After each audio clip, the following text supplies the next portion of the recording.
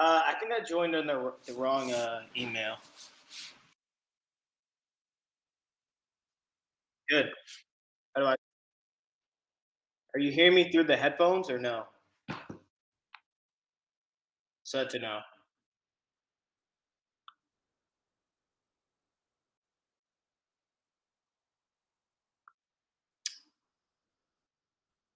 Yeah.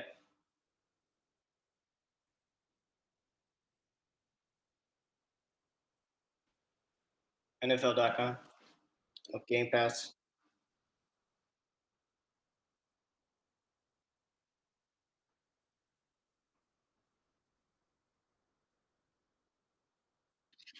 Mhm. Mhm.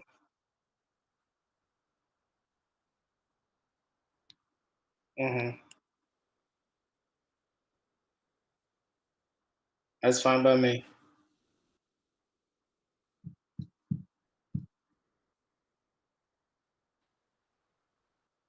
Yeah.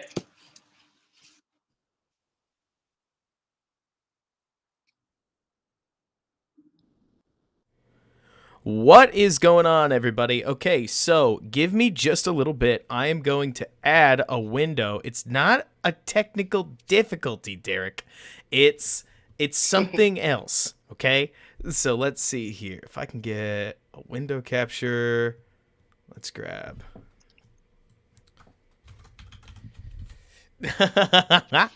So Sean, it sounds like everybody can hear exactly. It sounds like they can hear you, Brandon.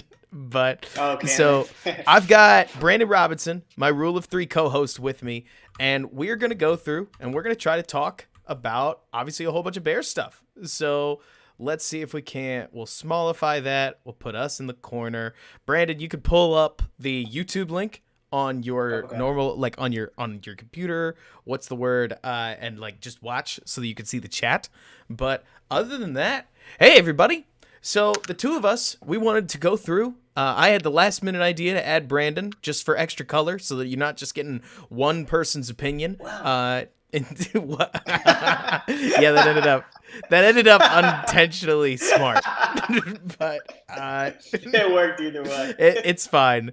Point being that I want, like, this head coach and GM conversation is both as nuanced as it is. I don't want to say like unprovable, but everybody's got an opinion, and all I really wanted to do is take a little time and try to go through a whole bunch of the different coordinators' schemes. That's the key here to me, and so like that's a good idea, Case. I may do that here in just a second. But so the key is that whether it's Brian Dabble, whether like right here, what you're looking at, if you can't tell, is the Bills versus the Buccaneers. And so the key that I wanted to talk through is that we're going to be able to see Dabble, Leftwich, Leslie Frazier, and Bowles all in the same game. And we'll talk through a couple other games if we get the chance. But you're able to see a lot of the scheme that I think separates each candidate from the other candidates. And that's helpful when it comes through making your own decision about who you're excited about, who you're less excited about. I mean, Brandon and I were talking about this. Brandon, I'll kick it to you so that you can say this, introduce yourself, so on and so forth. How do you feel about the coaching candidates in general as of now? All right.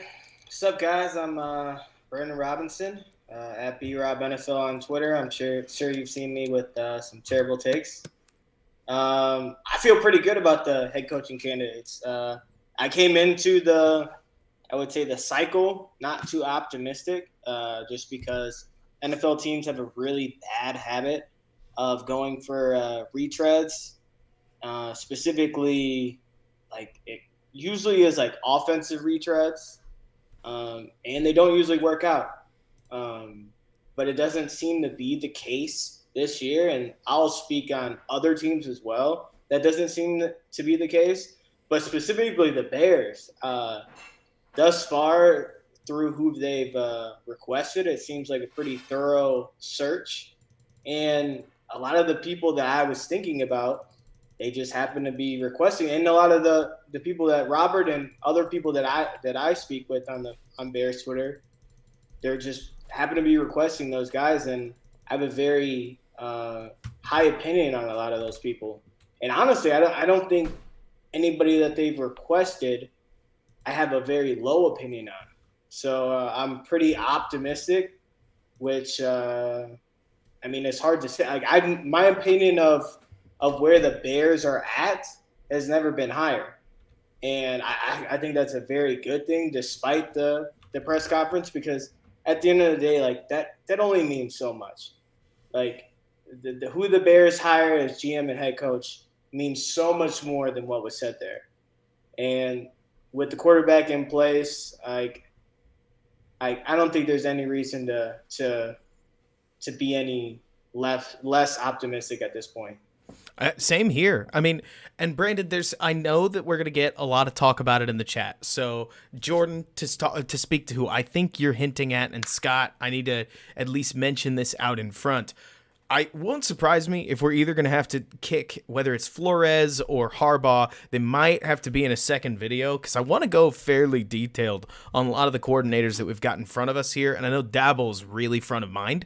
So considering how hot a name he was coming into the 2021 season, I want to make sure that we understand what his offense is at a little bit more than just a superficial level. So Brandon, I feel like we could start the show off, right, by talking about our thoughts on Flores. I don't know how you're feeling, Brandon, but I feel like Brian Flores is a phenomenal coaching candidate. I mean, if he's the hire, I'm excited. It's just a matter of whether he can make, let's call it, the personality differences that cropped up in Miami work in Chicago. Now, it wouldn't surprise me, just to call it out, whether it's whether a lot of that stuff's overblown. Look, I don't know what you're thinking, Brandon, but I know if I'm an owner that hires Brian Flores, who takes my tanking team and wins 4 or 5 games with them, and then continues to win, even though there's a public report that he doesn't like our quarterback, I'm definitely going to make it look like I'm in the right through whatever channel I can get to, right? But the OC turnover, look, it's not a sure thing. There's always a red flag with any head coaching candidate. It's not a sure thing that Brian Flores can bring in a rock-solid offensive coordinator and just leave his hands off the offense, but I feel like it's hard to look at his results, not only in Miami, but also the way that he runs his defenses, and not get pretty excited about what he can deliver. What do you think of Flores? I like Flores. Number one, because he seems like such an awesome man. Despite the reports about this and that, what you have to understand is, like, I've coached and played at many different levels of football. What you have to understand is when you get really dominant personalities, because that's the thing with coaching, you get a lot of separate personalities. When you have a very dominant personality like Flores has, you're going to rub a lot of people the wrong way. Not everybody's going to like you, which is fine. I want a leader in my organization, and at the end of the day, I think Brian Flores is that guy. I think the type of leadership skills that he has are on the highest of highs. But I mean, you're not everybody likes Belichick. Like that. Like that is Right. a very, like, not everybody likes Bill Belichick, and like not everybody's gonna like Brian Flores, and a lot of people. His offense comes up, and rightfully so. I'm a process over results guy, so a lot of times I think even if a results based business is running really bad, that doesn't mean necessarily that the process is wrong. Now, I'll say with Brian Flores, in my point of view, I think his results have been bad. I think his processes have been bad. And I think As far that's as the offense or total? In offensively. Gotcha. Just because they've been through a lot of offensive coordinators, a lot of offensive line coaches. So when you see that, like, that is a red flag, honestly. Just because, like, if you're hiring the right offensive guys, if you're bringing the right people in the building, you shouldn't have to let them go, right? So it's either something with you, like you're hiring the wrong people, or like that is being put upon you. And so that's a lot of the question in Miami was like how much was Flores, how much was the GM, because there Right. was a power struggle. So that's kind of a little bit of the unknown. Is was he the one that made all of those offensive hires, or were some of those offensive hires put on him, and then as soon as things went a little bit south, he made sure he got them out of there, Right. because that's definitely something that you would get. But just to make So sure, Brandon, that I make sure you say the quiet part out loud, right? Because you've already talked highly of him. As far as just numbering or almost like making sure we dedicate minutes to how we feel about it, you're skipping over the part where I know you're really happy with the defensive results that he's getting and his general, let's call it like directional fundamental teaching. I don't know how else to say it, because what's front of mind when I say that, Brandon, is like stupid procedure penalties, like delay of games, necessary timeouts, like let's call it sloppiness, right?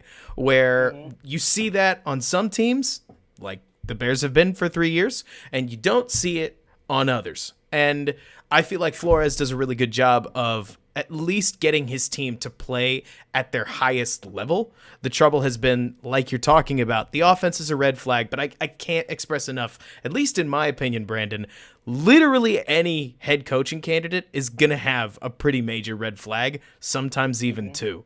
Like, that's what comes with it. My favorite example is Kellen Moore. Kellen Moore, the offense that he's running at Dallas is awesome. He's also ridiculously young. He's been coaching for 4 years, and the only place he's coached is Dallas. So it's not like he's got this massive network of connections to build a staff with, right? So you could get excited about Kellen Moore, but you could end up massively overhiring somebody that might have been more exciting had they been in the league for long enough, right? Like any head coach, in my opinion, is going to, whether they're going to be loaded or light on red flags, they'll have some. I feel like that's just worth saying right at the start here, you know? right, 100%. When you talk about defensively with Brian Flores, that's where it gets me excited, because he's one of those guys where he has a completely different philosophy on defense than I do, and I still love it, right? Because I'm this kind of conservative zone coverage, too high defense, and he is the exact opposite. He's the all out blitz, cover zero, get after him guy. And when I watch it, it is, to me, it's super exciting. People can think that it's a little bit boring to watch. I can't disagree less, but like it's so awesome, because there's so much structure in it. Like, it's not just like your Madden all out blitz. Like, they have rushing lanes, they have specific guys that they're rushing, and they also, what people don't talk about is they like to do this bracket coverage with their cover zero. So it's man, but it's not man.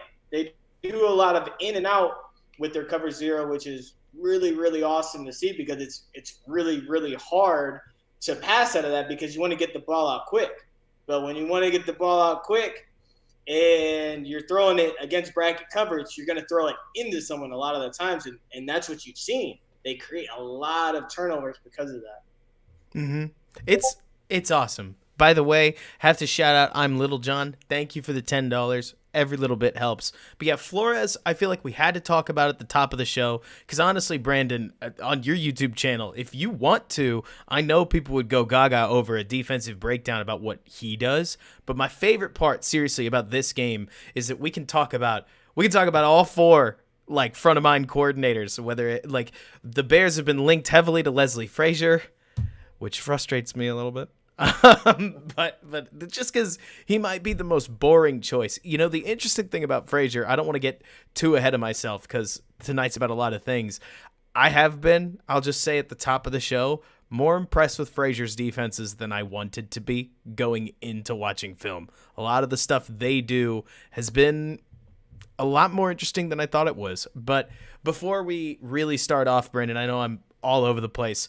Harbaugh talk. Like, what do you think of Jim Harbaugh? Realism, so on and so forth. While you think about it, I'll say if he comes, I'm excited. Right now, it feels very betwixt. Is he staying at Michigan? Is he not staying at Michigan? It's hard for me to get a read on it. And with Flores on the market, I, I feel like you'd be trying to hire the same guy between Jim and Brian. And I'd rather have, I think, Brian Flores, like somebody who's going to need an offensive coordinator anyways. So at least Flores is going to come on in and like be the defensive mind that can kind of stabilize things. But I'm not trying to say no to Jim Harbaugh. My goal here, at least mine, is to lay out what I think is the best choice based on each line of thinking. If you want a defensive head coach, pick blank. If you want a CEO head coach, pick blank. If you want an offensive head coach, this is probably your best option, so on and so forth. You know what I mean? What do you back to Harbaugh, what do you think? Right. And I got a question back for you. Where in that ranking of head coach, Sure. which or pile, which pile does Harbaugh best fit in? To me, Harbaugh fits in that CEO mold. Harbaugh's that guy who his skill so far seems to be being loud, rallying people, if you will, and picking good coordinators. Whether it's been at Michigan, whether it was in San Francisco, his skill set seems to be finding talented coaches to then use their talent via coaching, like the Greg Roman Fangio pairing that obviously everybody remembers from the San Fran days. But that, I think, is the most realistic interpretation of what he brings to the table, you know? Right, and that's where I think of him too. I just don't think he's that great at it. Like, yeah, he's great at hiring coaches because he knows a lot of people. But when I think of a CEO head coach, I'm thinking of Brian Flores. I'm thinking of an all out leader, rah rah guy, get your guys lined up right, and that's not what he does. So I have a lot of issues with him, especially offensively. He's had a lot of offensive issues. A lot of people think back to when Greg Roman was there, and Greg Roman is a great offensive mind, and he was in the absolute perfect time in the NFL when he was at San Francisco. Like he was one of one, the best read option guy that you could possibly have. We are no longer there, and like it's no longer in. That's not. He's not like if they somehow got Greg Roman as their offensive coordinator, that would be sweet. But like that's not the kind of quarterback that Justin Fields is. So when you think of Jim Harbaugh and you think of what kind of offense he's going to bring, if he doesn't bring Greg Roman, you're thinking of like a heavy tight end set, run the ball. And it's just like, what kind of success do you think that you're going to have? Especially Justin Fields as the quarterback. Like you don't want to have just a rushing offense. So that's my issue. It's like you're always going to be relying on your assistant coaches, and that's just not that's not the world I want to live in at all. A lot of people bring up Pep Hamilton, especially with Jim Harbaugh, and it's like if you really do your homework, Jim Harbaugh fired Pep Hamilton. I believe it was only a year into a 4-year contract. Oh, gosh. That's not happening. Right? That's not happening. There was a huge power struggle between those two with play calling, because Jim likes to meddle a lot with the play calls, which always has been a huge issue at Michigan. It was an issue with Josh Gaddis, who just got assistant of the year with Michigan.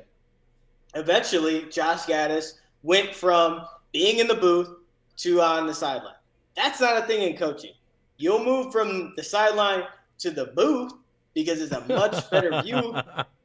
But if you're moving from the booth to the sideline, it's because you're struggling in the power struggle and you need to fight back. I'd never thought of it that way.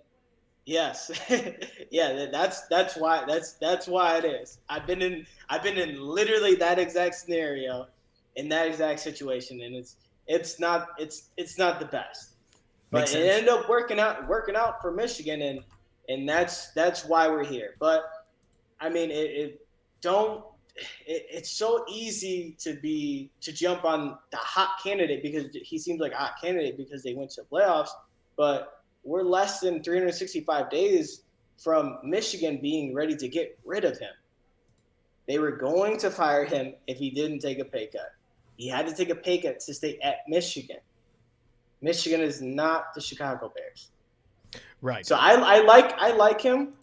I wouldn't necessarily be really upset if he was the head coach, because he does hire really good coaches. I think he would take his defense coordinator from Michigan with him, and I think he did a phenomenal job, which isn't talked about. A lot of people like to bring up Vic Fangio for obvious reasons, but I mean, he had all the success in the world this year, and I think he's a riser in this business, and I think that would be a good thing for the Bears. Makes sense. Awesome. Well, now that we've started with Flores and Harbaugh, we can start digging in. Case, have a great evening. Always great to see you involved. Hope everybody's ready. This, I think, is where we get to do what Brandon, hopefully you and I, you can see all right? So that as we're going through things, perfect. This will be a little bit looser film review than you guys might be used to. That doesn't mean we're not going to go in depth. It more means that what you're going to see is Brandon hasn't watched this game.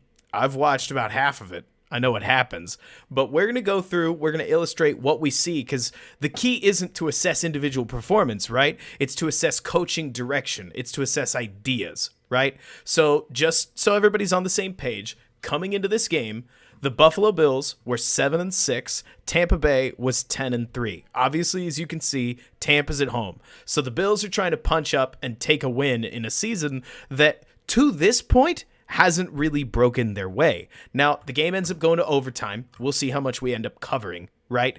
But the key that at least I think matters here is that the Bills have had a lot of games to this point in the season go against them, and they need a win here. So we'll get to see a little bit of what Dabble's got in a must-win situation. We'll get to see Tom Brady and Byron Leftwich, and goodness gracious. Brandon, one thing that I will start with, and I think we get to see Brady first drive of the game, but watching Tom Brady play at this stage of his career is just unbelievable. I mean, obviously it's going to start with a fumble. Why wouldn't it? But watching, what is he now, 43 years old? He is just an incredible human being that he's able to do half the stuff he does. But, wow, I don't know.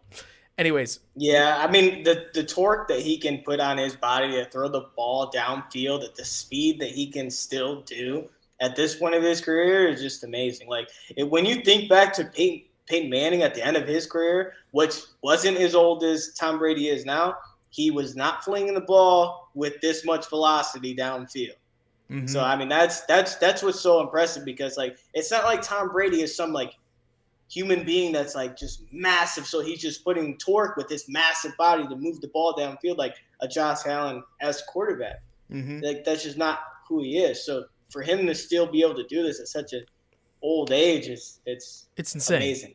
Case, I think I've got the video thing figured out. We'll see, because I don't want to take the faces away. But one thing that I'll just immediately start at is I want you guys to pay attention to the way that Frazier's defense moves their safeties. In this case, you got a basic bunch set at the top with the receiver down at the bottom. It's not a formation that's going to give a ton away. Oh, and by the way, one thing you'll see rife within Leftwich's offense, I just need to start this off immediately. Always be thinking, what is Brady, right? And what is Byron? Because one thing that at the very least I'm really struggling with, Brandon, is separating the Bradyisms from what Byron Leftwich's identity as a coach is. I mean, let alone the fact that Leftwich hasn't been coaching for a little while. Like, he's been coaching for 5 years. You get the idea.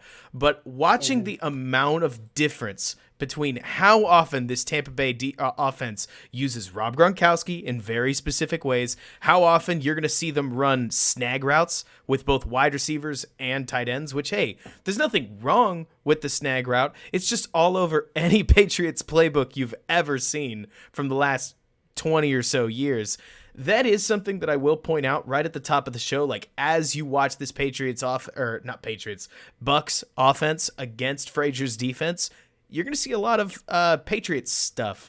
But if you also watch what the Bucks do, one thing that at the very least I think Bears fans have gotten pretty familiar with, Frazier is on the too high change your safeties plan. We saw it during the preseason. We're going to see it now where they move their guys around all the time. Now, it's not like every time they do, they get perfect results or something like that. Like the Bucks here do a great job of Jimmy and Chris Godwin loose for like a quick little gain. And that's a great disguise too, if I might interrupt. I thought that was man coverage.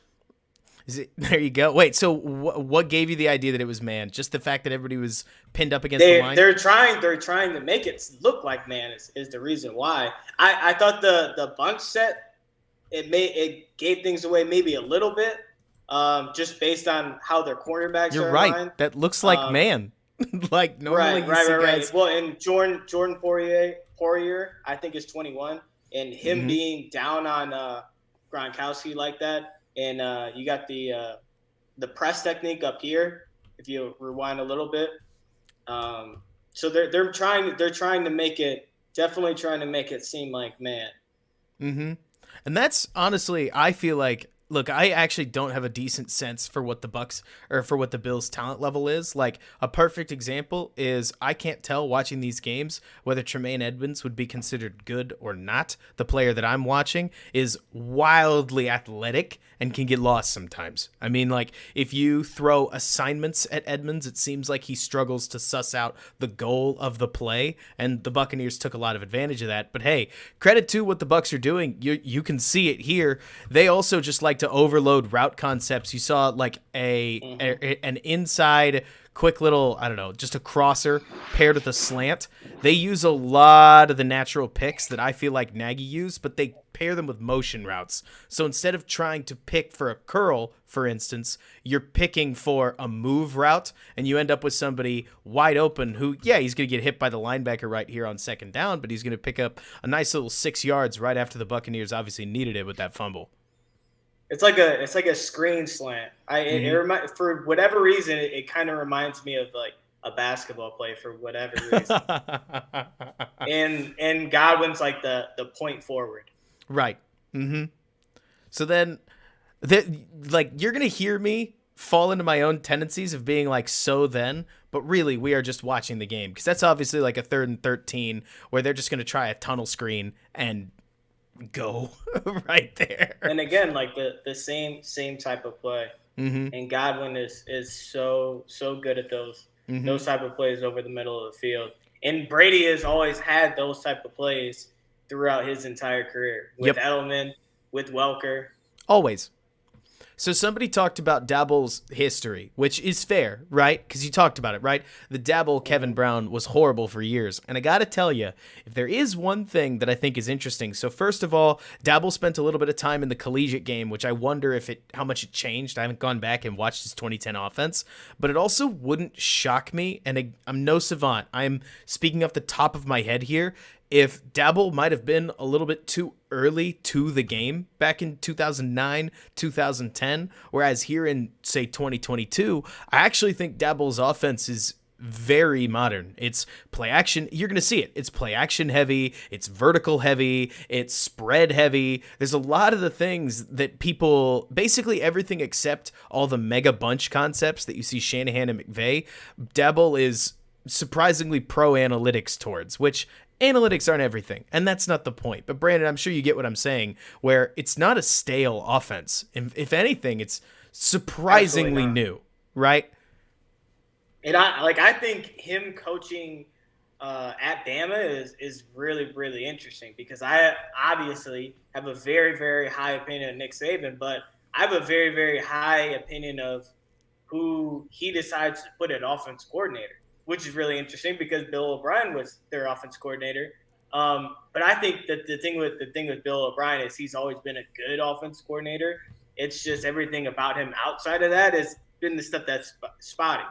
But anyways, Brian Daboll was amazing when he was with Bama, and I think it's interesting kind of the dynamic of him going from offense coordinator in college to being an offense coordinator in the NFL because he ran a lot of spread stuff when he had Hurts and Tua and whatnot.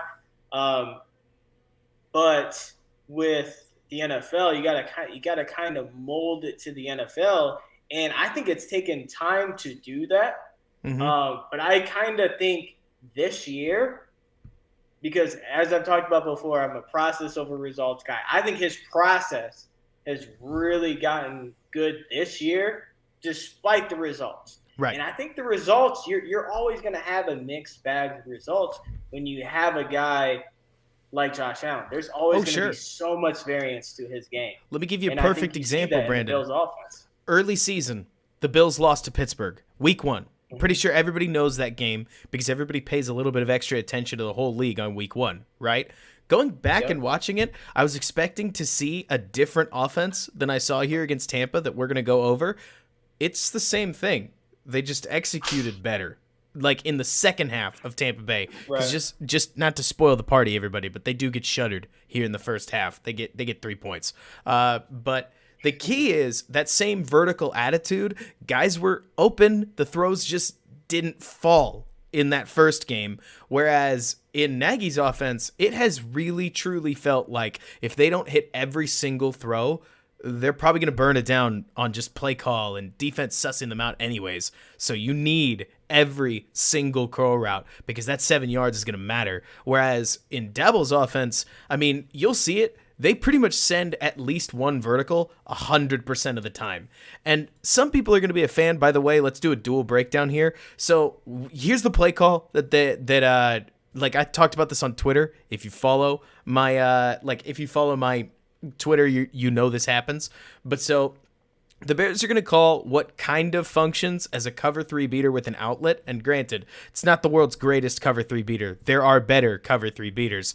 But the goal is to try to victimize 35, where they're going to have a clear out go. They're going to have a flat route that Allen can just get a quick and easy first down completion. You're going to see that a lot, by the way, Bears fans. Just because Daboll has like a ridiculous, I mean, what is it, Brandon? 62% pass skew, something like that, doesn't mean that he's not planning for about 25 to 26% of those throws to be easy, just about guaranteed completions. Like the goal of this play, truth be told, is probably to just get Dean falling backwards, Jimmy loose the running back, give Allen the easiest possible completion with Vita Vea bearing down on him, and just in case they rotate the safety up, you've got a curl route in the middle, which, yes, it's just a curl that's not perfect, but at least you've got Cole Beasley in the slot on something that should be open as sort of a bailout play, just in case you don't get what you want. So not a bad first down play call, but remember, we're talking about both coordinators here, so let's talk about the juice behind Bowles' defense, and Brandon, I'll pass it off to you to make sure I get it right.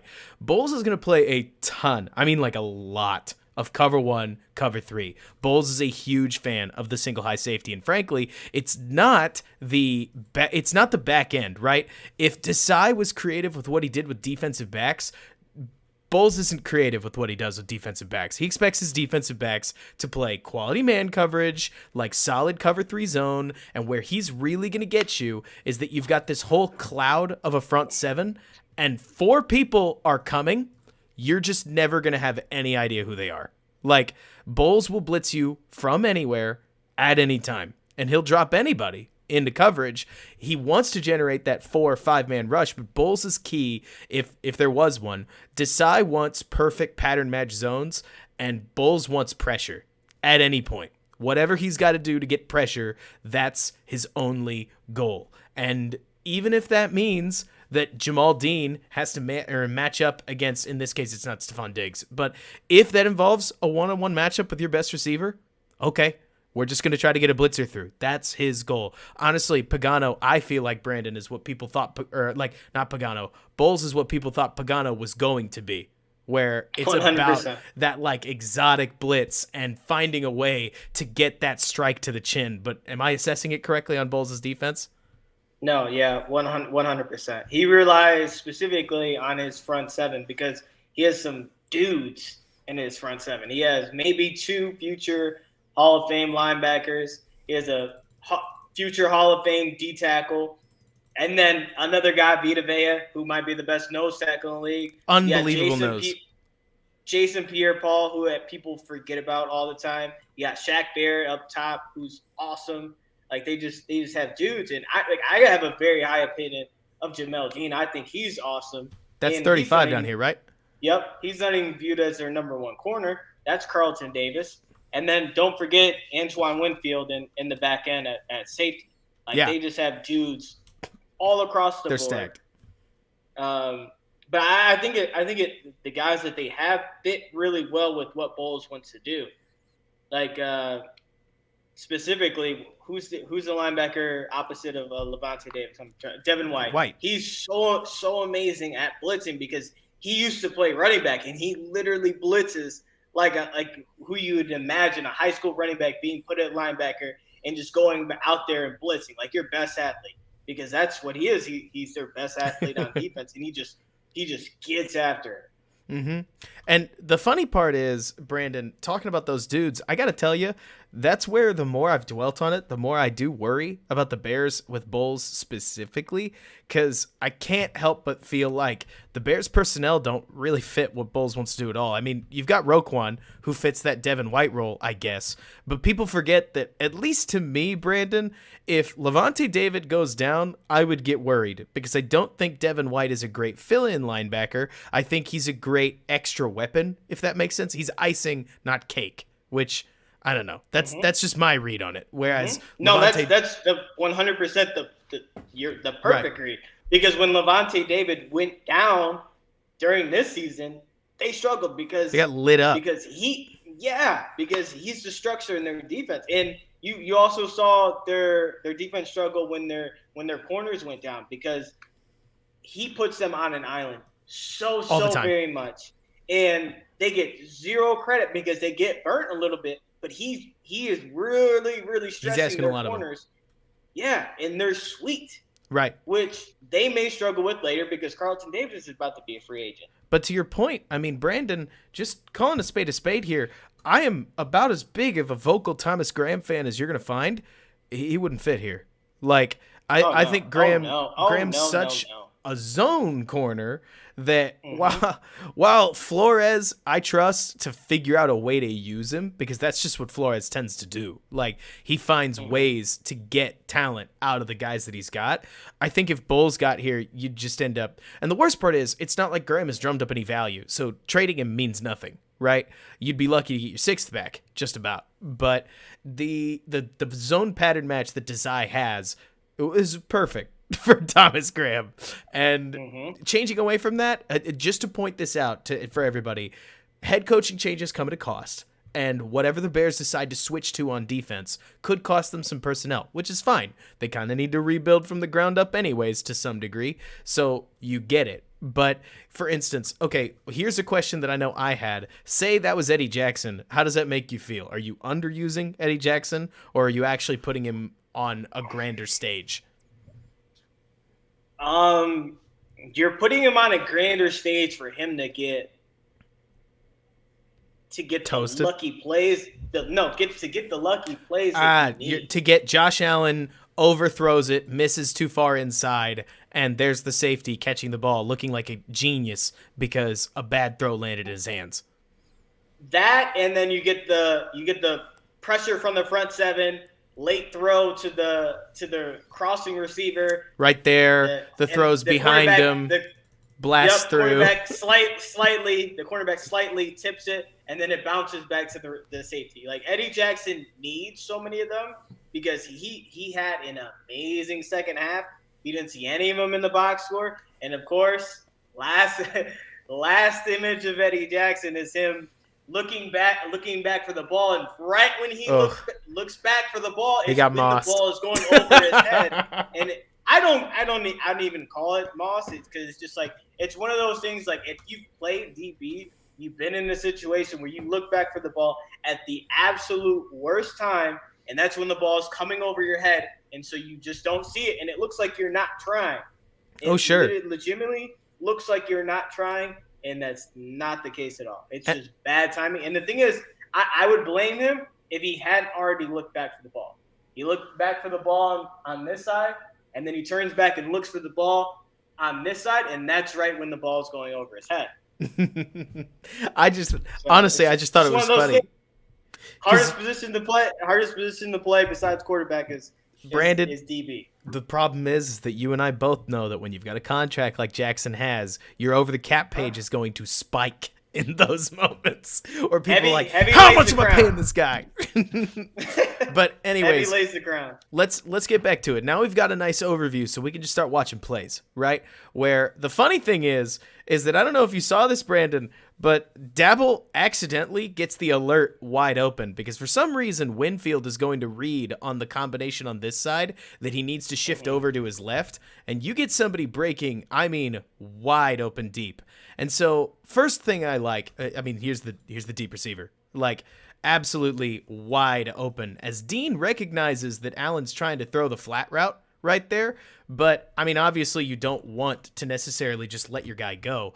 I can't tell if Allen's eyes just made the assumption that like, there's no way they're going to leave that open and just didn't check downfield because quarterbacks don't have all 22 clicker vision, right? But as soon as I'd see 30, you would hope that you might just catch 35's hands right here, or feet right here, not fading backwards, recognizing that you've got a man that's gonna get open. But am I being too hard on the DB there? Yes, because that's the thing that I love about Jamel Dean is he's a really, really intelligent player. So for me, I see a guy that's been in the film room all week long, seen the formation, seen it down and distance. He's gone. He's not going to throw it deep on me. Come on. He's thinking, I know exactly where this ball is going because this is a run play. And everybody's like, no, it's a pass play. No, it's a run play because it's designed to throw it to the running back, right? It's a heavy alert. Completion, right? And if Dean follows that receiver, it's exactly what the offense It's what they want. It's the running back in the open field and an easy completion and easy yards because you're getting one-on-one with the corner or the safety, whoever gets up there first. But Jamel Dean knows exactly where it's going, breaks on the ball, and makes a good play. So you will see a lot of that, Bears fans, with Brian Daboll's offense, where let's say Jamel Dean actually followed the receiver. This would be a quick kick out to the running back who is not going to get credited with a run. Technically, this is going to be a reception, right? But look at all that space that he would have. It'd be a one-on-one between him and number 23 with the ball in his hands. And remember, first down marker's like there, so anything could happen. Daboll, definitely you're going to see, does he hate running the ball? Well, it depends. The silly thing probably that Brian Daboll would say to you is depends on your definition of running the ball. If you mean handing it off and running behind offensive line, well, I definitely do it less than some do. But if you mean short game or guaranteed completions like wide receiver screens that only Damiere Byrd would drop, then yeah, I do those all the time. I'm just not going to hand it off per se all the time. But that seems to be at least his methodology. Another thing you'll see is a ton of play action. And one thing that I love, Brandon, after watching all this Nagy stuff, spacing like this gets me really excited. Where the tight end comes off the line, the back comes out of the backfield, you've got another wide receiver that kicks out, a third wide receiver that came across the middle and cut his route down because he saw a defender right in front of him. Daboll does seem like he makes you defend a lot of space, you know? Yeah, and that's the one thing I think is missing from the Bills' offense is I think they have some decent weapons, but they don't have, like, the yak guys. Like, Stephon Diggs is an amazing wide receiver, not a yak guy. That's not who he is. Yak guy. Like, I heard gat, and I was like the pistol? I hope they don't have any of those guys. Yak guys, yard after guys, they have none of those guys, which sucks because even their running backs aren't yak guys. Right. So, and that's where that's something that you need with all that spacing. You need a yak guy. And I'm not about to pretend like Darnell Mooney, like Khalil Herbert, like even David Montgomery. David Montgomery's ability to make somebody miss makes what might otherwise, to me anyways, be modestly slow footing really valuable, because in the receiving game in particular, he seems like he just annihilates defensive backs. And when you watch other wide receivers or like running backs handle the ball, they don't seem to do it like 32 does, where it's not as if Montgomery, this is just my opinion, right? And sorry, Bears fans, if this ends up being incendiary, but like It's not that David Montgomery is an incredible running back because of the way he runs the ball, but honestly, I think as a check down receiving back, he's got a lot more value than has met the eye, because more so than Herbert, he'll catch, just shift directions, go somewhere totally different, and leave somebody in the dust, like we saw on that 42-yard run that got called back earlier this season.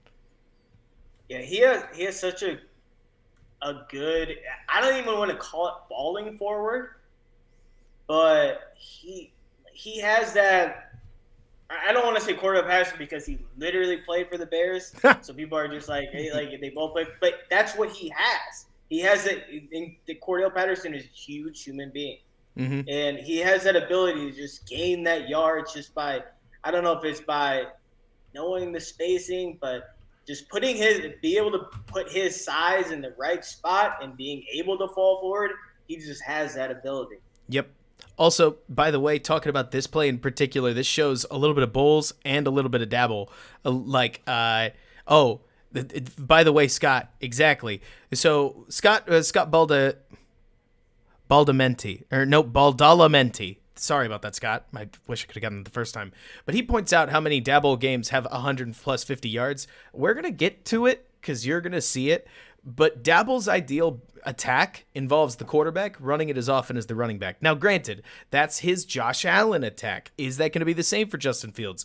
I don't know. Brandon and I talked before we went live. Josh Allen, to us, is like white Cam Newton. I mean, the guy is just an insane runner in terms of the power with which he punches through, whether it's defensive linemen, whether it's linebackers, defensive backs. I mean, what you can do when Allen's in space is really fun. And I mean, there's a reason that Allen not only has, I wish I was kidding, 122 carries, but he also has 750 plus yards for over 6 yards per carry. I mean, Dabble has definitely tried to squeeze as much juice out of the lemon as he possibly could when it comes to Allen's running threat. And like you're saying, Jordan, I don't think Justin Fields' body is built to take 122 freaking hits, especially given that Allen seems like he's got just a real knack for avoiding injury. But you're going to see that here on first down, they're going to prescribe another easy throw. And Bowles is going to send his corner right here. I think it's a corner, might be a safety, on a blitz in this case. But it's another basic, just send Dawson Knox up the seam, send the running back out, and let's just get the ball to the running back and see how many yards we can get. They knock it down. But the key here is separating, let's call it, Brandon, a third or a fourth or a second or third down passing concept from what they tend to do on first down, which isn't to say they're meeker. It's more to say that they want those series starters, right? Mm-hmm. Cool. But yeah, so then on second down, Bucks get a sack, because why wouldn't they? I mean, Bowles' defense was all over what they were doing, especially because of how much pressure they were able to generate. Is it specific? It's not specific to Bowles, but do you have any idea, Brandon, where the Bear front came from? Obviously Chicago, but it seems like it picked up a lot of steam recently. I know Los Angeles uses it. Chicago used it for quite some time. Tampa is really, really keen on it. They want to put as many of these guys on the line as possible. And obviously it's Zimmer-esque simulated pressure, but what are you seeing? A lot of it came from the Patriots, specifically. This is funny that we're mentioning this with Brian Flores. When Brian Flores was there, is a lot, and I don't know if that's coming from him or Belichick, but that's when they started running it, and obviously Flores brought that with him to Miami. And when you have that many guys on the line of scrimmage, it's like you don't know who's coming, who's backing out, and I wouldn't want to be a quarterback sitting back there with some of these guys, especially Devin White, running after me.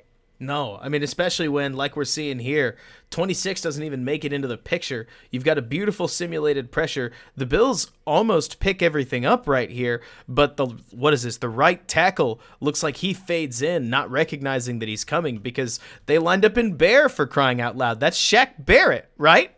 So he breaks inside on you, and as the right tackle, you're thinking, I got to stop 58. Why wouldn't you be, right? Which leaves a free rusher direct at Josh Allen. In a full out sprint. I mean, gracious alive. That is something Bulls' defenses have. I remember A while back, I remember I tried to get a sense for what Tampa was going to do, not only against like the Packers, but also against the Bears, because at some point we were playing them. It wasn't this year, it's last year in 2020. This is their bread and butter. Stuff like this, where they just completely lose the offense. And Allen's waiting on Stephon Diggs to get open on a true one-on-one, and it's never there in time. Like, see, this is some of the stuff that me as like a defensive mind that like I have nightmares about seeing my DBs in places like this. If you want to go back a little bit, sure. look at the top of the screen once the blitz is coming. You got one DB and two receivers at the top, because up here when they talk about throwing into the blitz, this is kind of what they're talking about, because this is the spacing that they're talking about. It's this right here, you're asking Levante David. You got two receivers. The linebackers nowhere close to Cole Beasley. Because if Allen converts it, to your point, watch Beasley, I think it is right here. He converts his route into a fade, and he's just waiting for the ball. Like, if theoretically Allen somehow had seen that, spins it right there. Now, granted, you'd need Aaron Rodgers, Tom Brady eyes to do that, which, nothing against Josh Allen. He doesn't have those eyes just yet. You'd need to really get it there. But if he does, like you're saying, there's a hole. So it's just a matter of whether you can get that blitz home for it to matter. And that's one of the great things that he's talking about. Aaron Rodgers is so good at, is you got to be able to diagnose where the blitz is coming and just be able to sneak the ball out quick. Because if you sneak the ball out quick, that blitz isn't doing anything. Their momentum's coming this way. You're throwing it this way. So that leaves a lot of room. And there's so much room on that back end for Yak. Mm-hmm. Tons. If you get the ball out of your hands, which Allen doesn't here. But so then third down, I remember this much. It's just a pretty basic play. I mean, what do you do on 3rd and 18 against the Tampa Bay Buccaneers? It usually isn't much. And so you'll see something basic or something pretty basic here, but Bulls does flex into these even 3 to 5, call them 3 to 5 safeties, but it's like 3 to 5 deep defensive backs looks, especially in situations where they know they just want to get a rally tackle. But man, Brandon, you bring up a good point that if I'm going to critique, say, Kellen Moore for having a loaded offense, the same could easily be said about Todd Bowles, whose defense is stellar. It's just full of dudes. Right? Like, it's hard to replicate. And yes, Jordan, it's obviously quarters once they roll into it, but more so that it's not quarters from a too high set. But yeah, it's not that he's not raising the playing field, right? Like, Bowles is an awesome defensive coordinator. Anybody would be excited to have him. It's more, you can see how if this is his defensive philosophy, you can kind of get why maybe things didn't work so much in New York, where you didn't have Vita Vea and Carlton Davis and Jamal Dean and just the guys that they've got here in Tampa. Yeah, I believe with the type of philosophy he has on defense, I never think that he's gonna raise a top 20 unit or top 20 to 25 unit into being a top 10 unit. I truly, but he's gonna make a top 3 unit be a top 1 unit and be dominant. Play serious ball. Yeah. Another guy that you guys can watch, Bears fans, another person playing in this game is a potential free agent, Ryan Jensen, who I know gets talked about a lot around Bears circles, given their, let's call it, a need at center. So you can take a look at watching 66, because watching him move is really different from the way Sam Mustipher just moves around. It's interesting because, you want the world out of your center until you see what does Kelsey really do, Jason Kelsey. But like, you could take a look at this right here, where not just Jensen, but like we've got more just a basic curl. I mean, Tampa's so loaded with weapons, and it's always easy to say that, especially when you've got somebody like Tom Brady. But it never surprises me the way that you watch TB12 operate. He's a legend. You know what I mean? Yeah, I think they've come. The one thing I will say about Byron Leftwich is I think they've come a long way with their running game, because early on when they got Tom, they were still only running, like, duo was their main play. But they've really, really added on, and I think you've seen Fournette flourish in that. I think they've really brought diversity to their run game and done really well with it. Here's a basic, if you saw me draw it out. Basic seam paired with a slant. This is something that I know they used to do at New England. I mean, not complicated, right? It's just smart the way that they space everything, because they basically catch Tremaine Edmonds trying to cover Gronk and an inside receiver at the same time. One thing, Brandon, I feel like we saw way too often with Nagy's Bears is that they'd call a slant route, but what opens the slant route? Like, how do you know it's there? What's the other option? And the Bucs do a really good 100%. job of pairing their routes to where if you're going to take that away, you're going to leave this one open. And in this case, Edmonds pays any attention to Gronkowski on the seam. That opens up a very easy-looking completion for Godwin, who's got to take a hit for it, but it's a completion all the same on third down. And I feel like I said this on Twitter. It's not hard to impress me with either of these offenses, given the way things have been in Chicago for a little bit, but it's nice and refreshing to see this kind of conflict created across the Tampa Bay offense. That's a good way to put it, as conflict, because I think some of those route combos are really, really hard to stop. And a lot of people say, like, well, they have good receivers, but you get some of those route combinations and pick routes, that's going to work with anybody. Absolutely. Another thing that I was shocked watching this game, Gronk could play. Like, I guess I assumed because he came out of retirement that he might potentially be a step behind, but man, he can play at this stage, and it's wild watching him. But so here you're going to see a pretty standard Patriots snag paired with a slot fade, gets wide open. And I'll credit Leslie Frazier and the way that they rotate everything, right? Because you're going to see, like, what is this? This is very Fangio, at least in my understanding, very rudimentary understanding of what Fangio is, that you're going to start in too high, but you've got a staggered too high that could drop into center field with a robber, could like drop back into whether it's C2, C4, but they don't. They're going to go into the center field mold, and man, Evans is so good at what he does, just gets himself wide open. It's not a matter of better throw, worse throw, because I think actually Evans and Brady miscommunicated here, because Evans seemed to convert that into a fade, whereas like Brady throws it as a corner, like a true corner. But either way, the space they create is nuts. Just off of talent, my understanding. Not everything has to be Tampa's offense is somehow like not designed well, and thus it's Byron Leftwich's fault. By the way, Tampa's offense rocks. It's just, to me at least, really hard to pull apart what's Tom Brady and what's not Tom Brady. By the way, check out this running play, Brandon. Is this not everybody's nightmare? Just Leonard Fournette. What? See, come on, dude. Fournette does nothing on this play. This is all about blocking. That's what I'm saying, though. Look at. Oh, okay. It's the blocking. I was trying to talk about the offensive line. Look at how well they move on this. Look at Gronk. Look at Gronk. Gronk right there, 87. Front side DN, giving him the business. Everything he can get. 76 is going to deliver a shot and a half right here. The left tackle gets downfield, puts his arm in him. But yeah, it's so hard for tight ends to block DNs. That's what no one gives credit for, because when you're talking tight ends, people want smaller tight ends now, and that's a 260-pound DN he's blocking. Man, he gets all the way around him too.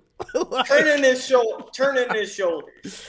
Now, I'll say this: I'm not, from watching Gronkowski last year and watching Gronkowski this year, I'm not saying he's taking HGH, but I'm not saying he's not taking HGH, because he is a completely different coming player. Out with the accusations. I'm not saying he is. He is a completely different player, and that is the highest compliment you can possibly give a football player. Is that. And exactly like you're saying, Atheist, I agree. The D end helped out. Like, he definitely ducked inside, and Gronk took over from there. But it's a nice block all the same. Almost called it a Gronk, but nice block all the same to open up a run. Blocking is all. It's not about the first movement. It's all about the second movement. Everybody can make an initial good block. I see what you're saying. But it's the turning of the shoulders on the second movement is what's so important. And that's what the great blockers like Kittle, that's what they're best at. So one thing like Jason Pierre-Paul's either lining up offsides or he's the first person off the ball every single play. Like, it's the ball snapped. Right here? Yeah. Ball's just barely snapped. Is it? Looks like it's on the ground to me. He's got it in his hands, he being Allen. But, like, he's reaching out for it. Yes, I'm sure. Chat. Yeah. Oh, that's just his head. All right. I'm being an idiot. But no worries. What I wanted to talk about is, look, this is simple, but Brandon, I love the fact that here Dabble starts from like a two receiver to the short side set and then motions them out into an incredibly common set, but especially against a defense like Bulls that's pretty declarative, all things, or like in the wide world of defenses, I don't feel like they try to disguise quite as much on what they're doing in the back end. Maybe that's just because the way I see cover one, cover three. No, not at all. But this kind of motion is a great way to try to take a look at what they're doing, because you completely shift the way the formation's played, and you obviously see the safety, like one of them pops from there to here, the other clearly rotating over to cover some of it, so it gives you an idea of what might be happening. But of course, they're going to start with a quick screen on first down, like a play action screen that gets a nice 6 yards, but that's 3 series in a row that Dabbles started out with a pass, quote unquote, but the kind of gussied up like runs. Chris, thanks so much for subscribing. You know what I mean, Brandon? Yeah, that's 100% a run play. And if you don't have a high effort guy like Jason Pierre-Paul, that's probably a first down. Probably would be. Second down, this is beautiful. Like, these are the plays that, as somebody with Justin Fields on the team, makes me salivate. Because you watch what Josh Allen, like, who's not the fleetest of foot in the wide world of football players, but, like, look at this. He's got 1, 2, 3, 4, 5 blockers out in front of him against 4 defenders, with 3 of them being offensive linemen. Like, you've got beef, you've got bodies, and I look at this seam right here, Brandon, with an offensive lineman covering up that. I mean, if Justin Fields had that edge right there with 26 being the closest man back, I'm not about to go full Dan Orlovsky and say it's a touchdown, but it's a pretty big opportunity for a gain, to say the least. I will say that DB has that angle, but I promise you that DB is not as fast as Justin Fields. And if he is, you step out of bounds. It's not a hit.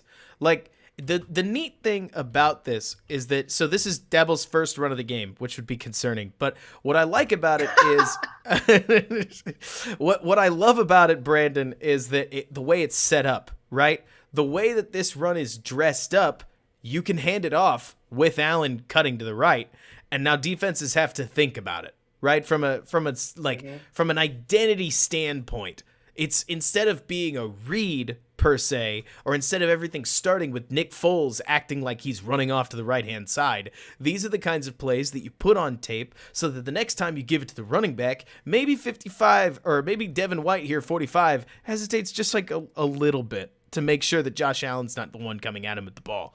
And I feel like it's those little bitty, like, hesitations that can really create all the difference.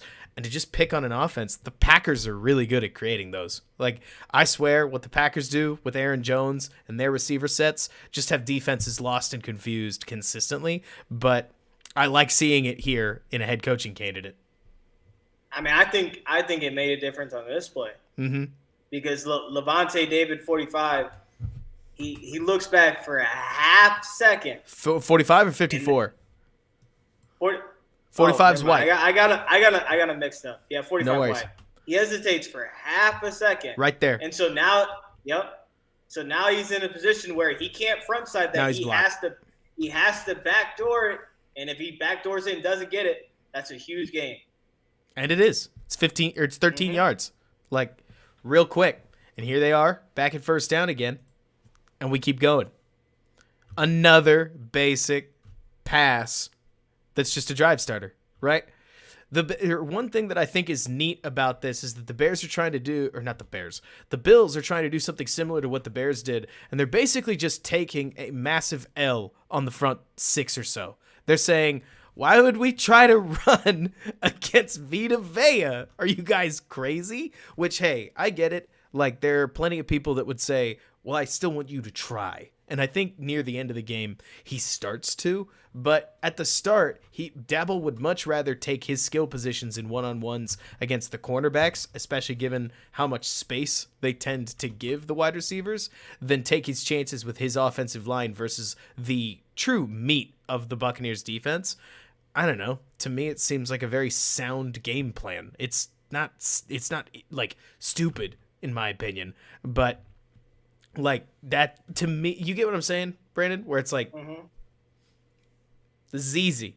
This is the kind of stuff, frankly, Justin Fields didn't have. Is quick little things that get him what would you say, Brandon? 80 yards over the course of the game on his passing stats that other quarterbacks are getting for the most part. That 3 Fields yards. couldn't. 3 Yeah, yards. exactly. And Jordan asks a serious question: how could you consider Leftwich as an option with Dabbles out there? I don't want to, open Christmas presents on December 23rd here. I can't. To me, Dabble's the obvious choice. Like, when Bears fans, what I would ask you to do is, as you watch Josh Allen, visualize Justin Fields, because the way that they play is similar enough in terms of just massive arm strength meeting like this vertical offense that can also add a quarterback run element. I can't help but think that Dabble's offense fits Justin Fields outstandingly well, Mm-hmm.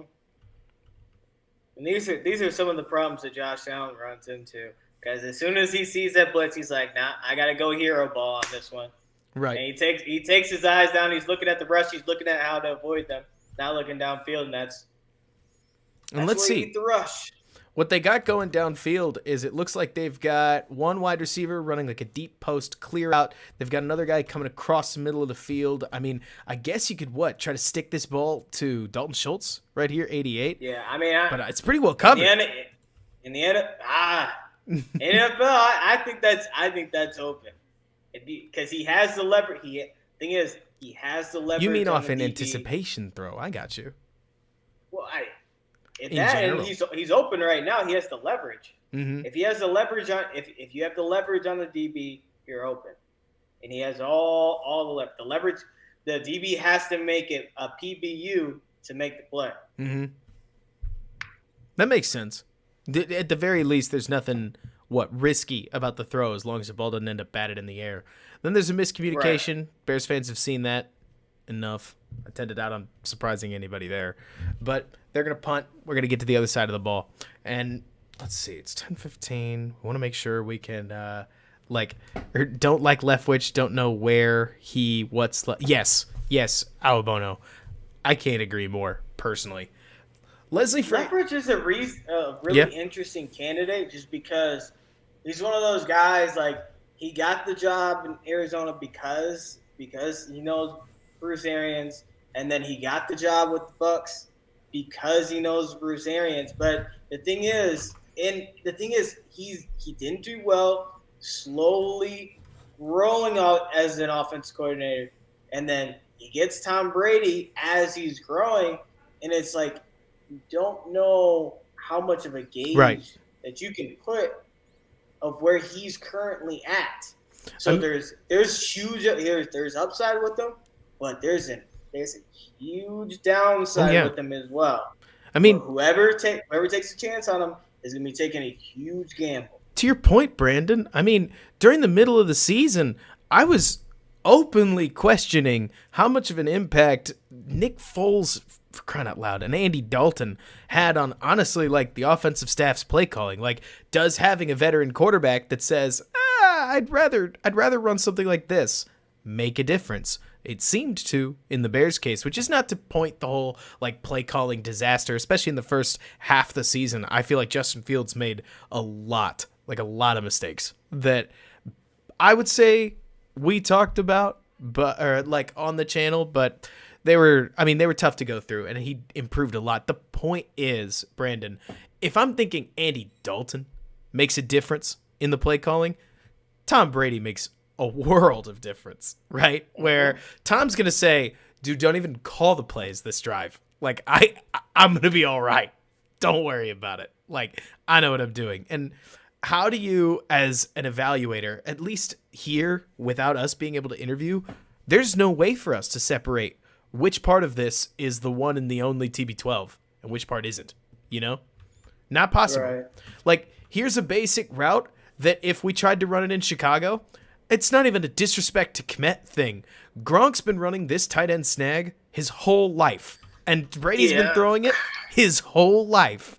To say that this is Tampa Bay offense, I mean, not like really, and it's a free first down the way they run it. They run that juke snag.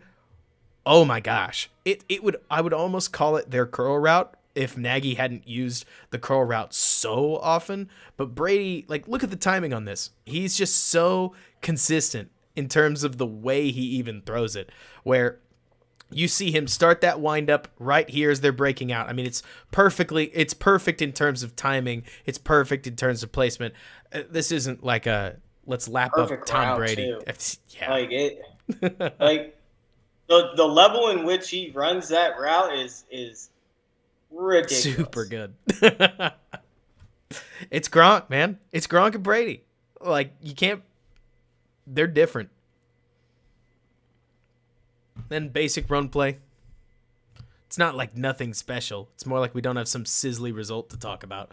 You're going to see Frazier switches things up on the back end a lot. There's another bail into... It looks like they're disguising every play. Right. And that's what they're going to try to do. And hey, sometimes they're going to get their lunch eaten. I mean, look at what look at what the Buccaneers do here. What? Tremaine Edmonds just completely, like you're talking about, lost. Yeah. Bro, I don't know what he's doing. This is a basic route set that they kind of ran earlier with the slant, but they're going to do it again, where they're just trying to pick on Edmonds, where Edmonds thinks enough about the Gronk, like the Gronk seam that I think ends up a post, but he thinks about it long enough that Godwin gets across the field, and I mean, he is wide open. They do a really good job here. Like, I see this in basically every offense but Chicago, hate to put it that way, where you get the spacing such that you've got a whole bunch of space on this side cleared out by two receivers that just shift everybody to the sidelines, and then three or so routes in a lot of open field. I mean, this is drive, right? I think so. Yeah. Not to our own horn, but we used to run this route in high school when I was calling defensive plays, but like our offense ran this play so much, and I remember one specific game is the good thing about drive is it moves everything, especially the defenders, going that way. So I remember watching. We were playing a team called Bridgman, and I remember saying, like, if we just leap the running back out to that right side, away from the routes, he's going to be wide open. And what do you know? It was because for whatever reason, that running back goes on that left side, and it never makes sense to me.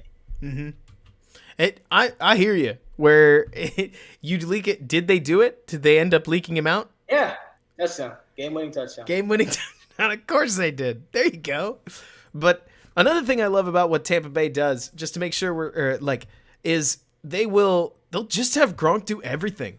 Honestly, like, watching this game sticks out to me, Brandon, just how much 87 drives their offense. Like, here he's been running these posts and like seams all game long, basically. And then right here, he ends up running, it's not like a full fade, but they just run him downfield. He's one-on-one with the DB, and I think the DB gets away with this one, but it could very easily have been a flag based on the way that people are calling it. It's nuts to see just how much he does, where if the Bears did hire Leftwich, I mean, Cole Kmet would have no option but to become the focal point of the offense because of just how much Leftwich probably assumes other teams all use their tight ends, you know? And again, he did play. I mean, they have two power forwards not named Mike Evans. which is just so crazy. Stupid. It's ridiculous. Like, looking at the talent that they have on this team is just insane, man. Because, I mean, especially when they had AB, who, is he playing in this game? Is that him? No. I mean, no, he's not playing. what does he wear? It's 84, right? It slips my mind because I see enough people change jerseys here and there. Oh, yeah. By the way, 3rd and 3, that your eyes don't deceive you. This is Brady, like, slipping a tackle and extending for a first down. Pump fake, slip the tackle, get the arm out. Get past 2 guys. I mean, that's a 43-year-old man right there. Is he 44 now? Is that what somebody was saying? Yeah, like, 44. Pump fake. He is lucky that DB's not a hitter. He was in the perfect, had all the leverage in the world to just wreck him. Mm-hmm. Screen to the running. I love these screens to these Fournette. Screens? Yeah, because oh my gosh, and look at Edmonds just lost. Check out this block, by the way. Like, Godwin's ACL. Godwin is an amazing blocker. Obviously scary with the ACL, but like this is the kind of thing that functions in any offense. Check this out right here, where Godwin's going to take his man. He's going to go hit another one and turn 1st and 10 into 15. That's a all-pro block. Boom. I think he trips him over Edmonds, which is even better. Play smarter, not harder. Yeah, why work too hard, right? But like you're saying, that's a nice little or it's not even a nice little design. It's just it's easy, right? You got Evans and Godwin. Oh, by the way, you're in for a treat here coming up because the Bucs are going to find their way into the end zone. It's not this first play. Brady actually takes a sack on the first one. Solid job by the Frazier defense where, I mean, they just disguise everything, you know? And every once in a while, they're even going to fool Brady and get themselves a sack. But I don't know what Brady's looking at here. Tyler Johnson's wide open. Brady's all about trust, though. All about trust. I think he's looking right at him. Doesn't throw. It looks like Johnson's just sort of looking at him like, why didn't you? Whatever. Okay. Whatever. But so, basic handoff there. Gronk getting double down in the red zone. Gotta, man. You're gonna double Jimmy Graham. You're gonna double Ron Greg. No, it's just he's getting doubled on a run play, taking another guy out of the run fit. He's down here. Oh man, yeah. Goodness. But so then I think it's this one. If not, it's later in the game. Nah, they must kick a field goal here. Yeah, they do. You'll have to wait for the Evans touchdown, which is nasty. Like, obviously, Mike Evans makes some crazy plays. He made some crazy plays. Like, just nutty what he can do. But so back to Dabble here. You're going to see another play-action drive starter and a really nice completion. I mean, I never know whether these things are like landmarked in terms of where they sit it down, but regardless of where it is, they start with a basic or like with play action. They're going to get their receiver wide open and a nice throw that a certain quarterback wearing number 1 could absolutely make. I mean, this would be Fields' like it to me as I watched this, I couldn't help but be taken, Brandon, by the idea that like this is how you would make Fields successful. Like if you were going to design an offense, this kind of play action heavy, like cut down the number of reads, make it about making more difficult throws and just basically leaking your talent onto the field and fill it with quick hitters and other things that the quarterback doesn't have to think so hard about. Instead, just play timing football that fits Fields' mindset. That's one of the really good things that that Brian Daboll does so well is he blends his really deep routes with these really, really deep curls. Now, everybody doesn't like the word curls, but like that's what they are, like really, really deep curls. That was like a 25-yard completion with the curl route, and they were open back-to-back plays. Well, when you're constantly running, snapping the curl off makes sense. We talked about it on this channel all the time, Brandon. I know you heard me. The problem with Nagy wasn't the obsession with the curl. It's that there was like no double move off of it. Ever. Like, there's no one route in football that just sucks, you know? The problem is that when you become totally predictable, there's no saving you, you know? And so, like, or in this case, Dabble's offense does a good enough job at least backing the safety up. Look at that. He's fully biting go. If they snap the curl down, like, the safety's ready for it to where when that dig comes in, there it is, right? And that's the thing. They ran 2 back-to-back deep curls over the middle of the field and then ran the dig off of it. So like, that safety's eating all the grass in the world. Right. Just garden grass. It's because he's basically waiting on the go, right? He sees that his man is in trail coverage, so he's got to safeguard the top, and then that dig comes in, which means, if I'm seeing things correctly, Brandon, they ran curl, then they ran a second curl, then they broke it into a dig on 3 back-to-back plays at the same spot too, right? And there they are at the 30. But the thing is, what's so nice about it is, like, when you're running a curl on the outside, there's is it a curl or is it more of like a fade stop? By the way, is there a difference? I mean, I don't think there is, just because it looks the same. But what's so awesome is, like, that inside curl or snag, you can run anything off of it, any route. I love this, by the way. First down, they've been doing these drive starters all game long, right? Just basic stuff. And so then they're going to start out with a quick pump fake, step up, and if you get the inside dig or like the inside post, you can go for it. But if not, you've got somebody fading out to the sidelines who ends up open, 13 right there, catches it, legs it out, and now you got back-to-back massive gains. Like 4 plays, you're down the field. That's just a pick route too. Because the receiver is not even looking for the ball. Right. And the Bills don't score here. Like, they end up getting a field goal, if memory serves. But you're seeing the attitude of the offense, that instead of doing the Shanahan thing where every formation looks exactly the same, you're seeing them play off of their own tendencies on series number 2, you know? Like, we've already seen that they clearly want to work that edge on first down. And so there, on first down, they go the other way. Now, plenty of times, like many have critiqued, Dabble's going to get a little bit inside of his own head, right? He gets to the 10-yard line, and I'm not trying to critique him too hard, right? But of course, Allen's going to get the first 2 carries instead of ever giving Singletary 1, because when you've got them by the throat, he can kind of talk himself into needing to press it, right? And that's fine. Not every play works, and I'm not about to try to pretend that this one run, because it has a bad result, is quote-unquote bad process. It's more to say that because of how many different options Dabble will work, whether it's a wide receiver screen or a pitch play on friggin' 4th and 1, like we saw in that Steelers game, I do think Dabble is going to test a lot of Bears fans' stomachs, or whoever he ends up getting hired for, because eventually you're going to want him to do one thing, and he will not do that. Does that make sense?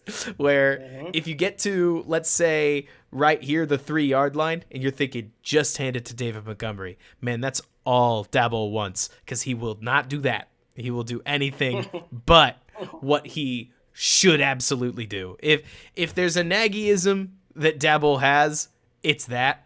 But then there are these plays like this, Brandon, that show me why Dabble called the offense for the Bills the way that they did, where right here, you're going to see a fade from Stephon Diggs. You're going to see like a dig that kind of gets sat down by the inside receiver. But the key is every time you drop Josh Allen back, he can run because he has every ability to do that, right? And that gives the Bills a lot of offensive flexibility that I think is built in. I mean, they know that on any given play, especially against a man-based defense, right, where they drop back and Josh Allen beats the pressure, that he, even in the red zone, is able to turn like 10 yards out of it. and get you that much closer. At least that seems to be a reason why the run-pass balance is the way that it is for Dabble, is because here's a passing play that ends up a run result because it's built-in expectation that Josh is going to scramble on some of those. Right, and that's the good thing about running empty is you're telling your quarterback, if you can, run the ball because that's why you have all that space. Mm-hmm. Now, I have a question for you right here. Multiple guys are open on this one. I was about to say, I feel like this call gets guys on one side open. of the field. Where you've got an opening. If you really thread it, you've got an opening. And if you push it through, you've got an opening. I'm not trying to just... That's Stephon Diggs running the curl, right? Yeah.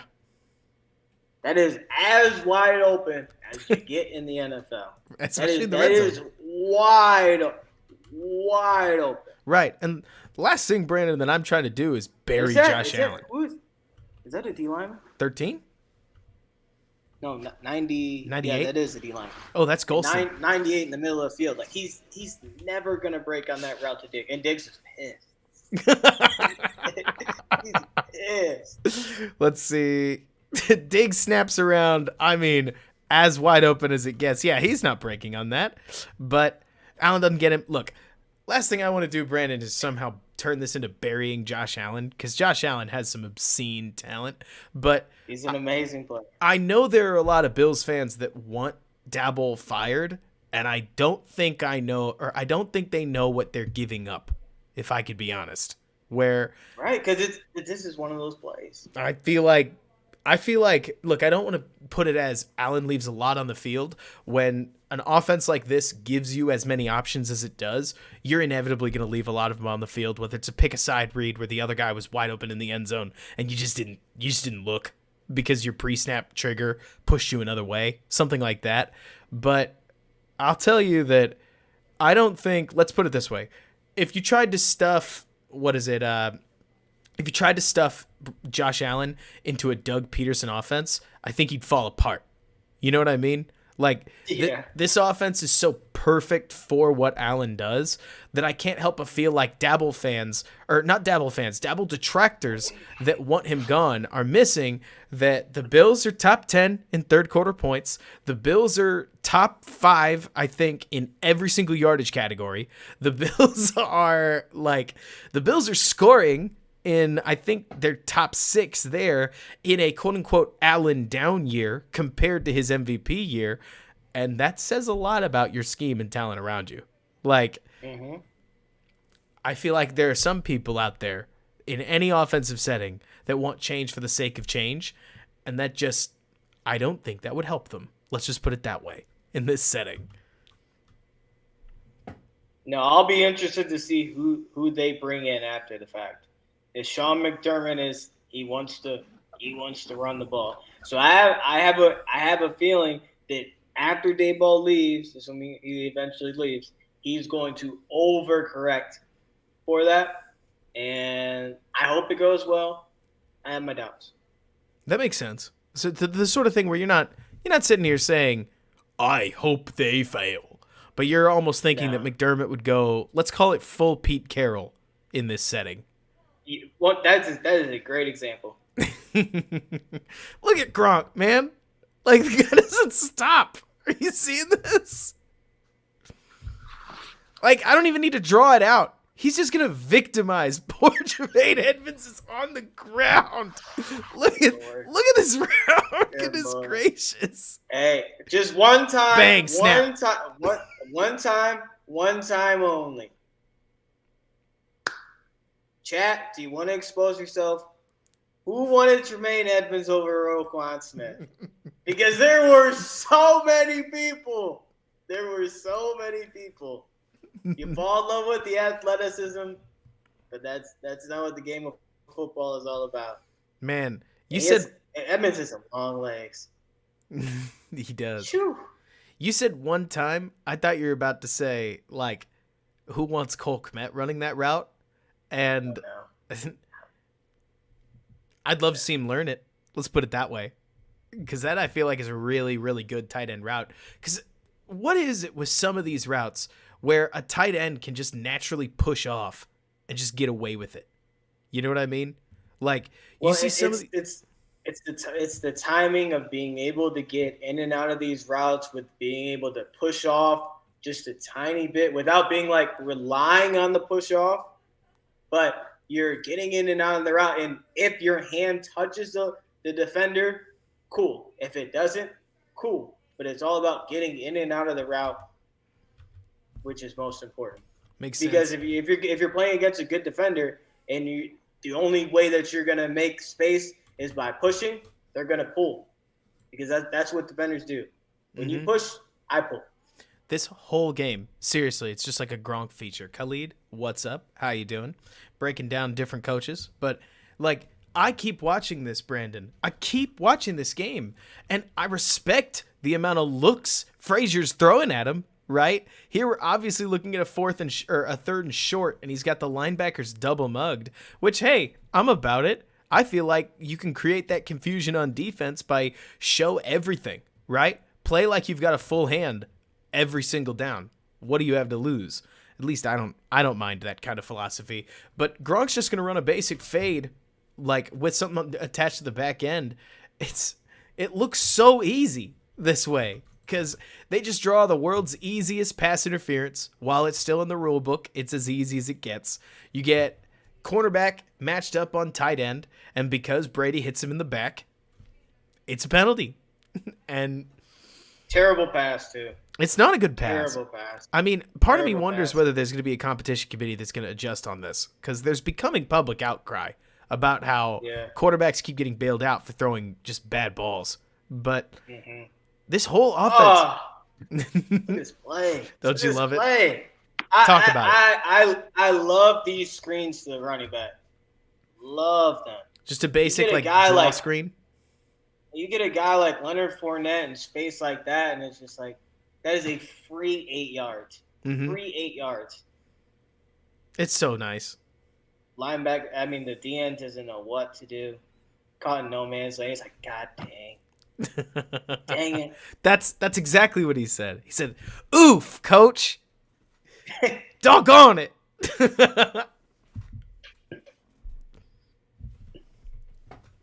They've used Fournette in so many ways. So many cool ways.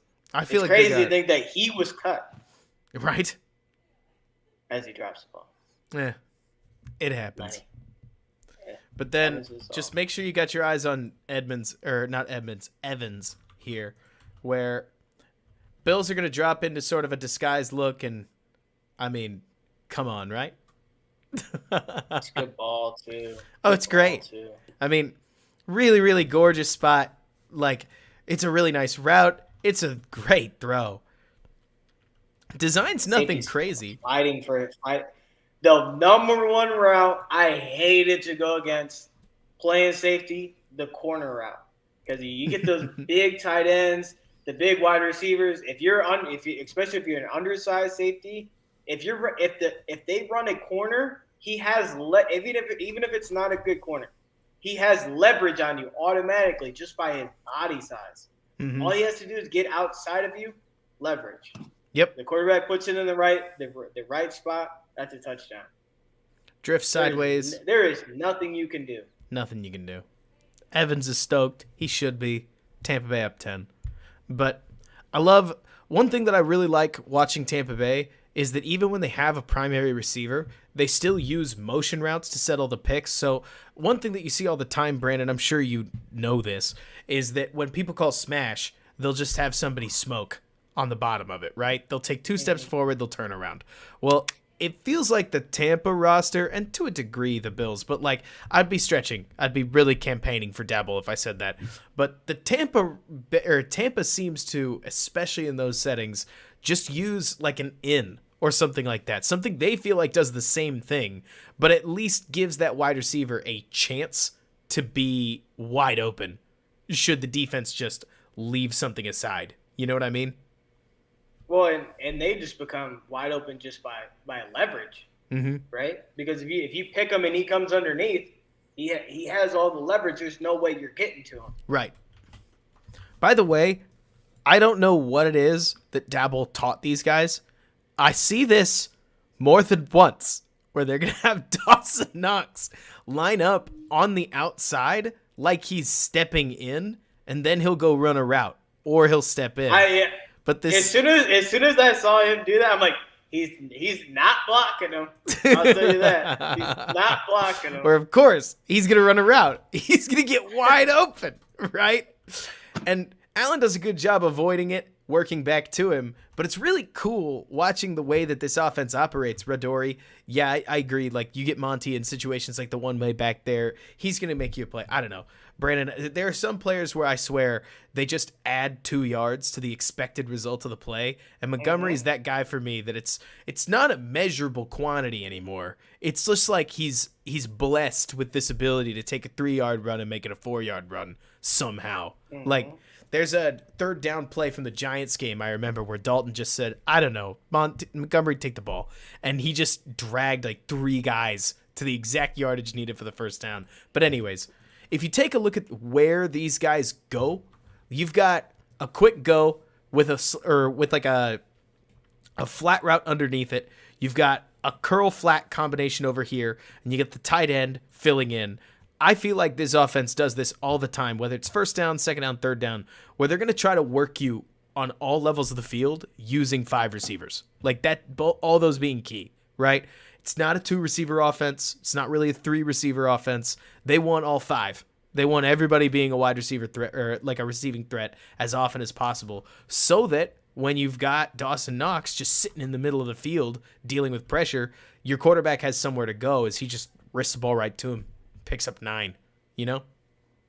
I feel like so often Josh Allen's eyes, for whatever reason, especially when he's getting blitzed, his eyes are looking to the boundary and to the field. I wonder if he's... Which is so weird because, like, if you didn't have a good arm, I would expect that. But he does. But he does. By the way, did you catch this motion? They pull the receiver in and then orbit him out. Love it. I love it. Return orbit. You end up with a 2-on-1 where the closest guy to him that's unblocked is Levante David, who ultimately arches him out of bounds, but easy 1st down, right? I can't help but feel like this really is the component, I wouldn't say of Fields' game, because Fields is more downfield passing, right? Finding something, sure. But the Bears offense, at least with Fields in the game, didn't seem like it had any of this, where they could get somebody open, make it happen, right? And here's a play action set that does not work for them, but they're going to try it anyways, where they end up with one guy who's going to run, call it like a deep over curl. I don't know what you would call this, TBH, but like slash across the field and then pull back with a post over the top of him just in case. But Bowles is able to get somebody right on through. I swear, that's what the guy does. Like, Devin White's basically unblockable by, I think that's Matt Breida, who just gets toasted. And whatever might have been open in man-on-man, which, granted, we're talking like way after the play. So they were actually pretty tight to him. But, like, you take a look at this from the backside. Watch Breida try to block him. You talked about earlier about how White's just a perfect personnel fit. Like, what a ripper blitz, you know? We'll take one more look at it. Knox is in pass pro. Breida's the one who's supposed to take White, but it's no chance. No chance. Man, Bowles' defense does do a really good job, I feel like, of generating those negative plays, though. Like, it'd be one thing if it was an accident, or if it happened here and there, like almost accidental. It's not. It's consistent. That's a really nice stunt to get, what is that, Shaq Barrett through? Man. Everybody on their offense, or on their defense, is believable when they attack you. I mean, I feel like the Bears got into trouble where if Kyrus Tonga stunts, it's pretty obvious, you know? Because you're not thinking that he's trying to pass rush you. But all right, the Bucs could do it with just about anybody. I feel like, what is it? I think it's... Is it? Am I thinking of 93 Golston? So I'm not. No. So I think 93 is Golston. I just thought for whatever reason you're gonna say Sue. Well, Sue's kind of the forgotten man, but Golston's the true forgotten man on that DL, where it's like Golston is probably a better player than Angelo Blackson, for instance, who I think is a really solid football player, but he's he's probably like out of like 7 defensive linemen that they have, he's probably the 7th guy mentioned, just about, and he's still a really good football player. They do tons of stuff there. Yeah, depth wins championships. Frazier really wouldn't bore me. I mean, I know we're kind of watching his defense get torn up here by Gronk. I swear. Like, I think a lot of these play designs are really, really cool. Really, really cool. Like Gronk is good and all, and Godwin's good and all, but some of these are just. Man, Matt Milano just gets toasted there. Yeah, I don't know. I wonder, honestly, if they. It's hard when guys are going upfield and they get bumped, and you don't know which way they're gonna go. Well, not to mention, check out Milano here. Who, look, maybe I'm reading too far into it, and I'm just getting obsessed with the clicker, Brandon. But Milano almost seems like he lets him inside because he's expecting that snag, right? But whatever it is, he ends up completely lost. Like, that very well could have not been the case. But you're right that they're just throwing guys all over the place, you know?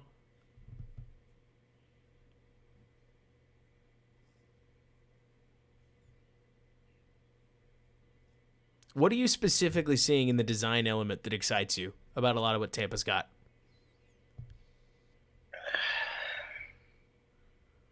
The not screen, but pick action of a lot of their plays.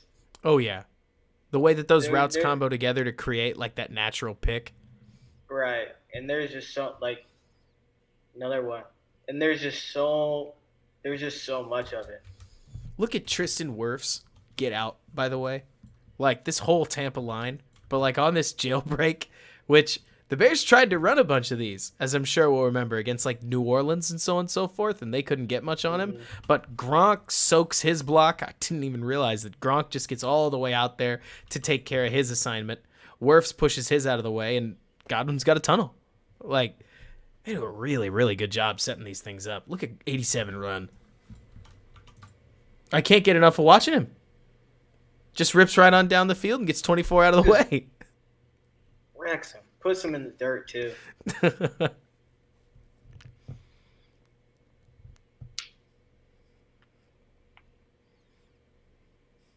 It's always funny watching these, because I think it was JT O'Sullivan at one point that called this play the I don't trust you play. I'm still not 100% sure why it is that run like a snag paired with like a 10-yard curl is that way. It's so funny watching Brady run that route versus Gronk. Oh, you're right, because that's Brady just falls off over his own feet. He's still open. Still open. Still just gets up and there he is. Yeah, no kidding, censored. He smoked him. Like, going back to Gronk on that defensive back. And I thought that was Gronk. So thank you for pointing that out. That it's poor Cam Brate is like, I'll do it, coach. Oh no. Man. And the worst part about a scary screen game, and I mean, I'm sure this is part of Dabble's philosophy too, right, Brandon? Is the scary part about a screen game is you forget that you can just hand it off to the running back eventually.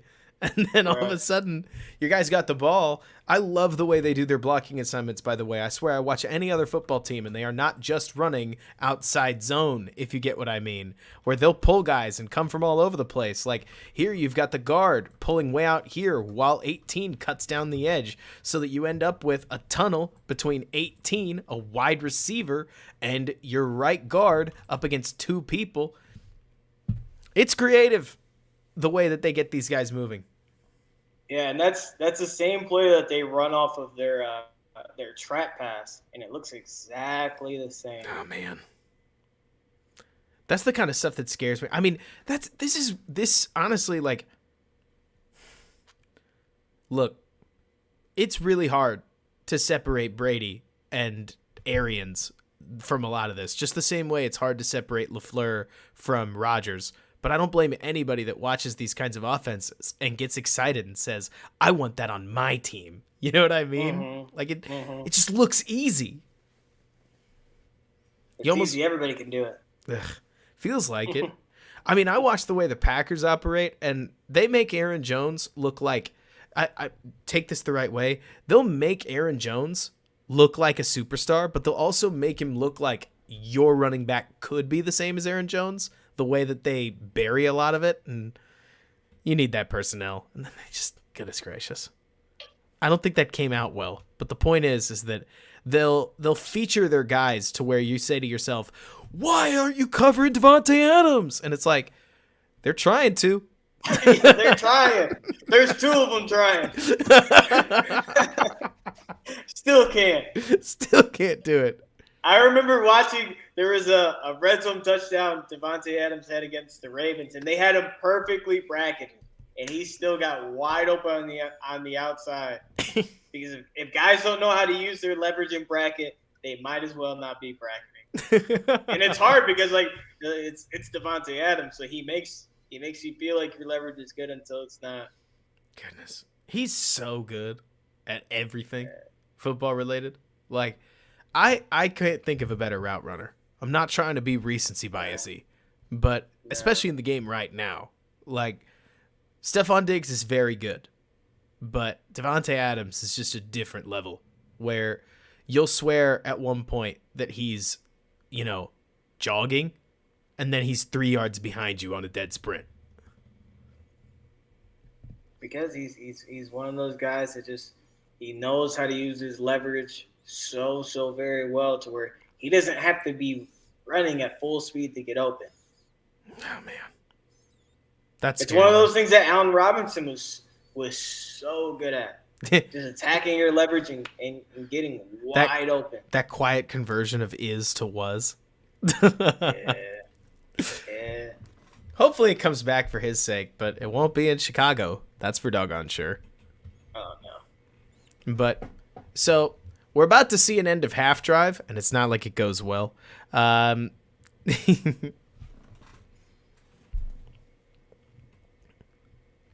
me see. I can't remember if this is... I mean, look at that. I don't know what it is that they even saw in this play. Maybe it's just that the receiver saw that his guy was blitzing. Threw it into the screen. Oh. Threw it into the screen. Yeah, that's what it is. Like, when you're the hot route, you just turn around. Yep. Turn around, show the quarterback your eyes and good body language. Mm-hmm. I wonder what they saw. I mean, maybe it's this adjustment right here, because Beasley's ready for it. Like, he's not even surprised. He just snaps right around, catches it for a quick 10. Mm-hmm. It's not even a scheme thing. You know what I mean? I guess that's just proper hot identification. Okay, here's one. I know I'm obsessing over one play too much. Do you think they walked Singletary up? Like, he had to be in the backfield before getting walked there. Yeah, because that's one thing that a lot of guys are doing is the center gets the left guy, the running back gets the right guy. Mm-hmm. Because they're seeing a bunch of mug fronts like this, right? Mm-hmm. Where it's just too many bodies. Like, you can't let somebody through there, so you'll just stick your running back. That's a pretty good block by Singletary on Levante David. Granted, neither got a running start or something, but still. That's the important thing is don't let them get the running start, because as soon as they get that running start, you don't have a running start. No. So it's just impossible. You just get knocked over. Physics. It's physics.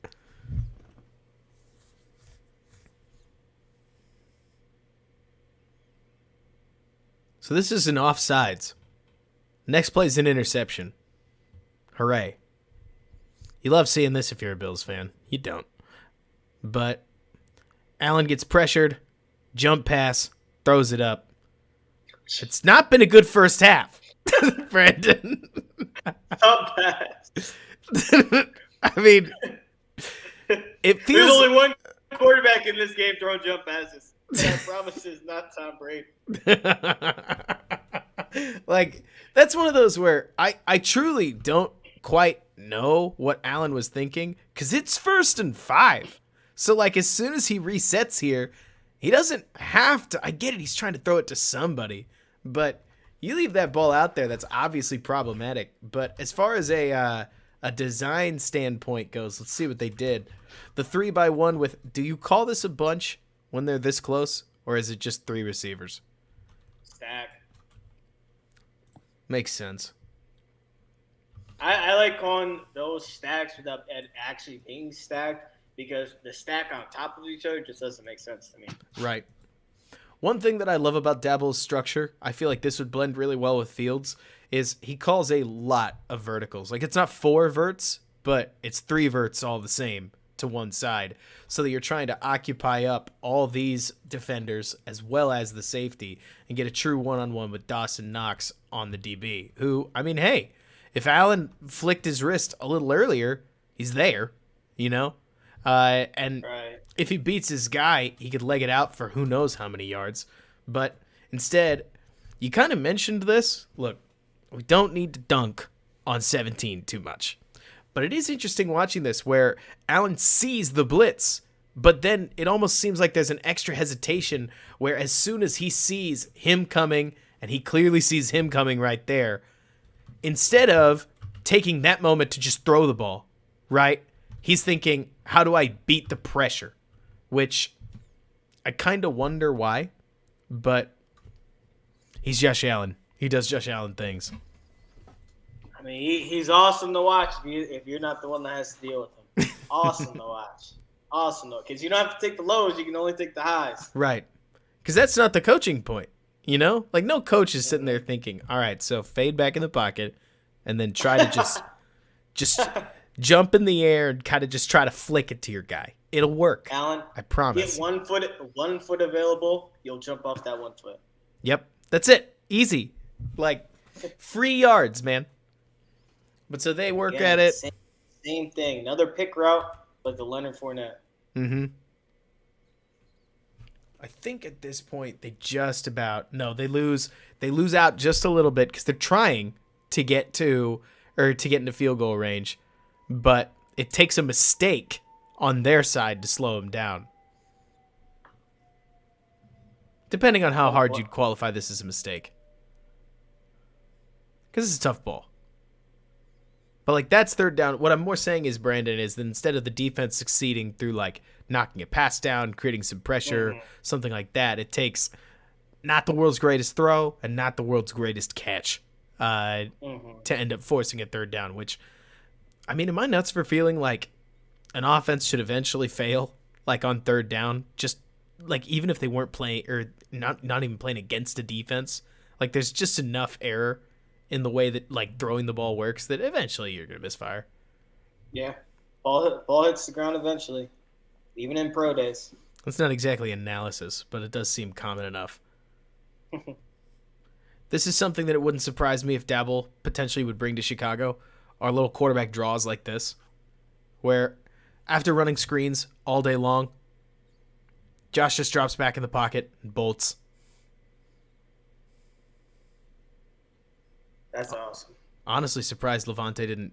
That was right on the line as far as 15 yards, but it's right at the end of the half, so I have to imagine the referees weren't looking to just give anything away for free.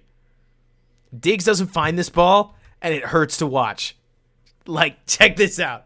I don't know why it is that they left. Like, yes, it's Carlton Davis on Stephon Diggs, but it's a true one-on-one, and Allen, from his back foot, flicks the ball into a place where I think 14 could have found it, but he just loses the ball in the dome, or I guess it's not a dome; it's an outdoor stadium. It didn't have enough.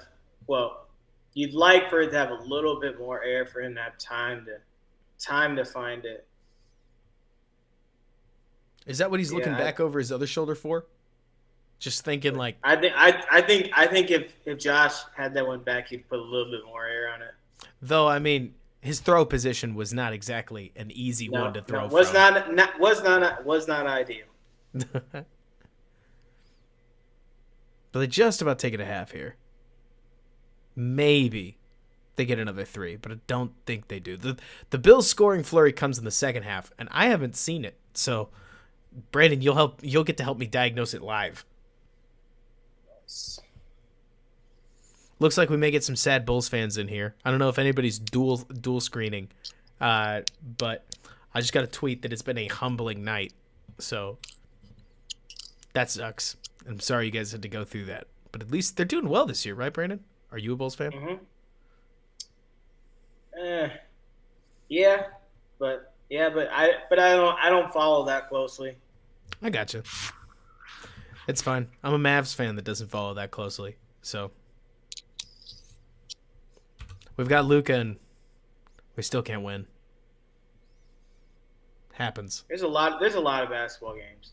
I was thinking about that today. I was like, I can't imagine being a Bulls fan, but also an NBA fan. So you're watching all the Bulls games, but you're also watching other games. It's a lot of content. It is a lot of content. Wally, that makes sense. If the Bulls are down a lot of players, hey, I guess rather that than the other option. Man, this is a wild throw. I'm not 100% sure how the design got there, but all I see is the guy stepping out and, man. So close. Not to mention, it's always just fun watching the technique that goes into being an NFL wide receiver. Like, Diggs is going to plant those feet right there and just fall. And I love it. He's been practicing that since he's 8 years old in the backyard for no reason, by himself. Just, okay, the throw's coming right here. Got to stop, reach out for it, catch. I can imagine. I can remember doing that so many times in my backyard. So many times. The ball control, the body control necessary to pull that off is just insane, too. Like, I know anytime I've tried to attempt it, I've embarrassed myself. But it's a lot easier on a pool than it is on a field. You're not falling into water. Heck of a punt bounce right here. Not that it matters, because the Bucks just kneel it. And now we get into the part where the Bills score, and we get to see the Dabble offense. It's got process. Now deliver us some results. So, well, the good thing, the good thing that you're looking for in an offensive coordinator and offensive mind is that they're getting blitzed like crazy that first half. Yep. How do they adjust off of it? Let's see. So obviously, Bowles is going to look like he's just going to keep mugging him. That's nice. It's nothing huge, right? Is it RPO?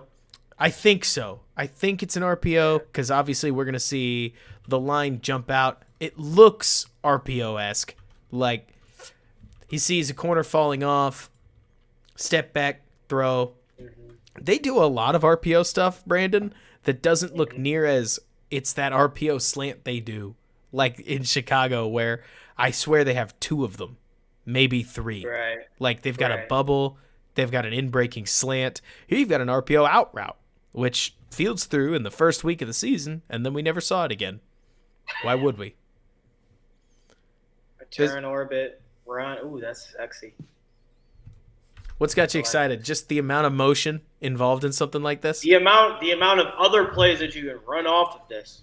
That makes sense. He could have given this ball and then have an option to the orbit guy back. I got you. So there's an aspect of offensive design that can be exciting purely because now you have this guy that just orbit motioned or like return motioned.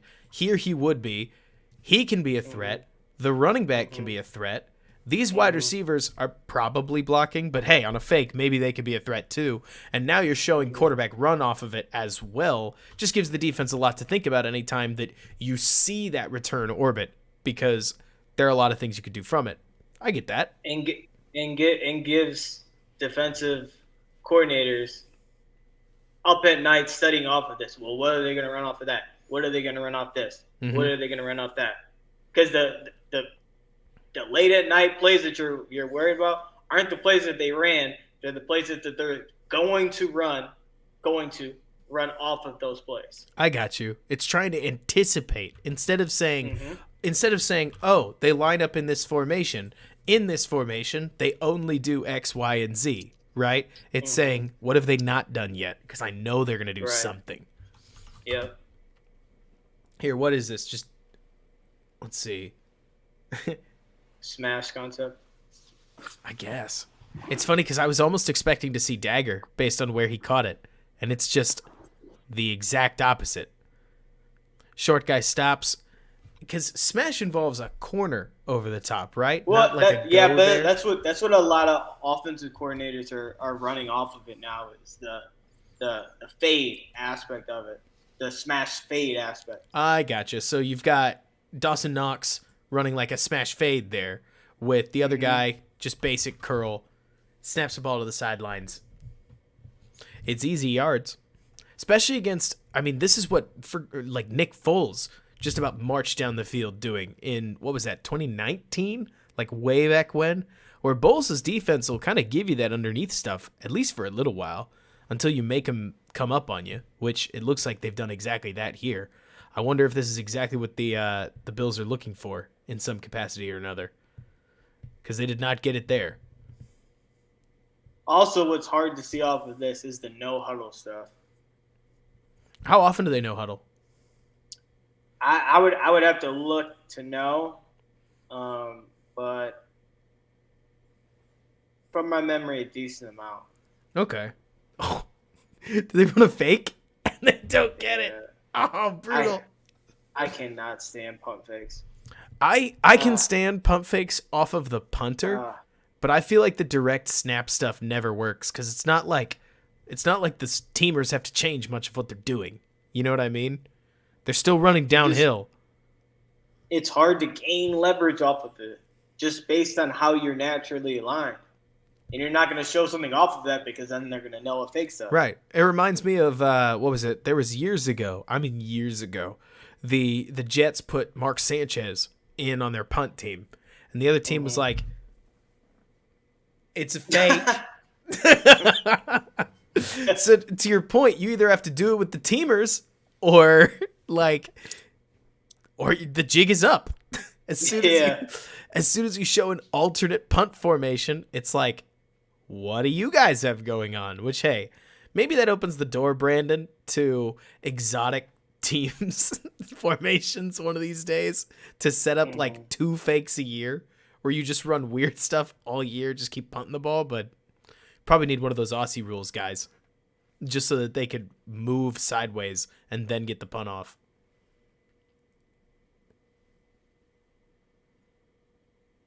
We're at the point where we're talking special teams scheme. We're a bit off track. I'm a bit off track. Like same thing, that pick route. running it with Cam Bright now. How many bounces did this ball take, by the way? Like, exactly. I mean, it's the same basic pick route that they've been running. Put the ball in the air. Yeah, so ball pops in the air, It looks Brandon. so high. It looks so high in the air. It is. And then it hits Brady. It bounces off a defender who kicks it back in the air and dives for it, doesn't get it. But this ball pops. I wonder if it hits somebody in the face.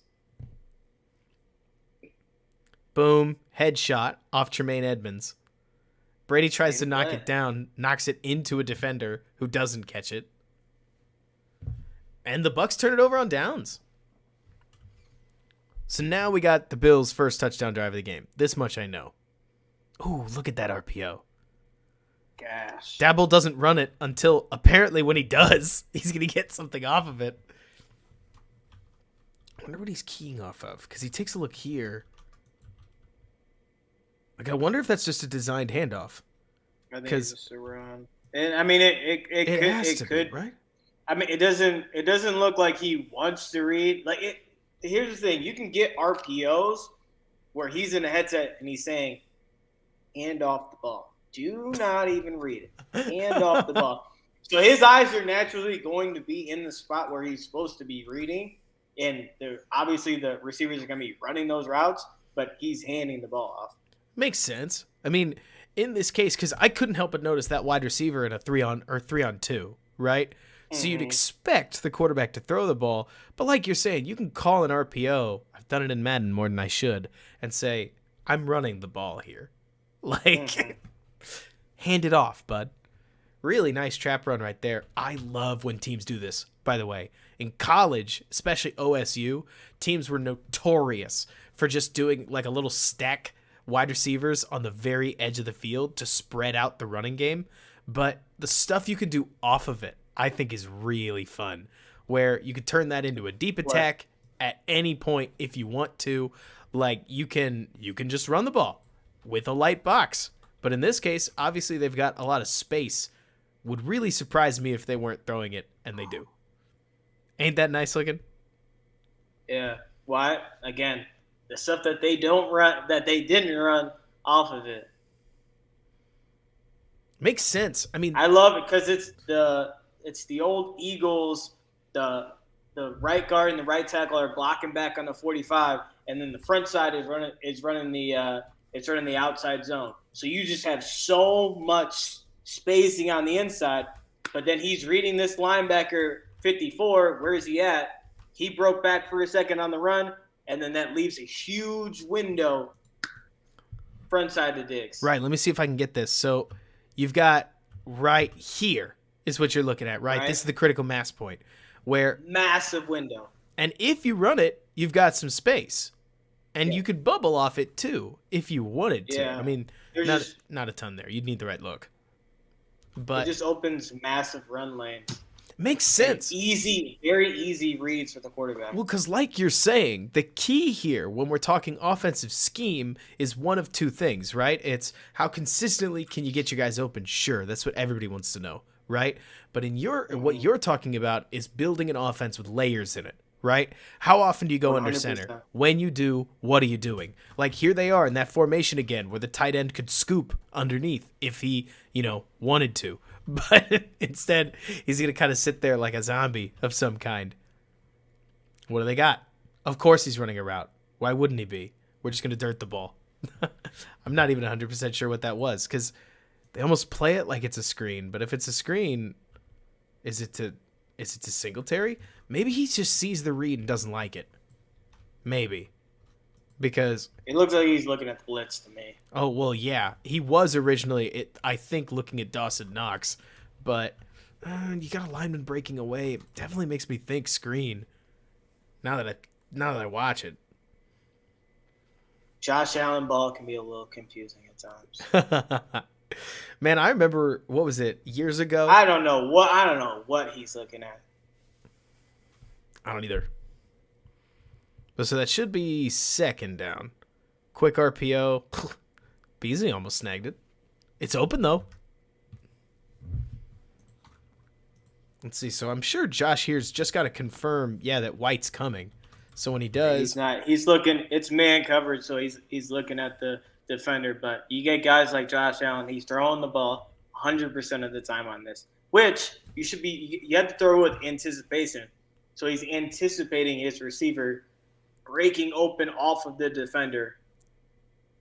And the other defensive coordinators would disagree, but the best way to stop RPOs, man coverage. Really? It's just my opinion. How come? Just because we're going to play cover one, load the box so that we have numbers in the box. And then there's nothing that you can read off of us. We're just going to beat you in man coverage. I got you. I get what you mean. I think with stuff like this, they could bracket to where he's waiting for Beasley to run inside and make them throw the second slant off of it, where he has to hold it a little bit. Right. But the defenders are coming back You don't have that natural pass protection. This one, they're run right block. here. Yep. You try to throw that. So we got a couple of questions. Are we worried about Daboll's lack of head coach experience? I mean, so I'll tell you that I think that that's a red flag for any coordinator that obviously hasn't coached before.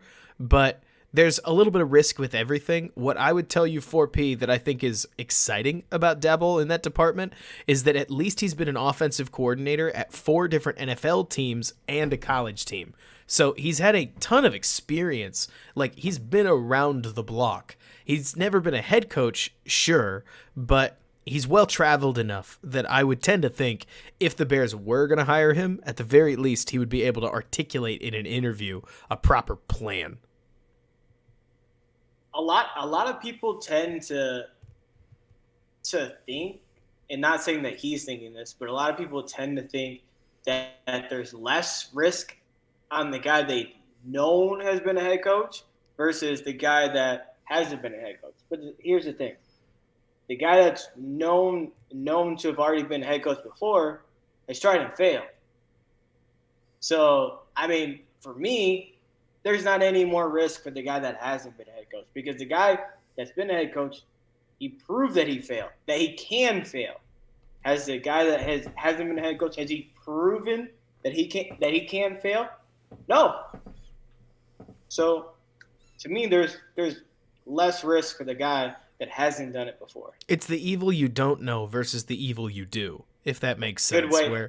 Very, very good way to put it. Right. It's scary to pick the mystery box, but the other option is this is why he succeeded and this is why he failed. And there's a blueprint to more failure. Cool God asks one question: do we keep the staff or do we get a new one with a different scheme? I would tell you that I think the key here, what we're really evaluating, is what the coach cares about, right? With Bowles, it's clearly about getting pressure. The way that he coaches is to go get pressure. So whatever defensive coordinator Bowles is going to hire is going to probably share that same belief, or I tend to think that they wouldn't get along. Like, maybe that's not the case, but in many situations, somebody's well-held beliefs are obviously going to permeate. In Daboll's, sure, we're talking about vertical spread. Like, we're talking about a whole bunch of things that are exciting. But the key that I know Brandon and I have really started to zero in on is that this is a pretty vanilla Brandon formation, right? Like, tight end kicked off to the side with 3 wide receivers on the left with the ball on the right hash. Like, there's a lot you could do with this. And Daboll is going to go out of his way to try to present as many potential offensive options as possible so that he can confuse a defender, or like so that he can confuse a defense before the snap even happens, right? 100%. That philosophy is what would carry over. Whether they make some little shifts to accommodate, say, David Montgomery, they want him in more of a power running set, or the offensive line, maybe they specifically see the fact that the Bears offensive line has next to no experience blocking power, and so they're going to like block mostly zone and stuff like that. We'll see. Like that could absolutely happen, but it's more about that philosophy, that overarch, right? And Galaxy Goat, if we got Brian Daboll, would he focus on the short passing game or try to utilize Fields' arm? We haven't gotten to see it yet because the Bucs have dealt so much pressure that Allen's not thrown the ball downfield much. But I tend to think that he'd do whatever he could to try to utilize or make Fields' arm look as long as possible. What do you think, Brandon? Same thing. He's going to utilize the long passing game that Fields has. Does this come open? Am I using the clicker too much to see this right there? Because obviously it's like a quick little gain on third down. But I can't help but feel like that post came open. Yeah, but the thing is, he's not reading that guy. He's reading the first guy. First guy came open. Got the ball. First read gets open on that. And you know what? Beasley makes a nice play with it after the catch. And that's their really bad DB Cockrell. Okay, so there's an aspect of targeting there. First down, the other way. They call that yo-yo motion, right? Where the guy comes in and goes back out. Yeah. Jeez. When people do talk about the dangers of running quarterbacks, Brandon, these are the kinds of hits I don't like. Like the quarterback getting upended like that. I mean, Josh Allen or not, I love the blocking that comes from it, because the beautiful thing to anybody who isn't a fan of quarterback run is that now Singletary's an extra blocker. So you've got 2 linemen and a running back out in front of your runner, so to speak. Now Allen doesn't seemingly follow his block. I'm actually not 100% sure why. Because does he have the edge? It looks like he has the edge. But the edge. Let's see. He's Josh Allen, though. He's going to go get him some. Maybe he sees a safety and just kind of panics about it. But the safety still makes the hit. So he needs to set up his blocks. That's what he needs to do. That makes sense. I always wonder how much experience quarterbacks really have with that. Like, it's hard enough as a running back to set your blocks up because it's real time, right? But 0. Sounds about right. I love the ambition of the screen here. Doesn't seem like it really did much. Oh, they might have drawn a penalty there, like in an earlier play, because This looks like it's first down, and it's certainly called like it's first down.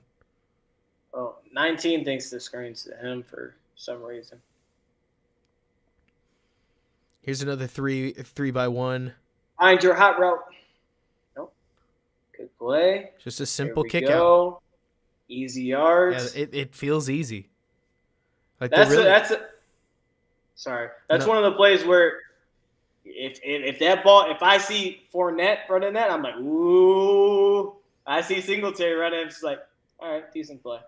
It's all about your personnel. But Dave Montgomery, he's running that. I'm like, ooh, because I know. Look at that. No one wants to tackle him.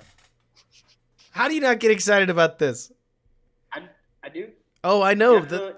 The quarterback run element is just so fun to work with because this whole defense over-rotates. Like, sure, it sucks when your quarterback gets upended, but, like, let me freeze this at the mesh point, Brandon, because 43's gone. Like, Devin White's probably 2 steps over. Even this lineman is pursuing that way. Like, they've got the whole defense on that right side. If anything, they're kind of showing why they haven't been handing the ball off all game. Allen pulls it, counters back. That's as close as it gets. Yeah, Walk in. This is Bash running back running away from the run concept. Looks like he's reading the middle linebacker on this. Pulls it, perfect blocking, walks in. Easy. And that's stuff like people are like, oh well, those Josh Allen yards come from him being awesome. Nope, that's just a good run concept. Anybody could have done that. Mitch scores. It's not a dig. 100. Mitch scores. Easily. Dalton might. Honestly. Like. Yeah, probably. If he doesn't trip over his own feet, he scores. Foles doesn't score. No. Like. No. Not Nick. No. Nick would find a way to probably lose a yard or two there. But. Trip over the 15-yard line. Right. 4P, you mentioned Harbaugh about win percentage. So the scary thing to me about Harbaugh, just calling it out, right, is he had incredible personnel in San Francisco. He had incredible coordinators in San Francisco. And at least one of those two things he will not have in Chicago in 2022. At least, right? Risk of both. Like, a lot of people point to Pep Hamilton. A lot of people point to Joe Brady. Now, I don't want to be a cold shower. I think I'm a little lower on Brady than some because I think there are a lot of people that have anointed Brady the heir apparent, but he worked with Joe Burrow, who looks really, really, really good right now and can make a lot of scheme look good. I don't know. I don't want to freak out too much. It's more to say that Jim Harbaugh interests me, but with Brian Flores and Brian Daboll out there, I don't think he's my first or second choice. And I don't know. That's sort of where I sit with it. Brandon, have you seen anything in the game since then? Who are you talking about specifically? Harbaugh? Harbaugh, yeah. Well, I didn't know if you were talking about Brady within that. I'm just thinking of offensive coordinators. Like, what offensive coordinators are out there that I can think of? And I'm a guy sitting in a chair on the internet, so it's not like I'm, the be-all, end-all authority. But yeah, there's not a lot. People are talking about O'Connell a lot from the Rams for whatever reason, but he's their offensive coordinator. I don't know why he would leave. But a lot of it's when it comes to the next offensive coordinator, it's a little bit of a mystery because a lot of quarterback coaches, which is why Pep Hamilton gets brought up and gets poached. But the thing is, I mean, he's proven that he hasn't been able to get the job done. So just because the quarterbacks have succeeded doesn't mean that he's going to call plays well. Being a quarterback coach and being an offense coordinator, two completely different things. They're really different. I mean, I haven't worked in the room, but you can just sort of, think about the position and what it entails. One is obviously helping your quarterback understand plays at the highest level that they could possibly. I'm surprised they didn't complete this, by the way. I mean, not only did they have the miss to Gronk just a second ago, which, hey, it's tight, but Tremaine gets lost here. Like, you've got Godwin just poking right out behind him. Brait manages to hold the attention of two guys. I blame this more on the safety for this one. Really? Hyde? Yeah, I think he's guarding a little bit of grass. Makes sense. Especially you gotta know as a safety, you gotta know what routes to expect. If I'm thinking Godwin, I'm not thinking about him blowing past me. He's going over the middle of the field. So I got to be ready to break on those. Is Godwin more of an Allen Robinson-like than I'm thinking he is? Because for some reason I told myself he was a speed threat.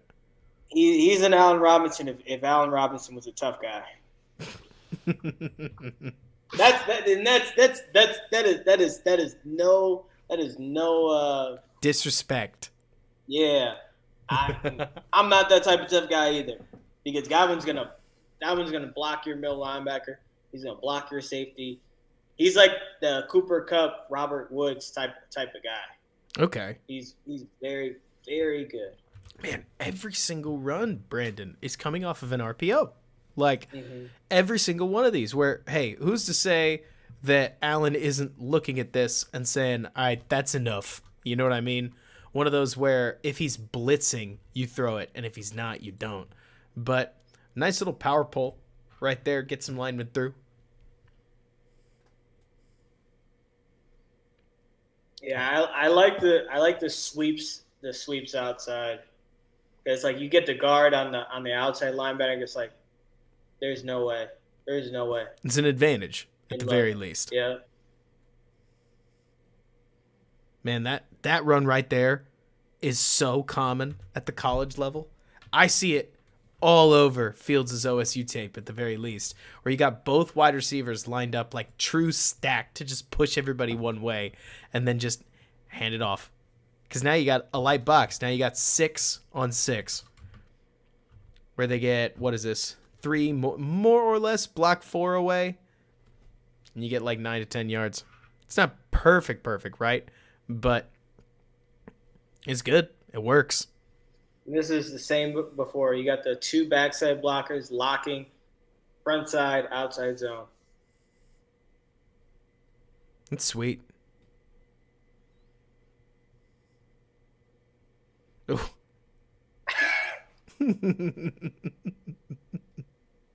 Love it. Allen ball. Is this a draw? Hey, it absolutely not. Yeah, Draws up like it though. Draws up like it. It works out. It looks like it's a curl all the way. It's an RPO, and he's like, "Oh, I should not have pulled that." Just takes off. Well, he's like, I gotta run. I feel like I'm gonna have to watch some of these Bills playoff games at this point. Not that I wasn't going to, but it's just funny getting this kind of look at it where it's like, oh, Josh Allen's still the kid he was in 18-19, but he's gotten better at a lot of the other stuff. Like, that's what's so awesome is like he has so much stuff you cannot game plan for that. But at the same time, Brandon, I mean, you have to at least say to yourself, right, that, I mean, let me pause to say this, right? The Bears are sitting on a kid in Justin Fields that tried to jump past a screen in week 14 of the NFL season. Like, Justin Fields has got a wild side of his own. And the idea, I mean, there's something tantalizing, right, about saying, okay, Brian Daboll's worked with somebody even wilder and figured out how to channel it for the most part. Like, that does carry weight, doesn't it? 100%. Carries quite a bit. Because it's like if he can reel in Josh Allen, he can definitely reel in Justin Fields. God, I think so. At least what you're thinking. I mean, I would think so. I feel like Fields is a much, for lack of a better word, purer player. Where if Josh Allen is chaos embodied, like Justin Fields is what it looks like to have, to use an old phrase, all the talent in the world. Like, he's got foot speed, he's got arm accuracy, he's got arm strength, he's got everything you're looking for in a quarterback. He just, I don't know where he decided that he needed to be the hero more often than maybe he should have been, but he definitely can't make some of the plays that we've seen him make. Even so, I feel like this kind of coach relationship could be really healthy for him. Can't help but see it. Yeah. Right. And that third down is one of those plays where Josh Allen doesn't get the benefit of the doubt. Like he gets it out real quick on third down to his running back into space, and it's like, bro, can we get a broken tackle, please? Not a Singletary fan, huh? Like, can we get a broken tackle, please? Like that's Dave Montgomery. First down, move the chains. Please It really move is, the chains. though, man. Stop wasting time. Move the chains. Speaking of somebody else that I can't help but feel like would just be a weapon, I feel so bad, like that. I feel so bad that Tariq Cohen is in the state that he's in. I mean, what an unbelievably fun player to watch, but I am so worried we're just never going to see him again. I mean, I hope that if we can get some good media questions, we get a brand new coach. They're like, all right. They're like the second weekend, like, all right, how is Tariq Cohen recovering from his second ACL surgery? And then the coach is like, no, I think he's recovering pretty well. We expect him active in the offseason. And the thing is, the head coach will not know that you set them up for that question to answer whether he had a second ACL surgery or not. Right. That's just an answer we have no idea about. We have no idea. And it makes the timetable make a lot more sense. That's for sure. But yeah, and I would be a lot more optimistic if I knew that he had another ACL and that's why he's out. And not that it's cartilage that he just can't recover from. I was going to say, like, what would that mean? That they did the first one and that he tore it again? Or that they did the first one, he mostly recovered? Oh, no way. Twice. Same knee? Yes. My second ACL surgery was on the exact same day that my first ACL was a year later. And it wasn't even like I set it up that way or I remember sitting there getting ready and be like, yeah, this was the exact same year. And I remember the surgeons looking at me like, I feel so bad. Oh. And this sucks because I think it's between 9 and 16 months. Mm-hmm. You have a very, very, very high chance of re-tearing your ACL. Ugh. Let's see. So just one of those things you gotta be really careful.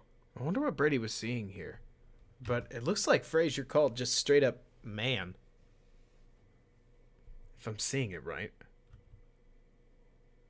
Maybe not. Well, I mean, it's box, so. What is box? So yeah, I think they're boxing this.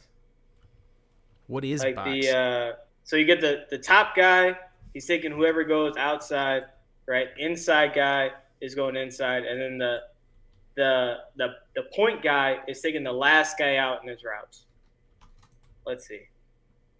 And that's what it looks like is what happens. That's really pretty. I take it that's exactly the kind of call it's supposed to work on. Yeah. But, I mean, a lot of guys would like you to press the point, which is pressing the top guy at the bunch and then distributing out and inside with the two other DBs. Oh, unlucky. Just to make it easier. I think they call this roughing the passer, by the way, Brandon. Like hit him in his knees. He dusted up his legs, which yeah, that's the Brady rule. I was gonna say that's how he tore his ACL. Ugh.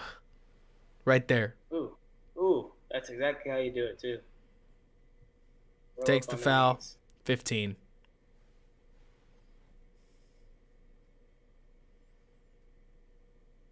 I can see a lot to get excited. Oh, man. So much overlapping of these routes. I got to tell you, so the Tampa Bay offense is awesome, but if there's one thing, Brandon, that I think I'm a little concerned about, look, I don't know Micah Hyde's background. Hopefully you do, because you can help me out here. But I feel like Leslie Frazier's showing a lot of good positional ideas, but the players aren't playing to it, if that makes sense. Where you'll see Micah Hyde is struggling. You'll see Hyde back out like he's a cover 3 safety on a cover 2 assignment, Whereas I've watched enough Eddie Jackson to see what it's supposed to look like, for better or for worse, and he'll just clamp it down. I mean, Eddie will take a too high assignment, and where some guys will end up 25 yards down the field, Eddie will just snap down to like the 12-yard box and be like, nothing's going behind me, and nothing does. Like, he'll just make a judgment call about what routes the opponent's running. And if Hyde would do that, they'd stop more of these. But it's like Tampa Bay's just assaulting him. Great run here, by the way. Totally separate. And that's one thing that Eddie Jackson will never get credit for. Because the thing is, the quarterback is not going to throw the ball if the safety's not backpedaling. And Eddie Jackson has no reason to. He's like, all right, what you got? You're not running past me. I know that for a fact. You're not running past me, so I'll wait on the in-breaking route that you run. And that's like the type of IQ and discipline and confidence you got to have. Tons. Is very, very high. Because if you get toasted, you're on come on, man. Like, immediately.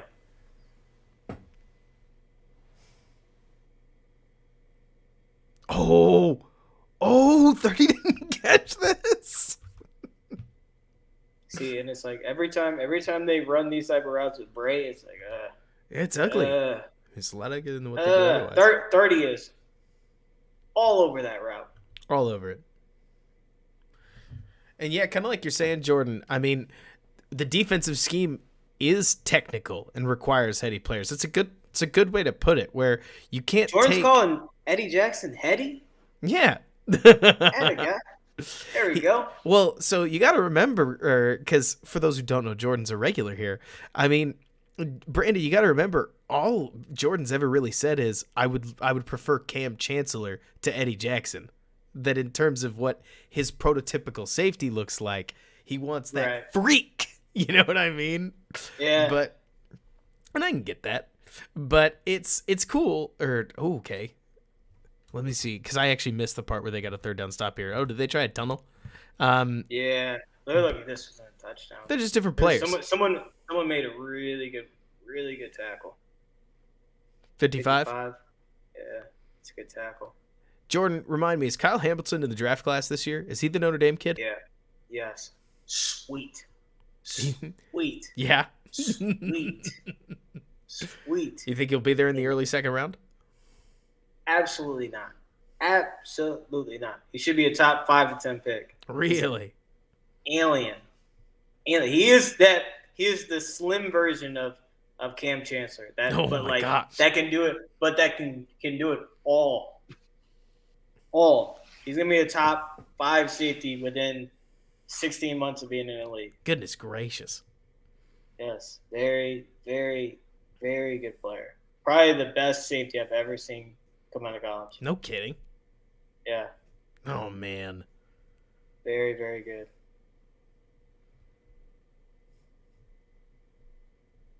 I need to find my college tape guy again.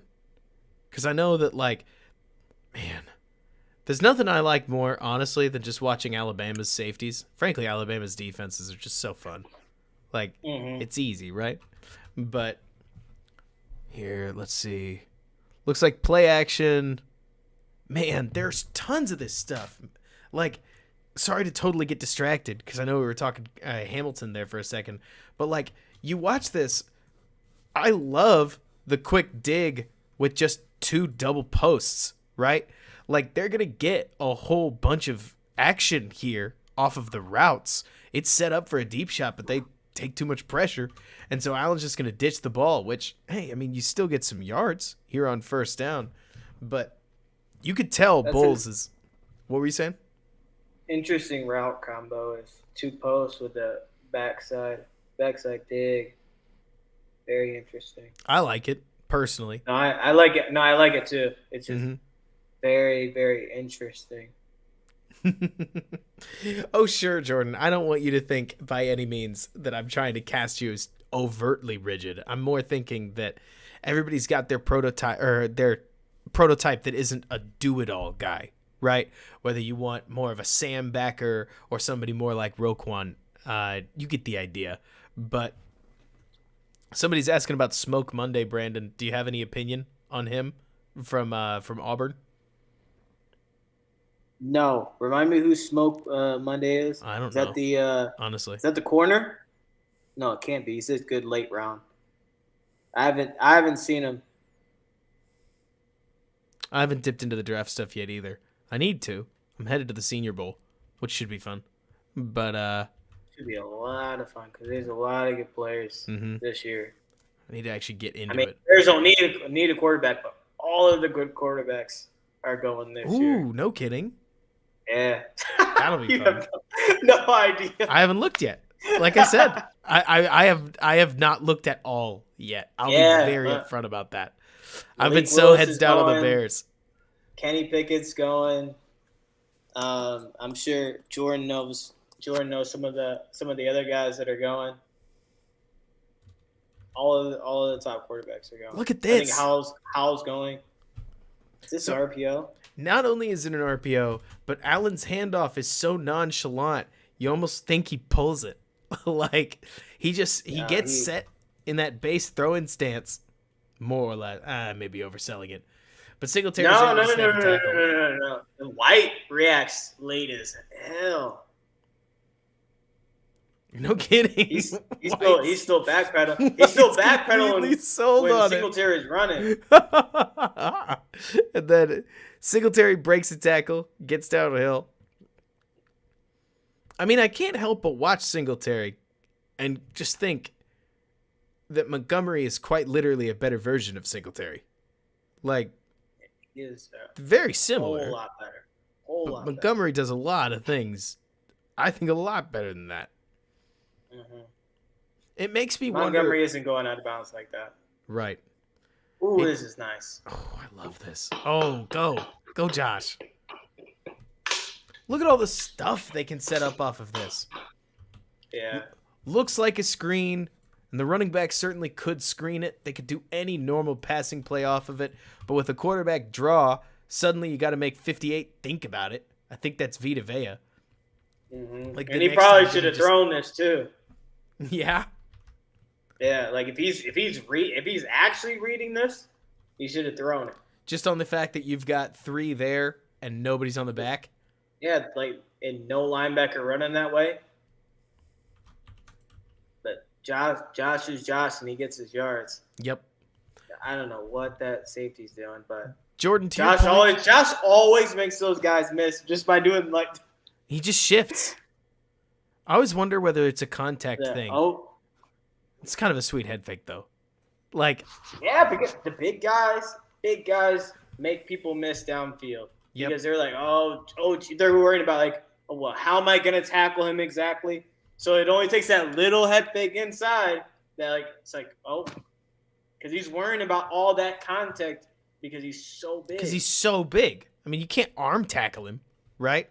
But Jordan, to your point, like you talk about Flores, and I want you to know that it's not about picking one, in my opinion. I would tell you it's about tiering it, right?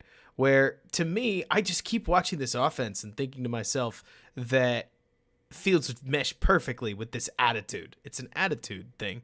And if it ends up being Flores, stoked. I mean, Flores is a heck of a coach. And if it ends up being Dabble, excited. If it ends up being Frazier, I'm a little bummed at this point. Like, Frazier's got some stuff that's neat. I just wonder how he's teaching it. By the way, after all that, Brandon, that we've seen them run, right? They line up in a 2x2. They kick Dawson Knox down the seam, and Tampa just never thinks they'll throw it, right? Wide open. Throws it right over his head. I can see how I can see how important the setup is to a ton of this stuff, because they'll set up in pretty standard formations. You know, there's nothing super crazy about having Dawson Knox right here, but they're able to just leak him out. It's fun. It's not an offense that needs to be flashy, you know, like just to call Nagy out on it. Where this isn't an offense where we're looking at throwing to an offensive lineman and calling it creative. You know what I mean? It's just they set. I hadn't thought about it this way, Brandon. Tell me if I'm stepping out of bounds. It feels like in the same way that Shanahan sets up after like sets up in the same condensed bunch sets over and over and over.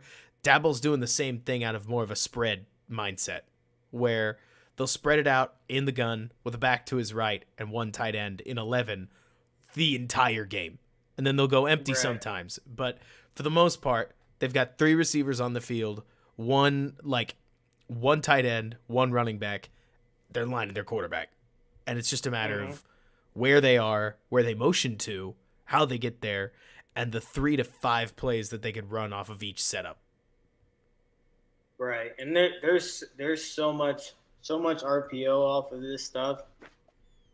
And it's not even like Josh Allen is reading this stuff that well. Like I think Justin would be reading this stuff, the RPO stuff, a lot better than Josh does. And I mean, I'll call out what I know I'm worried about most, Brandon, is I do feel like Justin. I don't want to be a doomsayer. I feel like Justin's at a bit of a fragile point in his career right now, where he needs the right pairing with him, or he may never find it, so to speak. Maybe I'm just scared, But I think you're scared. You think I'm just scared? Hey, I'm glad you're saying it. I hear talk about, say, Doug Peterson or somebody like that. And I mean, he's an experienced offensive mind, and I do think he'd be all right, but it's not somebody I'm getting super duper excited about in terms of, even if he was the offensive coordinator, even though obviously he and Nick Foles went to a Super Bowl. Really nice play there by 30. Yeah, that's one of those interesting plays where he decides pre-snap he's throwing it to him regardless. Yep. Regardless if it makes sense. That's one of those fade routes that people don't necessarily understand. Is like on a lot of fade routes, the quarterback knows that he's throwing it before the play. I know that he's supposed to be reading. There's no read. There's no read there. It's just a take it and go. This is decision. Okay, so one thing, Brandon, that I've seen more than once that the factor one said, so the factor, don't think that I'm coming at you, but I've actually heard a lot of people talk about how if Daboll's so good, why did Trubisky come in and immediately throw a pick? Which I think is hilarious as a Chicago-based analyst to talk about, because I don't feel like Daboll needs to be beholden to what his backup quarterback does when he gets his snaps, but that's just me, right? Where, if anything, it's strange to me that Mitch threw an interception. He doesn't tend to, but it's funny as much as anything else. It was in I'm pretty sure it's one of those things where like the game wasn't close. The defense dropped 8. He knew that he was throwing the ball because the game didn't matter. Threw it right to somebody. Doesn't really matter unless you put a little bit too much into it.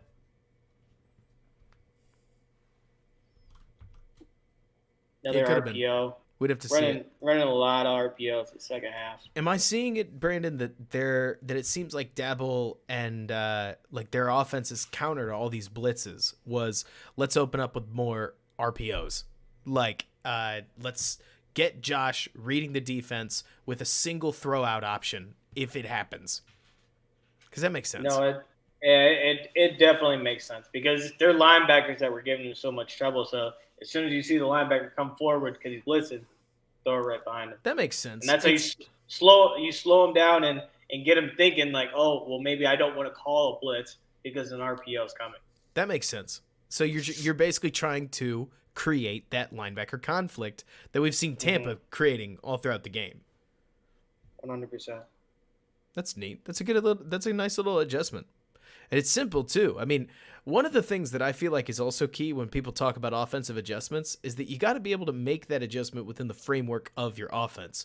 You can't be a spread West Coast offense and suddenly just call a bunch of vertical stuff when there's only, say, 4 vertical shots in the playbook, because you're going to end up with guys that aren't playing with timing. So it's a nice way, or I guess a wrinkle, right?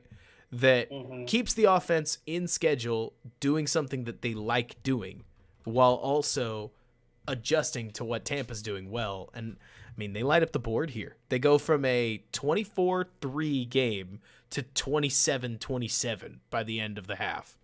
So a nice little turnaround. And it looks like, is this a QB run RPO? Like, I think it is. And I mean, he's just pulling it. the ball's on him, man. The ball's on him. He's pulling it into a blitz, too. He's just like, you know what? I'm Josh Allen. I'm going to take on Jason Pierre-Paul face to face because that's who I am and it's what I do. Sue gives him a shoulder to the, let's call it upper shoulder while he's at it. Yeah, that's how Sue is. That's how he is. There's another RPO and there's them getting punished for it. Yeah. Like, look at this. They load up to, down we're looking at there was first down, the factor. So this is second down. Looks like Bulls brings, I think it's a blitz, but it's a blitz. Like Bulls brings they a don't blitz. read that. They don't read that quickly. That's Allen what it's kind of hard to tell sometimes if they're blitzing, because like how based on how their linebackers would react. I remember when I used to call blitzes sometimes, it wouldn't even be because I am looking for you to blitz. I'm looking for you to read fast enough. And it's not really a read because he's not reading, but I'm looking for you to react and get into the hole in the timing that I want you to. That makes sense. Oh. I can't remember what this route concept is called, but I really like it. But you gotta have a missile of an arm. Right. You got to be able to throw this. Yeah, because if you have a Mac Jones arm or Joe Burrow arm, that's being picked. Oh, that's nice. Oh, that's really, really sweet. Let's see one more time. Bengals Twitter's gonna find me. Hey, he and Jamar Chase are doing just fine on their own thing, but man, is Chase it or what? Like he's taking nothing away from Burrow, but man, all of it. Teach me to criticize some preseason dropped passes. That's for sure. Like never doing that again. If anything, I want all my first round wide receivers to just drop passes throughout preseason. Like do whatever it takes. But man, so yeah, that's it. What an interesting route concept. So you flare off, turn around. It's like he's running like an inside snag route with the corner off of it.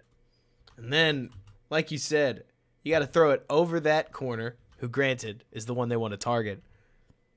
And then Diggs makes a great catch. I always love the simple ones like this.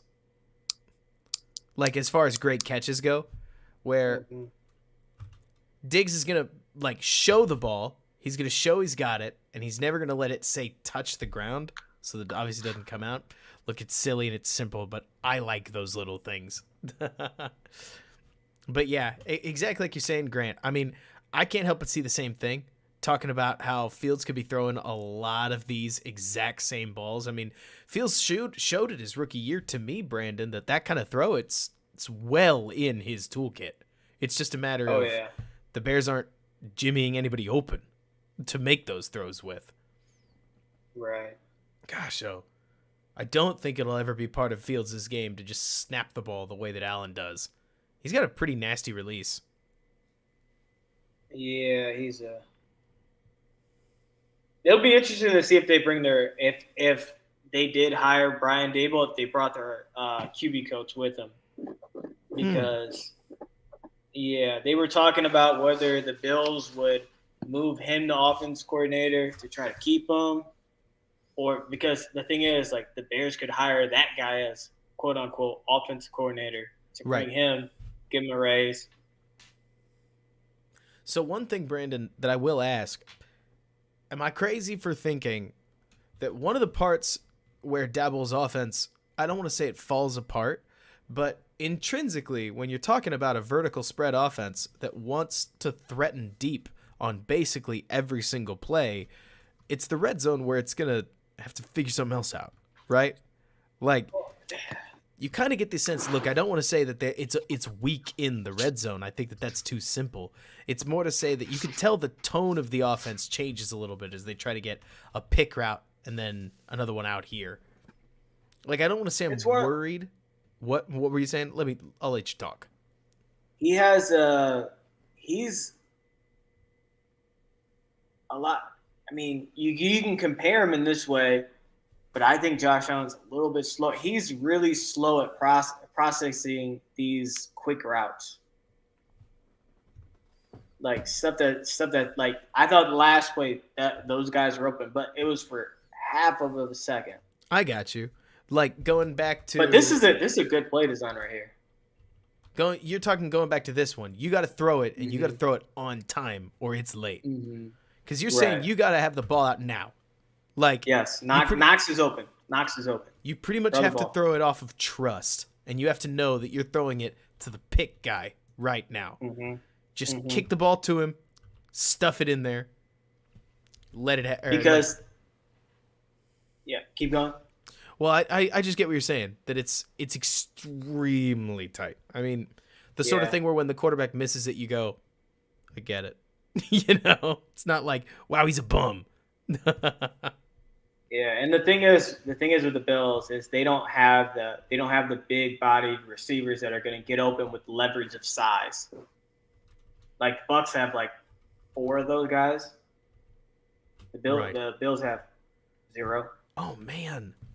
That's who I would think of when I'm thinking of leverage and sizes is Gabriel. Gabriel? Yeah. Yeah. Man, is this a fake screen with an in on the back? Like, it looks as if a slant. Well, but yeah. Yes. Not an in. Apologies. But like Allen pauses right there and the whole defensive back core attacks downhill. And then he just stands in there, delivers a ball. Hey, that's a simple way to get to it. That's awesome. You gotta. Cause the thing is that's so great about this is it's a good way of isolating the backside slant, and that's exactly what you want. Is because on a corner, like he could run any route on backside, any route, but he ran the slant, which is the easiest route to get open. But to your point, if you run, let's say that you ran something more Nagy-like, right, Brandon? Where you're going to have this guy curl in here. You'll have maybe, I don't know, you'll have him run something like that. And then the tight end here will run a fade on the backside. Levante David may very easily drop to the curl spot and take away that inside slant just by happenstance of clogging the lane. What you're talking about is the key difference here is because they set it up like the screens that they've been running all game long, it draws the attention of the other defenders to put the corner, who's really good, in basically a no-way situation, right? Not to mention nightmare situation because there's so much space. And not to mention the way that the offensive line blocks it. All Allen's really got to think about is a free runner that doesn't matter as long as the timing is there, right? All you guys got to do is win off of a nightmare situation, snap the ball into a general area, and you come away with 7. Like, right. I get it. That makes sense. That's legit. Ooh, that's nice. It is. So the factor, in my opinion, I would tell you, because he's asking how different is Nagy's offense compared to Dabble when it comes to formations and play design. I feel like the key difference is that Nagy's formations don't really play off of each other. Nagy tends to seem like he has certain formations that he'll use for certain plays is the only way that I can think about it. Like when he wants to run a slant, he's going to line it up one way. And when he wants to run a play action pass, it's going to have to be under center. You're never going to run a play action pass out of the shotgun. And then it's going to be specific targets here or there. Whereas Dabble's offense seems like it almost all happens in the shotgun. And when it's under center, even then he'll have Josh do straight dropbacks like here and there just to throw people off the idea that under center is only run. Am I seeing it well enough? That it's more about what sets up what than different concepts, even though Dabble's offense is a little more vertical. I thought they really got away from their RPO stuff because that's like kind of who he was known for. The Bears? Yeah. Yeah. It's running all that up RPO stuff and it like escaped the playbook, which they had so much success with that, especially in 2018.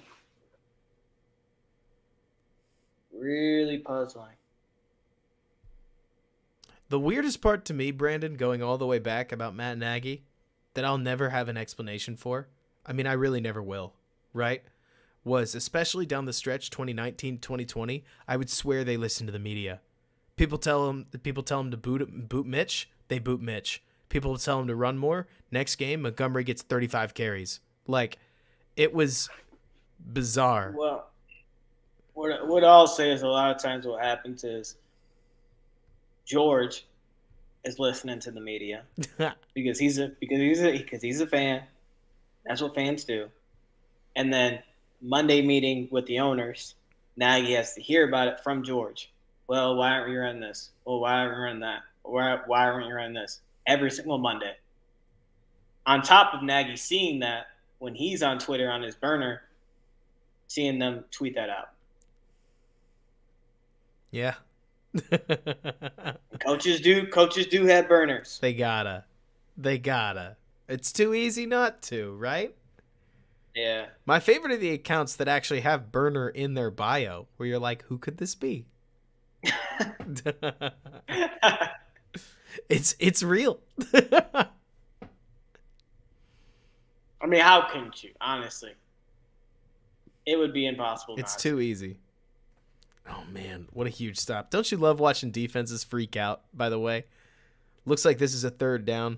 I've not been keeping too much track of the Tampa Bay offense because I'm honestly just waiting to get back to the Bills. Man, it's not that the Bucs don't have great design; they absolutely do. I think I'm just Brandon worried with Leftwich's 3 years of offensive coordinator experience, one team. I mean, he obviously had his time as a player, so that matters. But 5 years coaching total, and he's coaching under an offensive staffer, so like Arians with Tom Brady. So you could be getting a real winner. Could. I mean, I think Leftwich is doing a lot more than Arians. I'm being completely honest.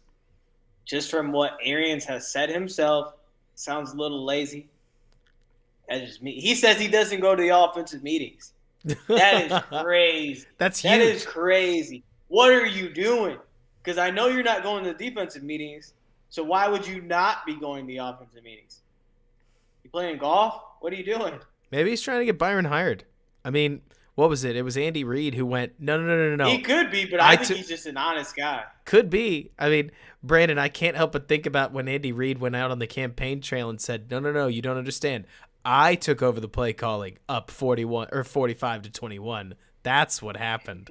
Like, I know head coaches will say some weird stuff when they're well aware they've got job security and want to get their guy hired, but yeah, you're right. I mean, that's honesty to a point where you're like, I don't know what to say about that. You don't go to the meetings?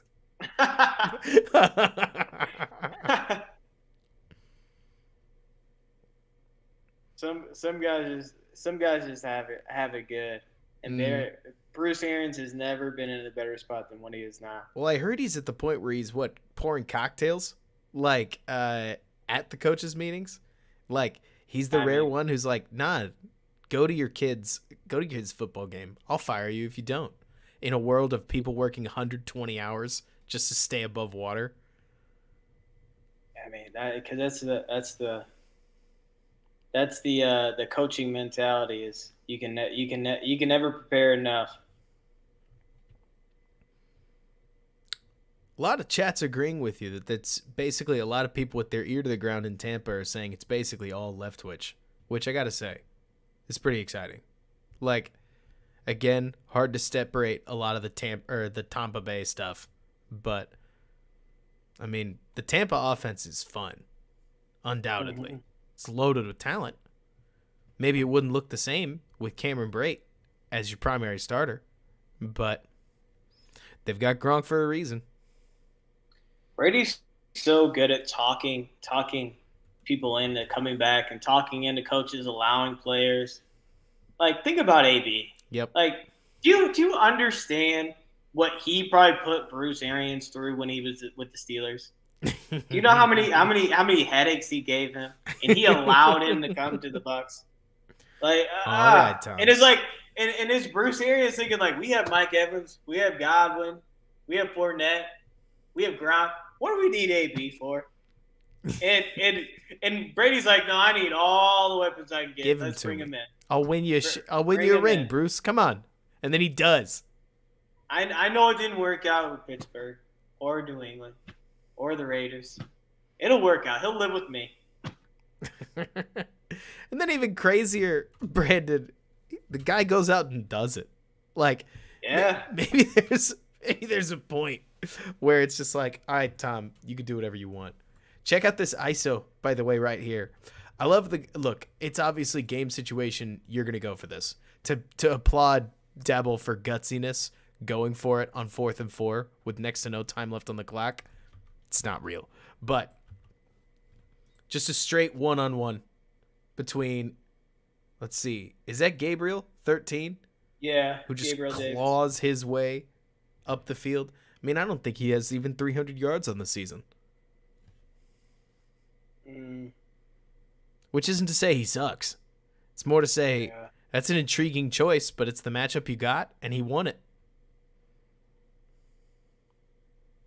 Yeah, I mean, at that spot in the field going for it, whew.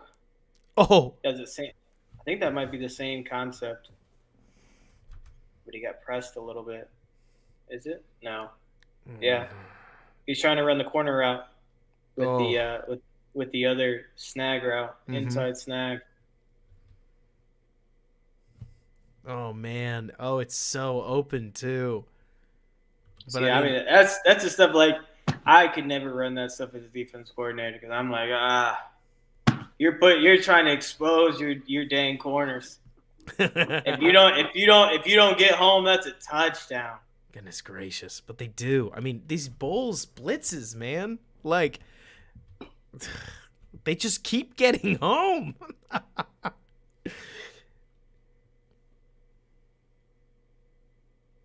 Man, just smoke him too. Singletary and blocking Devin White. Josh is just getting smoked all game long. Yep, Grant.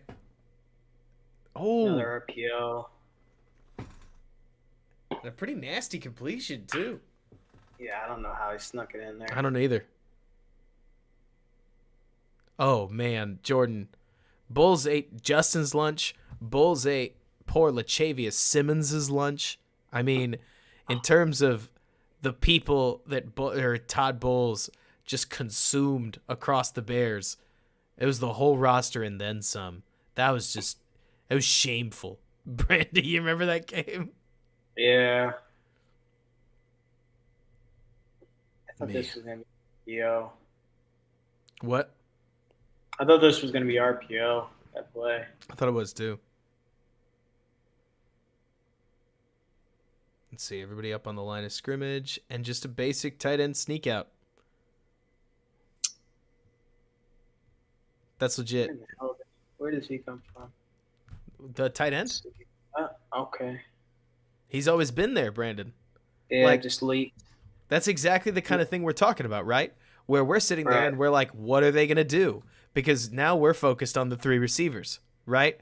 And Bowles is thinking, he's hoping that you're thinking, what am I going to do?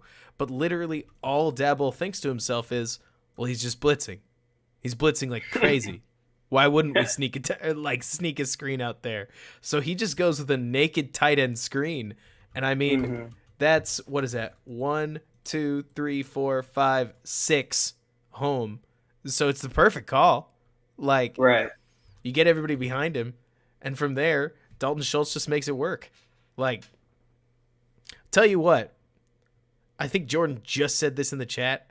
Whatever, like, you do think of Kmet, Dabble's going to draw as much out of him as he can get. Like, that primary tight end clearly has a major role in this offense. They have gotten so unlucky with their goal to go and red zone plays. Like, they're just every single time they get down here, they're like at the 10-yard line, at the 12-yard line, at the 15-yard. Like, those are the worst Jordan, sorry. Go worst, ahead. worst spots to be in the red zone. The Bears or the Bills? The Bills in this game. Every time they get down there, they're at the 10. They start at the 10, 15, 12. It's been a problem with the Nagy stuff, too. Like, not that I'm trying to give the guy more credit than he deserves, so to speak. Man, Josh, no! Everything he's done well, and he steps just out of bounds here, Brandon. He gets that, like... There's nothing more I love than the 2 yards downfield punt. Like, hey, you're gonna make a move to this, I promise you. Watch. The best part is the best part is, Brandon, it's just the weakest little pump. It's like holding the ball in the air, right? But it's Josh Allen. Like, hey, you see this? I'm a quarterback. And he does. Multiple people. Oh my gosh. People. Watch 23. Watch the effect it has on. You say that's Carlton Davis? Like, no, I think that's Sean Murphy Bunting. But so 23 right here, ball in the air.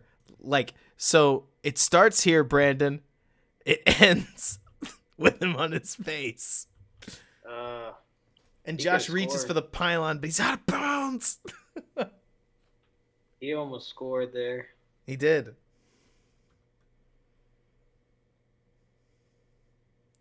It's the flexibility. And I mean, it's obviously taught. I mean, it's the way that Dabo basically reined Josh in.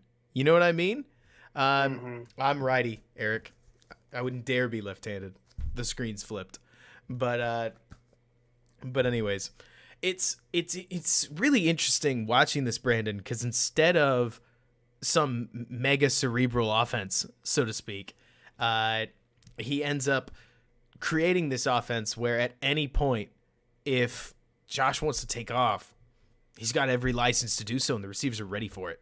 Like, if anything, I'm realizing how cool it is from a coaching perspective that Josh just bails on, what is this, 2nd and 10? And as soon as he sees it, 41's like, yep, I know what he's thinking. He's not throwing it to me. Like, 41 is immediately like, okay, so he's going. And just heads out and smokes 23 downfield to give him that shot at a score. Like, they're all on the same page, for better or for worse. And in this case, I mean, I think it's for better. But it's cool seeing that I have watched way too many, whether it was during the Trubisky era, for crying out loud, or whether it was during the SMB. Is that on Sean Murphy Bunting's face? Yeah. Let's see. Oh, he thinks he gave up the game-winning score, doesn't he? All fours. He's like, I just got what, you know what that says, Brandon? That says, I can't believe this got me. That stupid hand in the air. Sean Murphy Bunting's like, I just gave up the game-winning score to putting the football up in the air. But then it comes down the other way. Oh, man. And you're right, the factor. I mean, it's totally the style Josh Allen has. If anything else, though, I mean, I've watched for years now, Brandon, on scramble drills, it's like the wide receiver and the quarterback have never practiced it. Like, I can't speak to one thing or another. They just have no plan at all on scramble drills. And scramble situations happen all the time. So the amount of times that I'm seeing freaking Marquise Goodwin fade backwards like he's going anywhere, and Justin Fields is like, no, go, whatever, and just does something else. I mean, at the very least, it's neat to see an offense where everybody has an idea of what to do when the play breaks down one way or another. And then, of course, we're going to call a fade. I think it's practicing it versus not practicing it, honestly. Because in practice, you're not, like, D-line's not tackling you, so you're not being – they just stop rushing the passer, so there's no scramble drills. Right.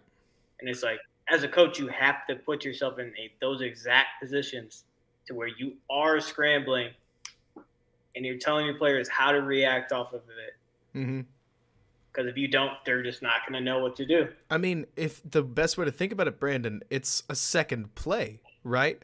If you've coached what to do in those situations, then there's a play after the play. It's stupid to say it that way, but it's what would probably happen, right? And so you end up with, instead of true chaos, you end up with controlled chaos after the play's structure and a shot or an opportunity at making something happen. I mean, it makes total sense. You just have to talk about it. You have to go through it. You can't have these situations where, for crying out loud, what was it that happened in week 4, Brandon, where Allen Robinson and Justin Fields were just woefully on different pages on those two deep throws, one of which was an interception. I mean, you got to have your best receiver understanding that you're going to keep rolling out, keep the play alive, and then throw it deep. You can't be stopping downfield, which right. I guess I get it, given some of the quarterbacks that Robinson spent his career with, but it still sucked. Yeah. Allen Robinson is such an interesting player. He needs to go to the right offense. And woo! Ashraf, I don't know if he will. Great seeing you. Yeah, I don't know if he will either. But so there's not many of those offenses out there. This is overtime, everybody. We are now in I was overtime. so confused. I'm like, what is going on? I was like, I know we've gone past halftime. Bucks took a knee. For a fact. This is overtime, 27-27. For me, Jordan, there are so many good GM candidates. You talk GM candidates, and I'm like, Omar Khan, Kwesi is phenomenal. Ed Dodds is a solid choice. Have you watched any interviews on Kwesi? Mm-mm. Are they great? Man. Yes. His intelligence jumps off the fucking screen. I feel like there's so many, let's call them tier 1 GM candidates, that if they come back with Jeff Ireland, I'm going to be a little annoyed. Yeah. He's in the Fraser tier for sure. Right.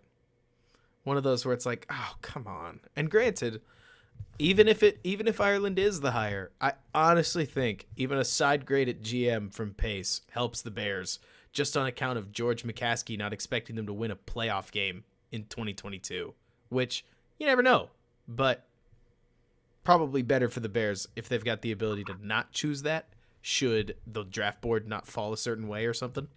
But yeah, I think it'll be interesting when they ask these GMs, like, what plan do you have? Are you looking to do a full rebuild, or are you looking to expand on what we have? Do you plan to move cap space or dead cap in the future years? Do you not plan to do that?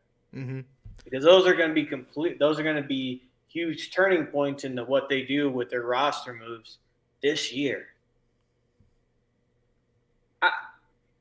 And I don't know. Everybody's really high in Morocco Brown. And, like, I watched the Colts documentary. I've watched interviews on him.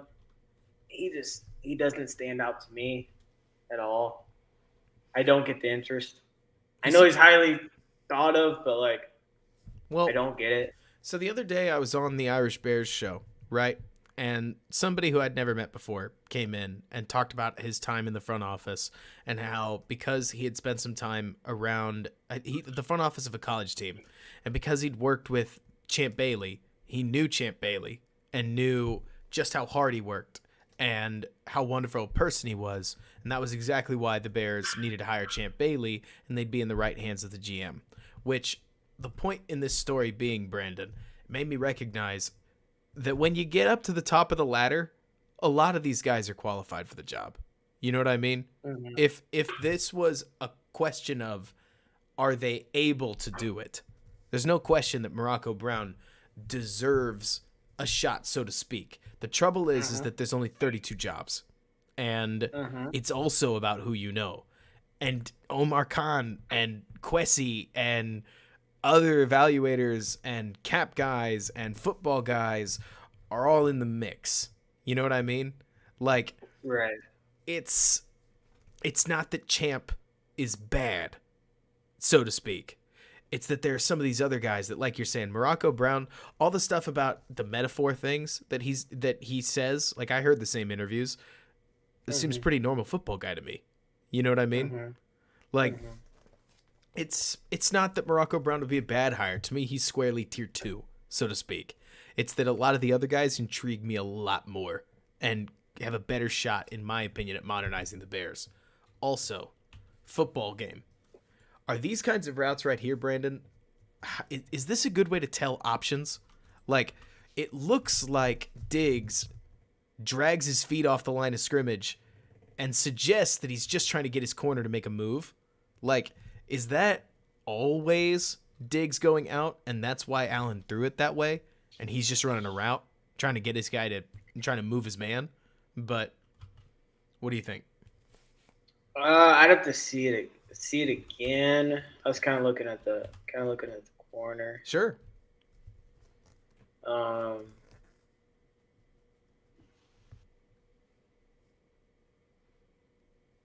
By the way, mentioning Rick Smith, I think Rick Smith's a perfectly capable GM candidate. It's just a matter of, I don't know, success. Like, I think something that Grant Lake just said in the chat matters, which is the Bears could make the right GM hire and it may not work. The Bears could make the wrong GM hire and win a Super Bowl. Anything's possible. Process doesn't always yield results in a sport as random as football, where Justin Fields could have career-ending ankle surgery, I don't know, next year after some cataclysmic thing happens. Like, you never know. Chris Ballard thought he had Andrew Luck. He does not get Andrew Luck. I mean, like, immediately. You know what I'm saying? It's like one of those things. Like, I remember the Saints draft, like their one amazing draft, and it's like they got Marshawn Lattimore, right? Wasn't supposed to fall that late. They were trying to draft the 49ers linebacker.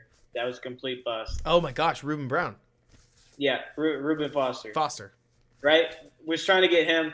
The 49ers traded above them just to get Reuben Foster. They end up with Ryan Ramczyk, the all-pro left tackle. They said, "Fine, we'll take Ryan Ramczyk." and then they get Alvin Kamara way later than they should have. And Sean Payne's like, "Yeah, I mean, we didn't think he was going to be this good. If we thought he was going to be this good, we would have drafted him in the first round." So it's like things have to happen, and that's kind of just how the draft works. It's the Seahawks and Cowboys thing, right? Where it's like, yeah, the Cowboys thought Dak was so good, they drafted 3 players above him. Like, it's they tried to draft a different quarterback way later, but someone traded above them and got him. He was like their 7th quarterback in that draft, 7th or 8th. It reminds me that is documented. Oh yeah, they had their quarterback rankings out there. It reminds me, Brandon, of at one point I remember I was hearing a story of somebody talking about how they were saying, well, you know, the Bears, you know, they actually liked Russell Wilson. And I was like, obviously not enough. Like, not enough to draft him round 1, not enough to draft him round 2. So how much do I care? You know? Right. To your point, what you're saying is that, if I'm hearing you correctly, sometimes, you know, you just get Patrick Mahomes and everything clicks, right? Like, sometimes and I'm not saying drafting Mahomes is somehow an example of bad process, because that's what I'm more saying is singular moves can make or break entire franchises, let alone all the moves that you didn't think you were going to get a chance to make, and then they worked out way better than you thought they would. Like the Seahawks, or not the Seahawks. Yeah, no, it was the Seahawks. The Seahawks drafting, like Richard Sherman, Cam Chancellor, when they didn't think they were assembling one of the greatest defensive secondaries ever out of the 6th and 7th rounds. It just worked, you know? Right. And the thing is with GM candidates, it's like, I want to know what kind of philosophy you're going to live by. Because I love the trade back philosophy, but it's like, all right, well, how much are you going to trade back? Like, Right. Are you gonna set in your head eventually that you like a player? Because like, all right, the Vikings, They've had all the picks in the world. How has that worked out, Oh right? gosh, Brandon. And the game ends the only way it possibly could have. Tremaine Edmonds getting absolutely lost in the shuffle. And is this Brashad? Is this the one where Brashad Perriman, Perryman yeah, just yeah, runs away from him? just runs right by him. It Runs right ends by him. on a Bears note. It does not matter how athletic you are if you're not good up here. Man, if anything. All right, before we get back into GM stuff, I have to ask you, okay? We've now seen, I think Hyde didn't play a phenomenal game, and it's just one game, right? But Hyde didn't play a phenomenal game, and Tremaine Edmonds is obviously struggling in his role here. Is there any defensive coordinator culpability to the idea that he's running a scheme that his talent struggles with? Does that make sense? I mean, looking at Tremaine Edmonds, I think he would struggle in just about any scheme, unless Okay. he's just asked to blitz. He's basically playing like, hey, I can't play coverage Like because he can't play coverage. Cameron Braid's getting open when he falls down, so you just can't play coverage. Just can't play, Man. and that's very, very, very important in the NFL is to be able to play coverage in today's game. Because if you can't, you're worthless. You You'll get have to be able to exposed. play. Like you have to. Mm-hmm. And I mean, it's hard to find two linebackers that can both play coverage. Mm-hmm. Let's see. Oh, hard. By the way, to jump in on that, like, not every team's gonna have Roquan and Alec Ogletree for crying out loud, but it's tough to find too. Let's see. I mean, the one thing that you want to have is you want to have a linebacker that can play in coverage and a linebacker that can blitz really, really well. Mm-hmm. Let's see. Or at least one that's just not awful. What Awful. what the factor's asking for makes sense, but I'm gonna warn you, Brandon. It's gonna be painful. Flores Ravens for you, Jordan. We'll watch one drive here. We're just gonna see one. I don't have the patience to watch this game again, unfortunately. What are we looking for? So we just watched Dabble against the Bucks. So now we're gonna watch Nagy and Fields against the Bucks. Yay. But I mean, yeah, I actually am more than down to watch some Flores tape. I haven't seen it yet. Not that we'll see a ton. I mean, as far as execution and whatnot, he's a head coach. But it's funny because you watch the Bears, and first of all, I have to say this. One thing that drives me nuts, Dabble doesn't flex random people out. You know what I mean? Like Dawson Knox, the tight end, is either lined up right here or he's tight to the line. It's not to say Right. that Komet can't be split out. It's more to say, why? What are you trying to do with it? And instead, it ends up getting, I wouldn't say it gets seen through. I mean, we'd have to kind of see it again. It's more that Nagy's formations, they don't necessarily say anything. Man, 33 makes a really nice play. I'm not trying to be controversial or hate on Komet. This is a serious thing. I wish I knew how the Bears regime this year felt about Komet because like you would think that based on how they're using him, they kind of have like a higher opinion on him, and then that's what they also tell the fans. But I don't know if they're just pandering to the fans because like you see him on the field and he's just not performing. Right. And like the stats are cool and whatnot, but like he's not getting open on his own. Like these things aren't happening. Mooney is so good. No, Mooney. Yeah. Mooney's awesome. Yeah. Just a quick little. I love the way he's able to like one cut, but man, Fields is just getting ripped up right there.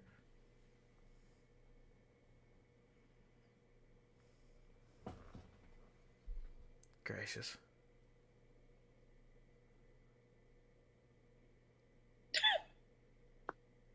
It's a terrible, terrible matchup. It was just annihilation too. Just annihilation. One problem that I have, the factor, we talk about formations. The Bears felt like they would just about, like, if they lined up in a formation like this, you knew they were deep passing. And you could kind of just look at the Bears offense and they would tell you what play they planned on running, at least in my opinion. And the way that the Bears, kind of like Grant Lake is saying, would try to get around it was that they would have their blockers try to do something that, quote unquote, they weren't supposed to do, and then they wouldn't make it to their assignment because they were asking, I don't know, Sam Mustipher to reach block Vita Vea. And it's like, that's a good idea. That'll work really well. Right. It didn't. I mean, it was just nasty. And it's also like, now it's so interesting now that they're for sure going to have a new GM. How's that new GM going to feel about Larry Borum? I don't know. I mean, how's that new GM going to feel about Cole Kmet?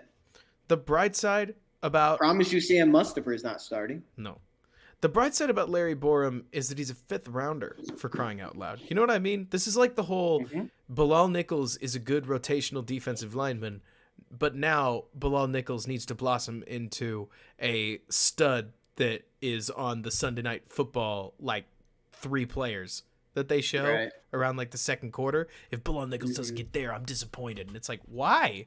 I mean, at this stage, I'll tell you with a straight face, Brandon, I see Larry Borum as a better pass blocker than I anticipated he would have been this year. His run blocking, it has its moments. His Arizona game, he looked like a bona fide starter. But some of the other games, not so much. He also dropped 45 pounds. The point is, if Larry Borum's just a swing tackle, I'm happy he's on the roster for cheap. If he ends up being a low-tier starter, that's great. You know what I mean? But because he's cheap. But like you're saying, I do feel like there are a lot of people out there that are like, so when's Borum going to make the All-Pro list? It's like... Right. Well, the thing was, I probably should not have mushed like Larry Borum in with Kmet in Mustipher. My point was like, we're not going to know how they feel about them. Like they could feel I got you. that white hair. That like he's not. Well, no. I'm talking about Larry Borum specifically. Oh. Like they could think of Borum as a Mustipher, or they could think very highly of him. We're not going to know, but we're going to know by their moves. Right. Like if they sign a right tackle and pay him a lot, they don't feel highly about Larry Borum. I brought up white hair for that. If they don't sign anyone, they think highly of Larry Borum. Right. There's no loyalty there. Like I thought Brad on a Twitter Spaces we did recently said something really smart where he was like, the only 2 players this regime is really tied to, not even Justin Fields, are Roquan and Montgomery, because George mentioned them by name. George, the owner, mentioned them by name. Like in his final presser, and that is all the leverage an agent needs. And yeah, as soon as he did that, I'm like, why did you do that? Why? What for both of them too? I love Roquan, love him. Why would you do that? Why? You give the agents all the leverage in the world, all the leverage in the world. Yep. All the leverage. Like that's a blank check extension, basically. By the way, check this out, Brandon. I don't know why this makes me as mad as it does, for crying out loud. But instead of having Kmet lined up tight, we've got Jesse James lined up tight, who's next to Lachavious Simmons, so that we can attack the Bucs where it hurts, I guess. I think this is... Nope. Well, this is the type of play where is what I mean is like they must have a high opinion of Kmet if they're asking him to do that. Right. It's not like Kmet runs it poorly, but... Well, he's just running into open space. Right. He's not doing anything wrong or right, but like if you're asking him to do that, you have to have a high opinion of him. Maybe they just see him as tight end 1, and that's enough for them. I don't know. They ask a lot of him, and that's where I'm like, I sympathize when he makes poor plays. It's like they're asking him to do more than he can do. Yep. And then when we talk about formations, one thing that just got to the point where it was obvious is that the Bears would either run play action or they'd run a run play off of 12 personnel. Like if 12 or 13 came in the game, now we're running the ball or we're play action passing. But there wasn't a quick game built off of it. So you could just assault downhill and take your chances, right? It's interesting because when the Raiders got rid of Gruden, instead of using play action, they just went to drop back, and it's like, is that because why? Because that doesn't make sense. Mm-hmm. You're running less play action. Is that he must like Carr must feel so comfortable, uncomfortable in play action With his because he's back turning his turned. back to the defense that he doesn't want to do it. And it makes sense, and he's played really, really well without it. I feel like there's no quarterback. Personally, somebody mentioned the sift block by Jesse James here. Let's see. Yeah, that's a strong block. It's not. It's pretty facetious. But so, anyways, I feel like there's no quarterback, Brandon, that would frustrate me more to coach than Derek Carr, because if you can make Carr comfortable, he's got so much talent. Like it's just a huge if. Like I hate to talk like some kind of video game meme, right? About like when he's on, he's this. When he's off, he's this. But Carr can flick his wrist and put the ball 55 yards downfield, no problem. I mean, there's a reason that he and Darren Waller work so well together. It just seems like I have to assume he's probably basically the offense coordinator. Carr. Mm-hmm. Wouldn't surprise me. He seems like a smart enough guy, you know? Oh, like, he is. Listening to him in interviews, he clearly knows what's going on. Wicked smart. Mm-hmm. I just wish he didn't hitch his lower body to his upper body so often and create those like wild 8-yard oversprays. Because man, if you could just add a little bit of touch, that cannon could come down just a smidge. But it's because we all love pretty deep balls, you know? Yeah. It's unfortunate what happened with their deep threat receiver. Just because Carr, besides the fact that people lost their lives, but like Carr has always needed that. The top off guy? Mm-hmm. Man. Stuff like this is interesting just because it's like 13 personnel and then going because then the defense brings their heavy personnel onto the field and then you go empty, right? They can still run off of this, but then they're going to space you out with routes. And how do you react towards it? Mm-hmm. But Komet runs a terrible route, terrible spacing, really close to Jesse James, and it's like they don't get any space. They make everything look hard in this offense. Yeah, well, I think a lot of that's coaching, and I'm not even talking about Nagy because he's not coaching. Right, he's not. Tight ends. Nagy's not the guy who's walking over and giving Komet how-tos, right? Mm-hmm. But it's not as if Clancy Barone is somebody you're going to debate with. You know what I mean? Like, you're right. That's like the super tight end coach. You're either allowing it or you're fixing it. No, sorry. You're either allowing it or teaching it. Right? So you're allowing your assistants to do that. Yeah, makes sense. Accountability. That's why I like Brian Flores. He's not allowing it. I'll tell you that. Flores is gonna be the guy who goes, "Hey, stop the tape. What is that?" Like, he's gonna be like, "Do we expect to score points with our tight end doing that?" and that's why you hear about his assistants leaking stuff. It's because he holds them accountable.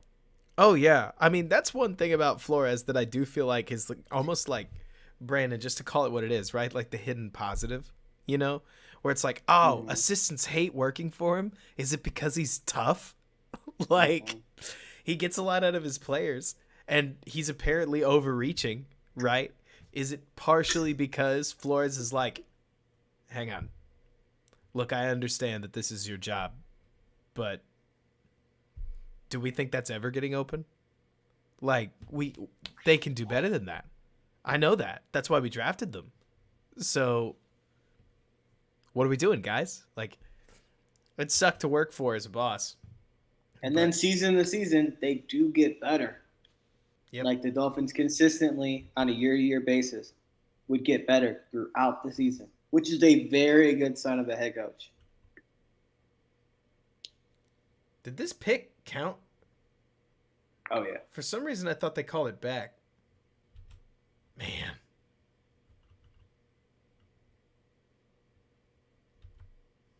I wonder if Flores would scare George Laying McCaskey. down Robinson. What? Everybody blamed Allen Robinson for this. That's just not good.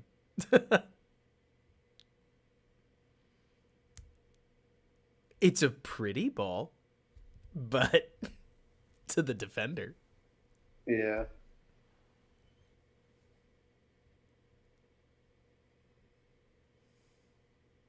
Yeesh.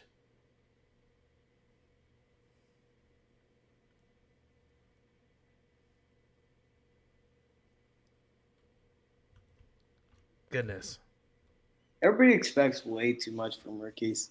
It's like every cycle, it's like we expect so much. Like, ooh, this is a really good rookie class. They're gonna do really well. It's like, no. Like that's what I expect from a rookie is that play right there. You mean rookie quarterbacks? A really ugly play. I feel like, to your point, Josh Allen plays like, I am not trying to dunk on a fourth-year quarterback. How many times do I have to say that? But I feel like Josh Allen plays like a sophomore quarterback that's just never going to stop being a sophomore quarterback until the day the NFL puts him out of business, if that makes sense. Like, yeah, he plays like he's like, I'm not 100% sure what I'm doing, but what I am doing, I'm going to do in time. So I'm like, I'm going to hit this pat. Nope, I'm going to run. That's what I'm going to do, coach. Hey, he's gonna do it his way. His way. Compare it to what Fields is doing here, and it's simultaneously not good, and it's not the way it's drawn up either, so to speak. Here's that RPO, but that the Bills run. Backside line locks, front side RPO. I mean front side outside zone. Mm-hmm. It's the right read. Not that anybody cares. They did a lot of this. The sugar huddle? Yeah, the quick to the line. I love that. So, you know how correlation doesn't equal causation, Brandon? I got to the point where I thought the sugar huddle sucked because the Bears would sugar huddle and they'd get nothing out of it. And I was like, good thing we quick snapped it. So, hearing you say that is a nice reminder because you're right. I mean, like JT likes it. All the people that I respect that have spoken on the sugar huddle, which it's not like it's that many, have been like, I love it. Why not? I just see the Bears do it and then run for 2 yards. And I'm like, yes, 2-yard gain. Yeah, well, they have a bad habit of only running it. Off of that, it's like they sugar huddle. Okay, run plays coming. It's not necessarily what I would be doing. Like sugar huddle, boot. Look at 75 or 67. Oh my God! Just owned. Ate his life. Gracious. I was looking at the wrong guy. I was looking at 65 instead of 67. Wait, did Whitehair get owned too? Well, you said 65, yeah, which is Whitehair, and then my eyes went back to Whitehair when I was originally watching. Yeah, Mustafa. It's musty. He's the only It's guy that Olin rusty. Cruz wouldn't replace on the offensive line. Boom. Yeah. There's an underlying question to be asked. But anyways. Oh, goodness gracious. People wonder how Fields' QBR got so low. It's stuff like this. Is it even that Fields did something wrong? Honestly, if I remember this play, the worst pass set you could possibly have. pass set like just By the the pass right play. by the right tackle. Oh, Simmons is awful for sure.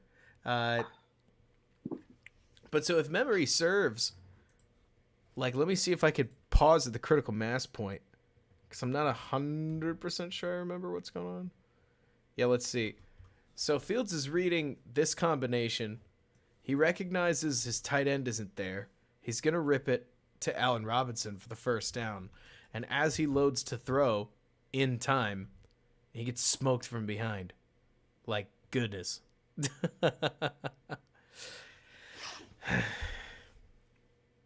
I would be interested to see if he got that in there. Because 98 doesn't look like what he's doing, but that pass window's small. I would have been interested too. I think he would have got it in there because 98 was looking at Fields and not at Allen Robinson. Right. Man. But all of them go down as turnovers. I don't know.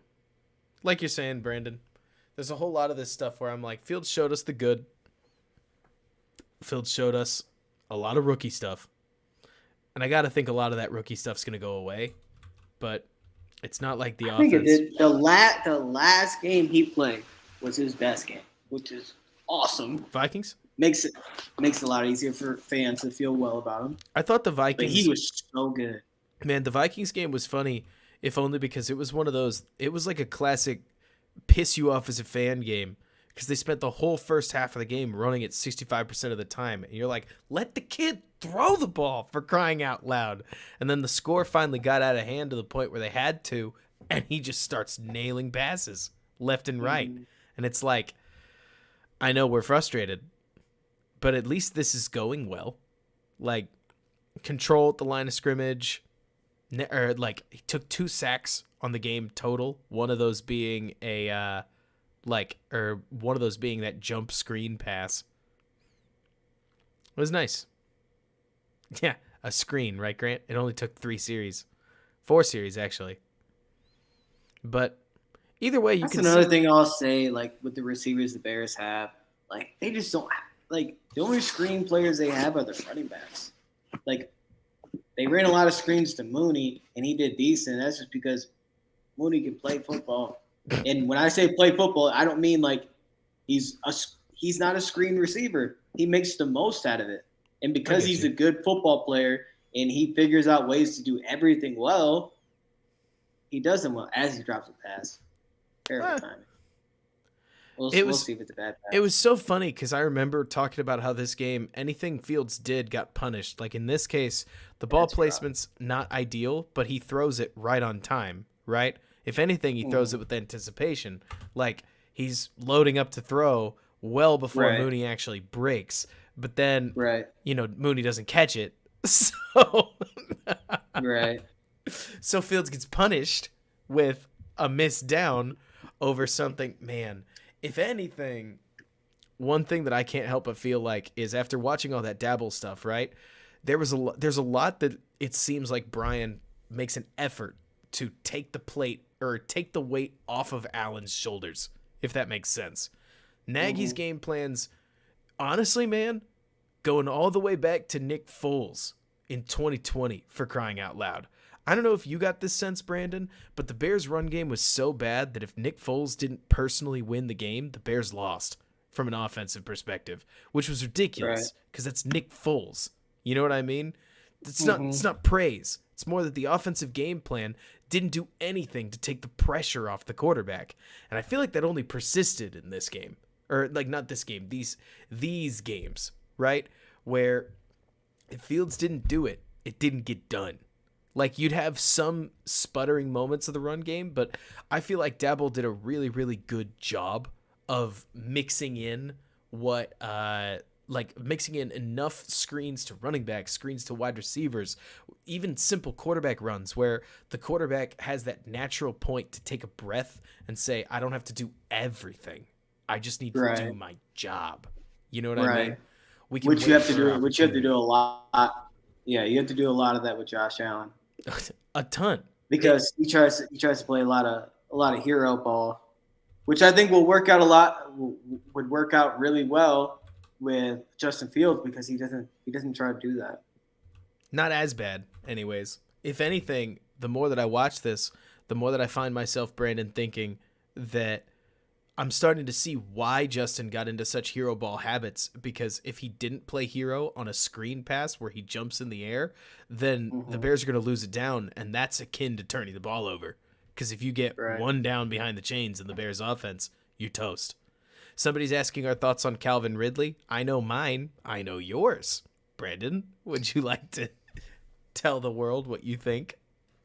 I mean, I would love a top Start with 10. the player. I would love a Calvin Ridley to have Calvin Ridley on the Bears. Top 10 receiver, great route runner, really fast. He reminds me of I know they obviously played for the same college, so this is easy to say, but they're similar type players to Jerry Judy. But I think Calvin Ridley is better because he's more controlled in his route running. He's an amazing player. I'm not. I mean, I haven't heard about like the specific things that happened in Atlanta. So a lot of people have just like said like off the field stuff. I'm like, what? Like Right. he said he has mental health. How is it off the field? Mental health. It's not off the field. I don't. He's not getting arrested. He's not getting accused of anything. It's not off the field. I'm not worried about that stuff at all. Like obviously he needs to get his stuff fixed, but if he had issues with Atlanta's coaching staff, like it's not something I'm gonna know. It's not stuff you're gonna know, so I'm not gonna speculate about it.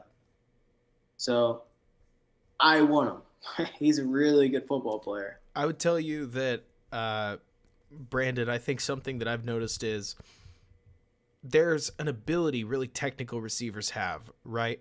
Where if you didn't watch the player with 100% of your focus, right, on a given snap, they're going to change direction somewhere or speed up or slow down somewhere. And you're going to be like, how'd they get there? You know what I mean? Mm-hmm. Mooney's got a little bit of that.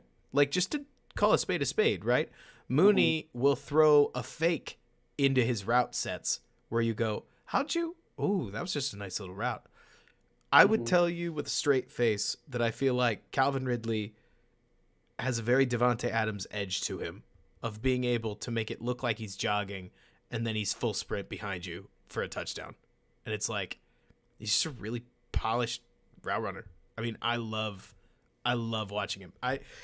That's not to say that I think Calvin Ridley's as good as Devonte Adams. Adams does a lot of things, I'd say a little better. But like you're saying, if this is a conversation about who is Calvin Ridley, he's a phenomenal football player. Phenomenal football player. Now, can the Bears afford him? Probably Yes, not. they can. They can. It's if they want to. Do they want to? And that's the thing. Like you're gonna have to pay him $20 million a year. Um, what are you trading? Because I'm not trading a first round pick and paying him $20 million a year. I It's think not happening. I It's not happening. There's too many good receivers that are coming out consistently in the draft that are going to continue to come out of the draft. Like this is a wide receiver era. These receivers are gonna. It's like oh it's just happened to be like two or three drafts in a row. It's like no. If you look at 2023, the sophomores are going to be juniors. Like those are really good football players. Like next year's draft is going to be loaded too. So it doesn't make sense to trade high draft picks to pay. Like his rookie contract is up. He has a 50-year option coming. So mm-hmm. like as I said, I love him. Not trading crazy stuff to pay him. My thought Now, if is they did that, I'd be excited as hell still. what I can't help but think to myself, Brandon, you and I kind of had spitballed over this at one point. Somebody like Ridley's talent level, I'm willing to give up a little bit for, but I think the real nucleus of any trade package that I would put together would be Robert Quinn. Now, if Atlanta doesn't want him, deal's off, obviously. But if they value Quinn, like at all, who's on a relatively cheap contract for like a pass rusher, especially when you're trading somebody who doesn't want to play for you anymore, right? Mm-hmm. Quinn plus up to a third rounder, I think is worth it for somebody of Calvin's ability. I mean, if you're pretty sure after an interview process that he's going to keep his head on straight and not just going to disappear on you, then I'm down to at least consider it, especially since I don't think Quinn will be good by the time that Fields is. You know what I mean? Like, he's on the wrong side of 30. I don't know. I'm not trying to be too doomsay, but I just thinking of how I would negotiate both sides of that, like that makes a whole lot of sense. If one side is not a good negotiator, right? Right. And that would be Atlanta's side. Eric, for me, Calvin's worth a lot, just because he was like Quinn and a third, and I think Calvin's worth quite a bit. Like if I'm Atlanta, I'm being like, no, he wants to be a part of our team. You can't tell me otherwise. Prove it. And that's the thing, like you can't necessarily prove it, so it's hard. And if I'm the Bears, I'm saying I have an all-pro pass rusher. The Rams will trade a first-round pick for him. It's only a matter of time. You see how they do things.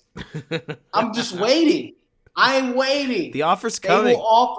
They will offer me a first-round pick. It will come. So I don't need Calvin Ridley. There's a lot of receivers in the draft. I will draft one of them. I keep hearing about Drake London, but oh my God, he's so good, so good. But he busted his ankle, and when I mean busted his ankle, he broke it. Oof.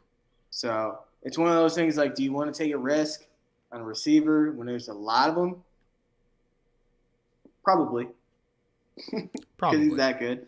But, like, it's just like, are other teams going to take that risk before you?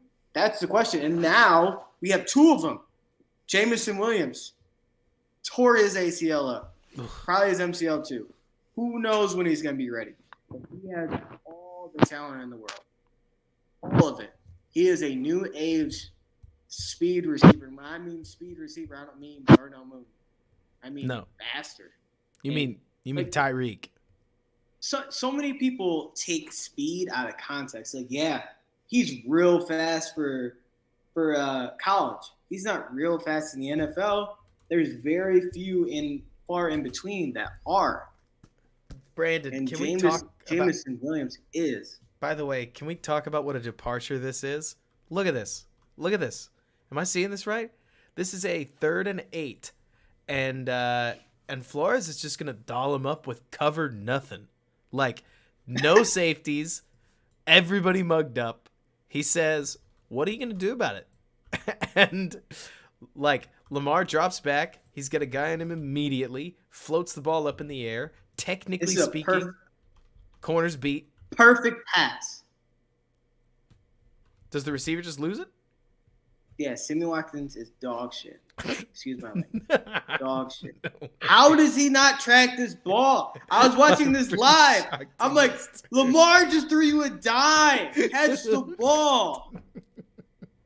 Dude. He's getting pressured. Like, he has some Javon Holland on his butt. Rolling right, throwing left middle of the field. Perfect ball. That is a gorgeous football. Look where it drops. Look where it drops right in front of him. Like, dude, what are you doing? Let's watch Sanzo again. I love, by the way, the drop off here too. Like, I'm a sucker for people that mug their linebackers and then just drop them off. But, like, for crying out loud, you even got a defensive tackle running into a zone. Like, they're just coached up, you know. And then I have no idea what's going on. The ball drops right in front of him. He should have faked an injury. grabbed his like left hamstring, Grab something like that. Something. What are you doing? He should have faked an injury. That is so funny.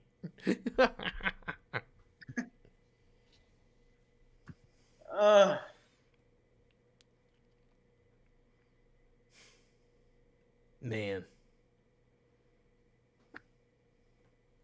I don't know how many receivers are going to be down at the Senior Bowl. I don't either. I know Jahan Dotson is, and a lot of people from draft Twitter are so high on him. I think he's really good. I do not think the NFL will be that high on him. Is he? So I think he's a guy the Bears could target. But a lot of people are like projecting him to be like first round. So it's gonna be a lot of people that aren't gonna have their eyes on him for the Bears, but I don't think the NFL will be as high on him. Is he one of those KJ Hamler types? Like no, because KJ Hamler is like very fucking fast. Mm-hmm. He's a very, very good route runner. Very good. Mm-hmm. But I take it he's smallish. I wouldn't consider him small. Okay, he's so we're talking he's about not, you put him on the 40, he's not gonna play. We're talking about a tweener off. second first rounder. I got you. So still good. I think second round all day. I can't see him going in the first round. But any mock you look at, he's going in the first round. We'll see. But with Jameson Williams being hurt and Drake London being hurt, it makes things really interesting. The Dolphins aren't going to let Mike Gesicki go, are they? I don't know. I don't know how much you pay a guy like that. I don't either. Because like he's not going to block for you. No. I just feel like a receiver. Like those are the positions he's in at all times. Right. Those are the only balls he catches. And like he's not gonna get quote unquote like wide open. So it's so hard. Totally. Your offense has to fit him. I feel like he's if just it doesn't fit him. If it doesn't fit him, you can't pay him, and that's why like the Dolphins probably shouldn't pay him if they're gonna keep Tua because he's not that type of quarterback. Right. Waddle is the type of receiver that he needs to be thrown to. Somebody he that gets can just wide open like he was on that play.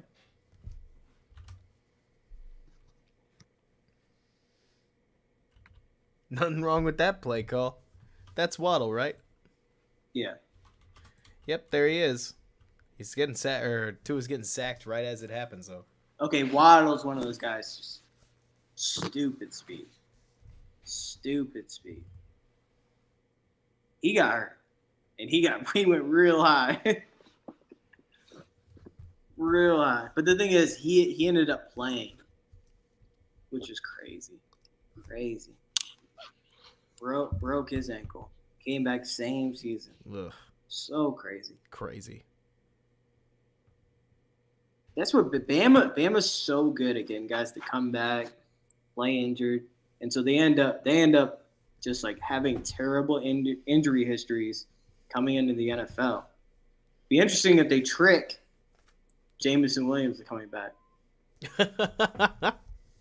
Saying, come on, man. It can't get better. Or, like, it's going to get better. It's worth it. Well, no. It seems going to be like your draft stock is in the shitter. You need to come back. Prove you can play healthy. What's he got to prove? Coach. Nothing. He is sweet. Players like that, especially after Jamar Chase and Justin Jefferson explode, I struggle to think the NFL is going to devalue his injury that much. You know what I mean? It'd be scary as far as like, where would you have put him pre-injury? Top 15? Top 16-ish, yeah. Mm-hmm. He should be. Yeah. Garrett Wilson's another guy that people just don't talk about, don't mock him high enough. I mean, and it's just like he is so sweet. So sweet. And so like both of those guys are like always are like mocked like 10 to 16. It's like I wouldn't take one of these linebackers, except N'Kobe Dean's really good, so it's hard to say. But it's like I'm always gonna take a wide receiver over a linebacker. Like, don't Absolutely. care, don't care. Always I don't need to fight them. Jamar Chase and Jalen Waddle always, and I'm gonna always take those guys over linemen. Always. I can't help but feel like Brandon in this kind of setup, somebody like Roquan would be invaluable. Where on shifts like this, you could have somebody sinking back to try to take that area of the field away. Obviously, you'd probably need. I think Jalen could probably play cover 3 just fine. Like, no real problem there. You need to find a second corner. Eddie could handle a center field role, so you could make the switch if you needed I think he'd be good at it. Mm-hmm. He's just better at pattern matching. Then you could try to see if you couldn't get a second linebacker that was a bit more of a specialist, right? Like you were saying, somebody who could just blitz or run stuff. One of the two. Jordan, you're acting like Brandon and I have been sitting here saying, don't hire Flores. I wish I got to choose. I don't get to. So at this point, it's about picking out which candidates I'm happy with, which candidates I'll live with, and which candidates honestly are sort of boring, if that makes sense. Like, it makes it easier because you don't have to pick if you tier him. Yeah, exactly. Well, he's in my number 1 tier. I'd much prefer tiers anyways, Brandon. Yeah, it makes things easier. Well, sometimes you sit there and you think to yourself, okay, I want them to hire an offensive mind. Well, do I want them to hire like a risky offensive mind, or do I want them to hire a safe offensive mind? Because that literally changes the candidate. You know what I mean? Mm-hmm. The secret to Dabble that I think is so funny is that he's the safe choice offensive mind. He's just a really good safe choice. You know what I mean? Like, as far as with the Bears and Fields, you don't need more. Dabble's right there. But, yeah, I mean, Flores is absolutely, like Jay Sanders is saying, he's that guy that Flores is that guy that took a team with minimal talent and made it a team that wins football games anyways. Competed for a playoff spot. I mean... And he did that every single year. Gets a lot out of nothing. I mean, every single year they had a bad roster. He middle fingered his own team, winning 5 games in a tank year, for crying out loud. Like, he just did it anyways. Yeah, it'll be interesting to see where he ends up. He's just, and it's like the Bear. We've gotten to the point where because the Bears didn't fire Pace and Nagy last year like they should have, that like everybody knew they were going to need a coach after this year. So everybody's overanalyzed like head coaching candidates in general to where it's like we have such a high pedestal of what we want in a head coach. It's like no one's perfect, but it's like no one's perfect for us. But it's like, yeah, they are. The Bears would be lucky to have a coach like Brian Flores, Brian Daboll, Byron Leftwich in any given year. Like Brian Leftwich would be a really good candidate. It's just there's so many good candidates this year that it's tough. But like the Bears are gonna, as long as they pick one of the like tier 1 coaches, they'll get a good coach. They'll be fine. Not saying Leftwich is in tier 1. Look, that I think Brandon is so funny about this, right? Where 3 weeks ago you asked different people, don't fire Pace. How could you fire Pace? Like, who are you going to get to replace Ryan Pace? And then 3 weeks later, it's like Omar Khan plus Brian Flores? Yes. Like, Adesi plus Brian Daboll? Yes. I mean, there's tons of these, like Ed Dodds plus, I don't know, sure, Byron Leftwich. Anybody. Like, if you're talking to me about, like, if everybody in chat is so sure. I mean, I'm fine with it because I'm an analyst on the internet that hasn't had that much time to follow Tampa Bay. You know what I mean? If their Tampa Bay offense is mostly left twitch, it's a sweet offense. Now, would it pair perfectly with Fields or something like that? No, but it's still an upgrade over Nagy and the way that the Bears have been running stuff. So, it's movement in the right direction. But at this stage, I mean, hats off to Bill Polian, honestly, because his GM list has been nothing but rock stars. Also, hot dang, this corner makes a wonderful play. Is it the corner or Javon Holland? Is it? Let me see. No, I'm asking. Oh, man, it's Javon Holland. Oh, look at that attack. Mm-hmm.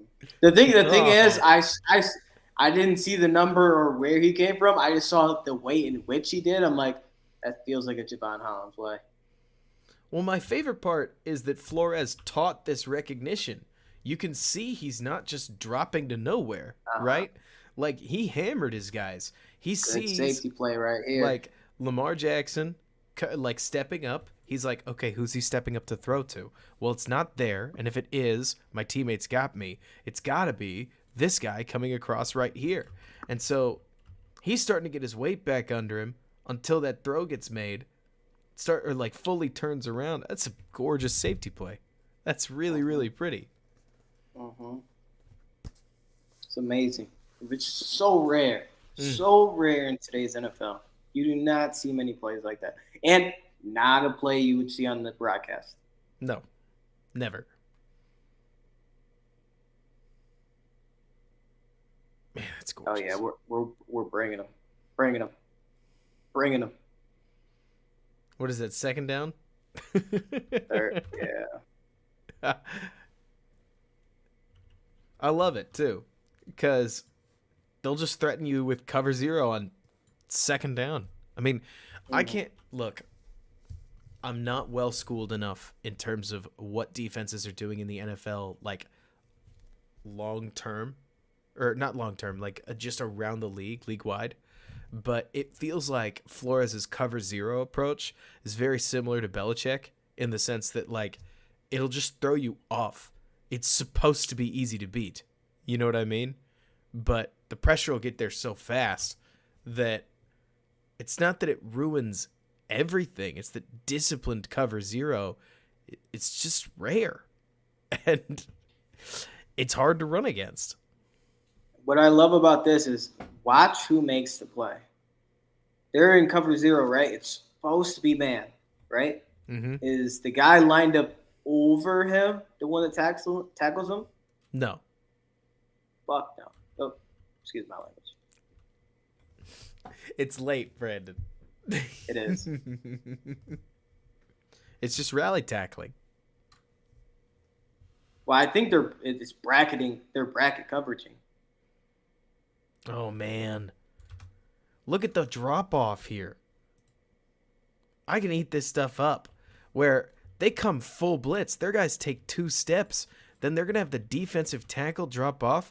And check this out. He freaking drifts right into a real passing lane. Like, yeah, the amount of... That's not bad. That's not bad at all. No, the amount of DTs that I've seen play this kind of assignment and just look like goobers out there is so many of them. You know what I mean? It's like 80% of the guys that try this sort of thing.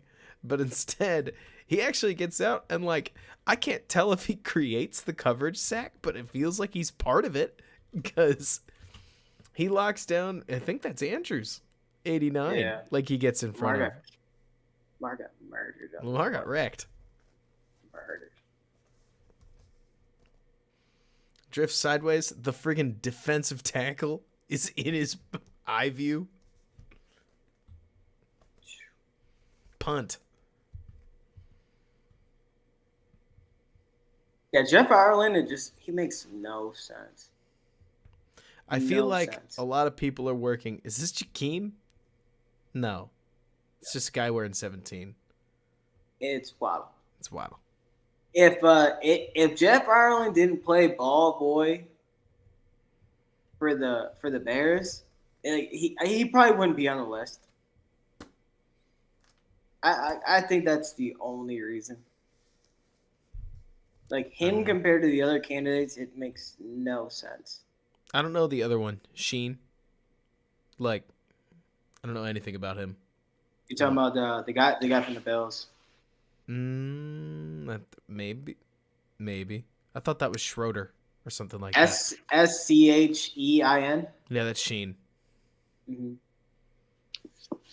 which I already taught myself how to pronounce because he's in my tier 4, and that means the Bears are hiring him. Yeah, see, he's from the Bills. Oh, the wide receiver pass. Oh wait, I'll hold never on. I might be understand. wrong.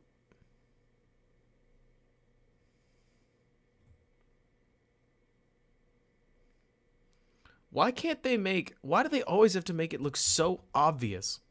Like, it's not a Flores thing. I'll never understand why it is that the wide receiver pass always has to look like such a clear and obvious wide receiver pass. Like, the wide receiver's They not don't. even running with for it. The throw is so nonchalant, and they have to make it clear it's mega backwards when you could just have orbit motion do just fine. You know what I mean? Like, the defenders all know the instant that he sees that, it's not fooling anybody. But hey, at least they get some running yards out of it. They just don't practice it enough.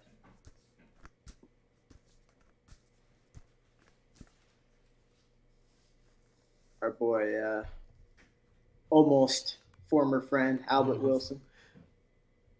Albert Wilson also, isn't that Pernell McPhee? Yes, I believe so. It's crazy he's still in the league. I know, right? Woo! Same Too style defense. Cover zero. Bracket covers. Is it cover zero? You end up sending all of them or no? Oh no, this is Brissett. No. I can't watch Brissett play quarterback. It drives me nuts. Nuts. As it probably He's should. Josh Allen without talent. All gamer, no famer. Yes, he exactly. And he's a gamer, and like it never works out into that one game, and then people are like, "Oh, he can play." I'm like, no, he does this all the time, but most of the time it doesn't work out. And then It's eventually going to, I promise you.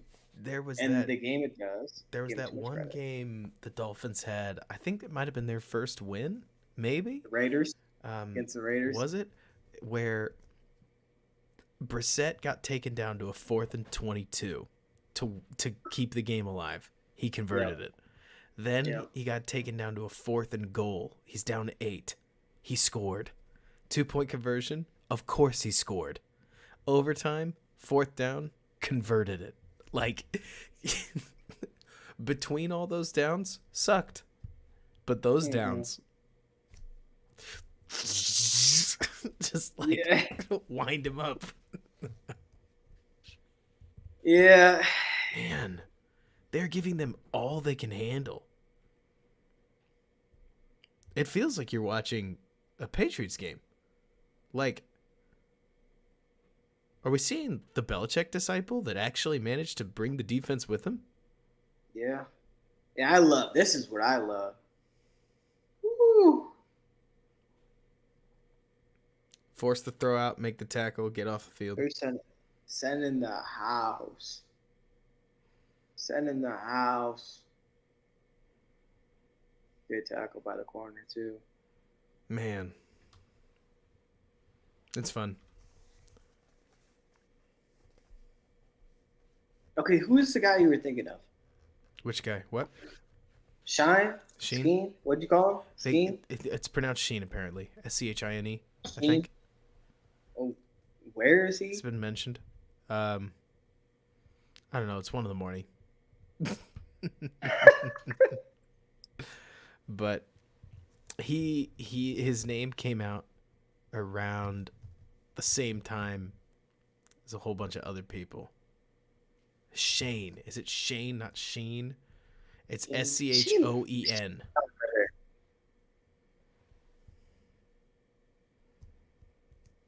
Joe Shane. Adam Sheen comes up a bunch. Sheen or Yes. Shaheen? Schein. Weird. This guy with glasses that works for CBS.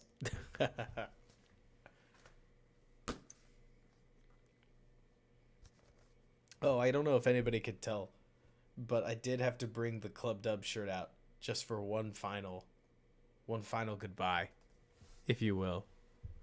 Goodbye, Club Dub. You will be missed. Maybe. There's Brissett on the play action. Oh, he finds him. The crowd goes nuts. Okay, so he's Bills. That makes sense.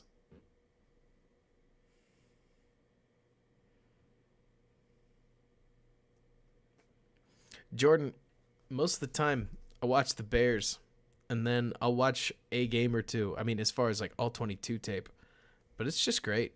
Honestly, it is. It's a matter of what direction they want to go. If they want to go offense, I think Dabo makes a lot of sense. If they want to go defense, even CEO, I think Flores makes a lot of sense. It'll come down to interviews. I mean, at that point, that's cool. Like, I have no issue with these GM candidates narrowing it down to the guy that they want. Say it's Ed Dodds or something like that. Bring in some interviews, see who shines. But I'm pretty palatable. Like, I think that there's just about nowhere to go from the last regime, which I'm surprised about, Brandon, because I always feel like that's what anybody would say, right? Like, oh, it can't be any worse than Matt freaking Nagy. But honestly, I feel like it's going to be hard to do worse than whatever they did this last season. I have a bold take. Bold 1 a.m. take. Give me that bold 1 a.m. take. I have a feeling, probably because it's 1 a.m., that Brian Flores will be named head coach by this time next week. This time next week? This time next week. Watching the defense, it just makes all the sense in the world. You know what I mean? Well, I'm thinking I think that they'll love him. And you think about the timing of the interview. Bills would have to lose. Like they'll want